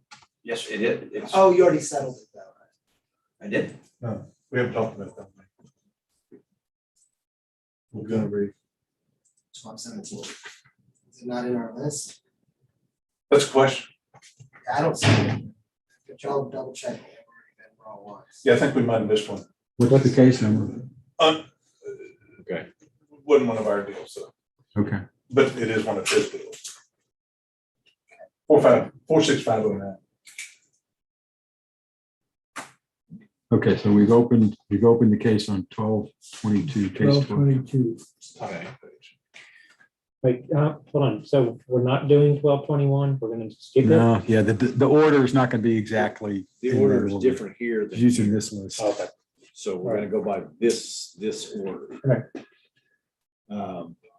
So I move on case ID 2021-1222, account number 46534. This guy? Yeah. Based on Q1 incorrect appraised market value and Q2 appraisal ratio exceeds the median level of appraisal, equity value. That based on previous cases, we maintain the 2021 assessed value at $268,900. Second. In favor? Aye. Aye. One opposed. Case closed. Open case ID 1223, account 46537.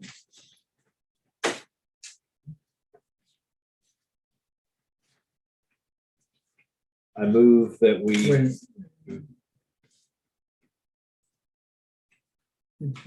I feel uncomfortable that no one's saying anything.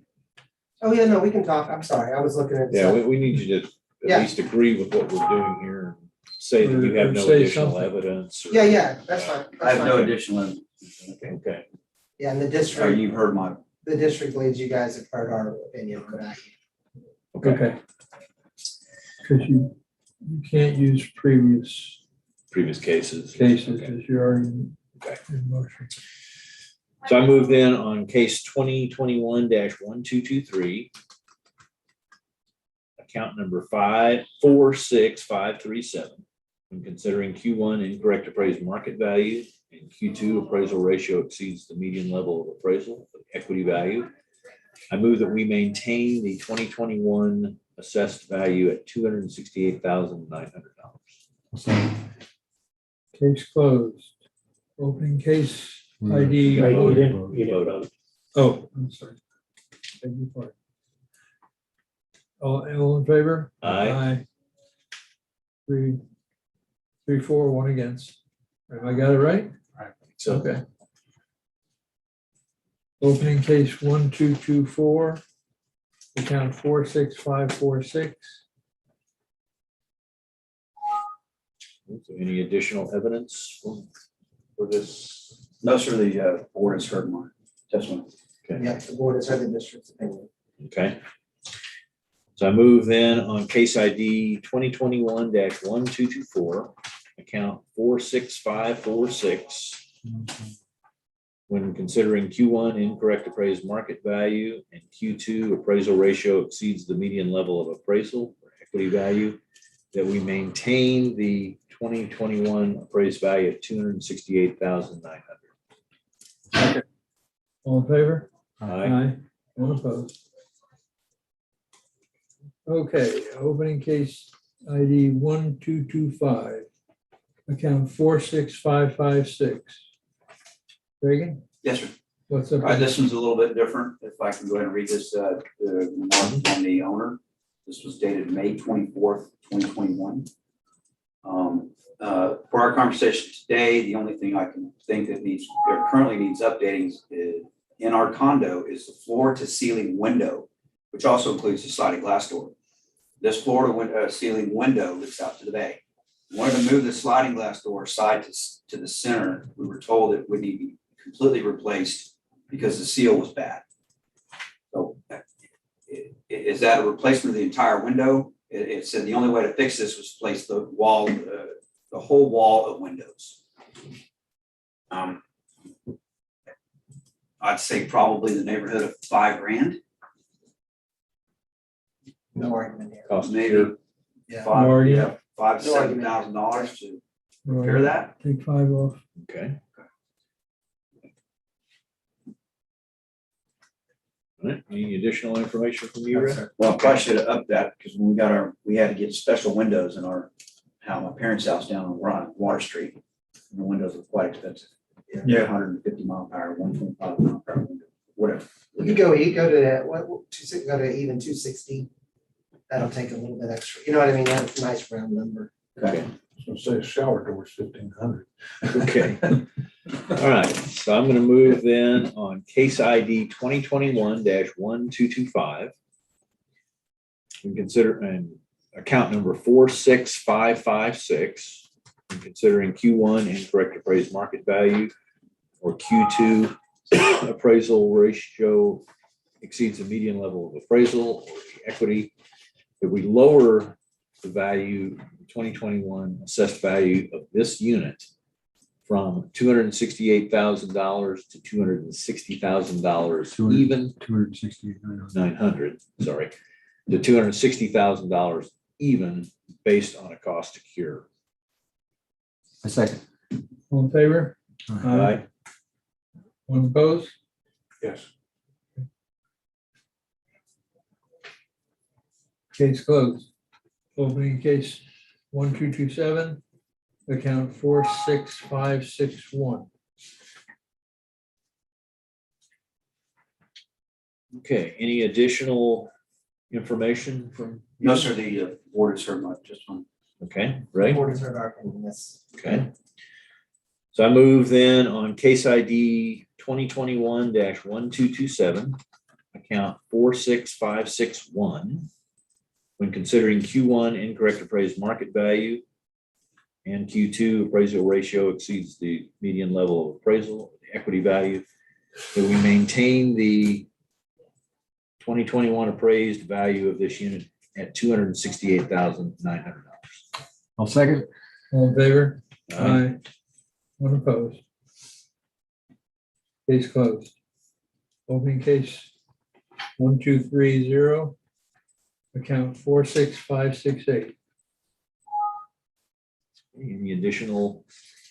No, sir, the board has heard my testimony, the Okay. patient's testimony. No additional opinion from the district. Okay.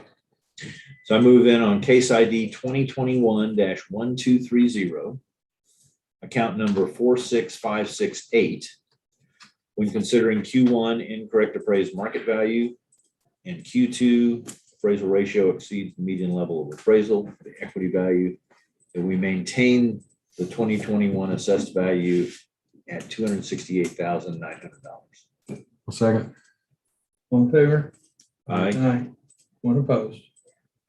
Case closed. Opening case 1904. Account 46548.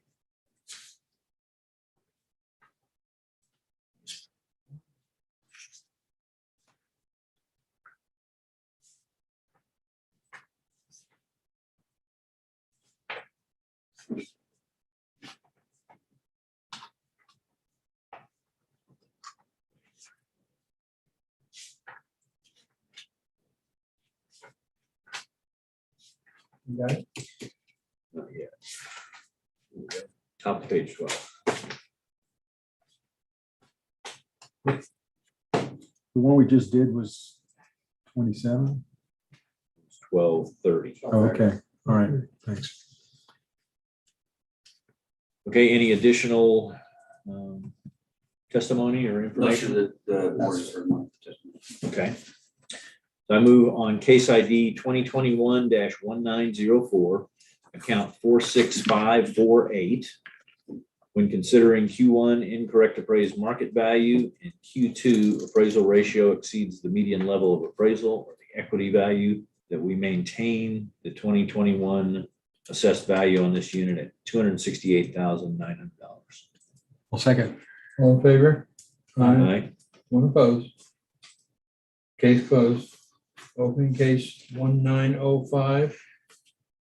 Account 46549.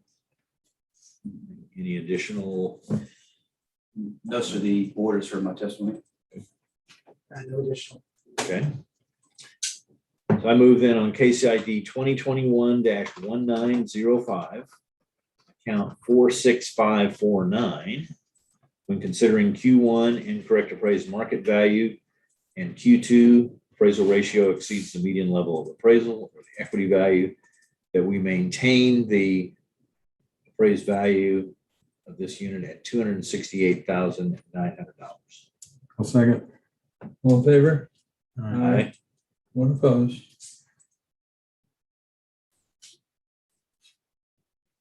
Hearing is closed. Opening hearing on ID, case number 1906.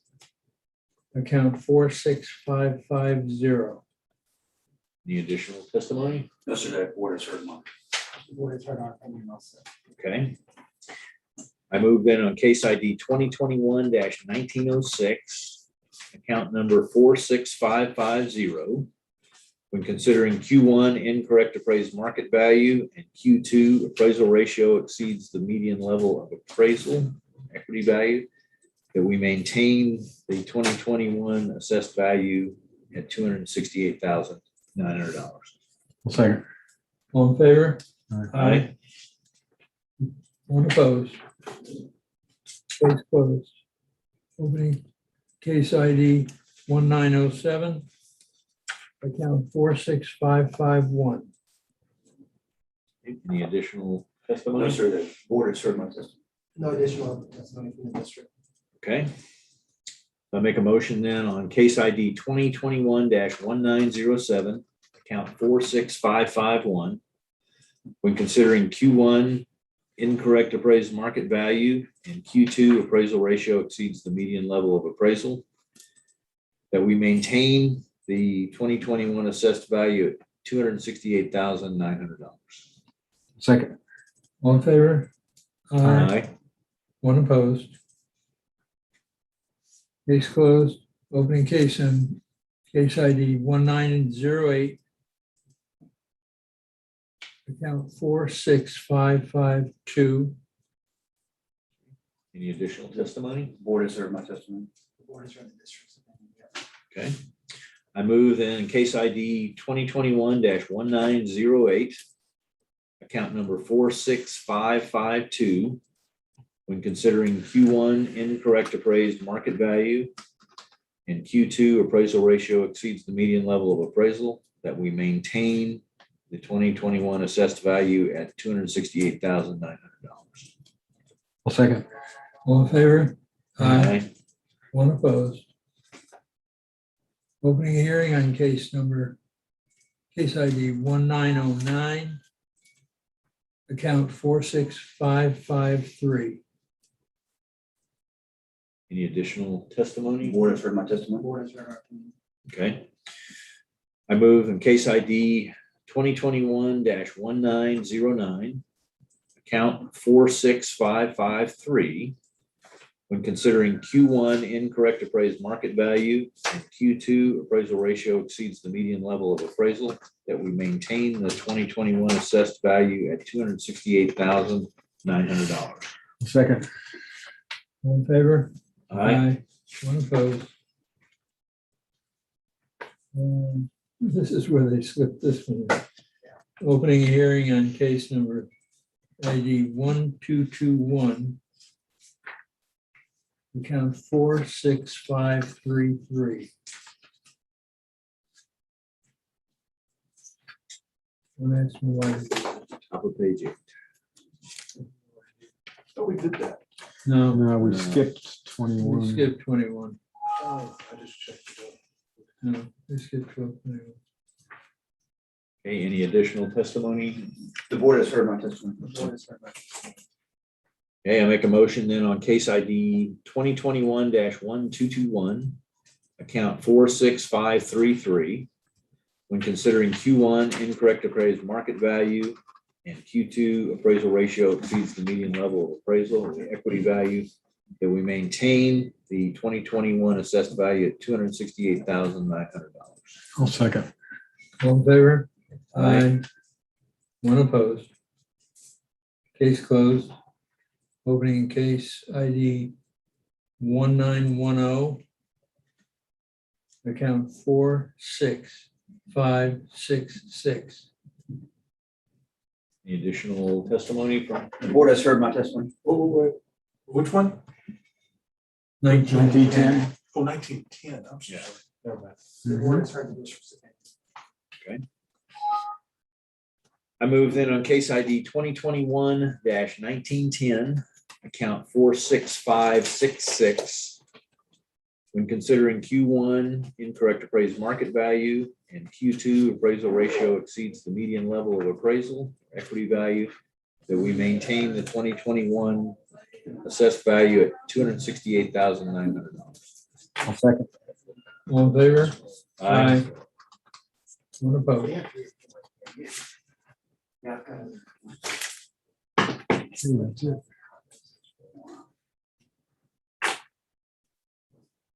You keep up with that, Scott? One behind, I'm on this last one. Okay. So, yeah. Does the board know if they have letters to read or anything like that? Have y'all been? I don't. Nobody said anything. I'll check. We read one this morning. Let me make sure. What did y'all read this morning? Did y'all read something from your attorney? Yes. Yeah, Okay, I see that in here, so maybe y'all are. yeah, I'll check. we did that. Check my pocket first with my keys. Listen to my briefcase. We're in there. I'm like, oh no. That's it? We done? That's it. We're done. Apparently. Thank you, gentlemen. Thank you, Reagan. Appreciate it.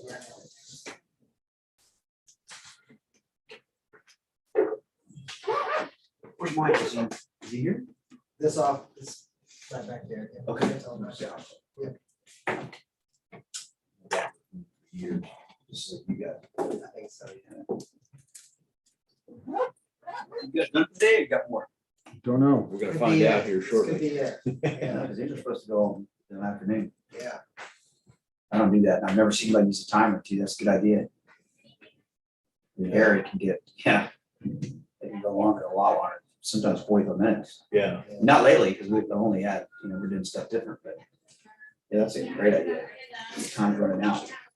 Yeah, well, we didn't do it because of the way we did this, but there's that chart right there.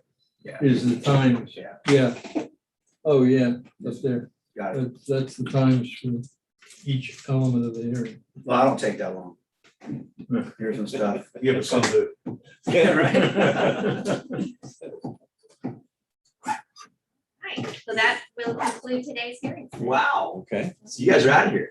For the weekend, right? It's Thursday? Today?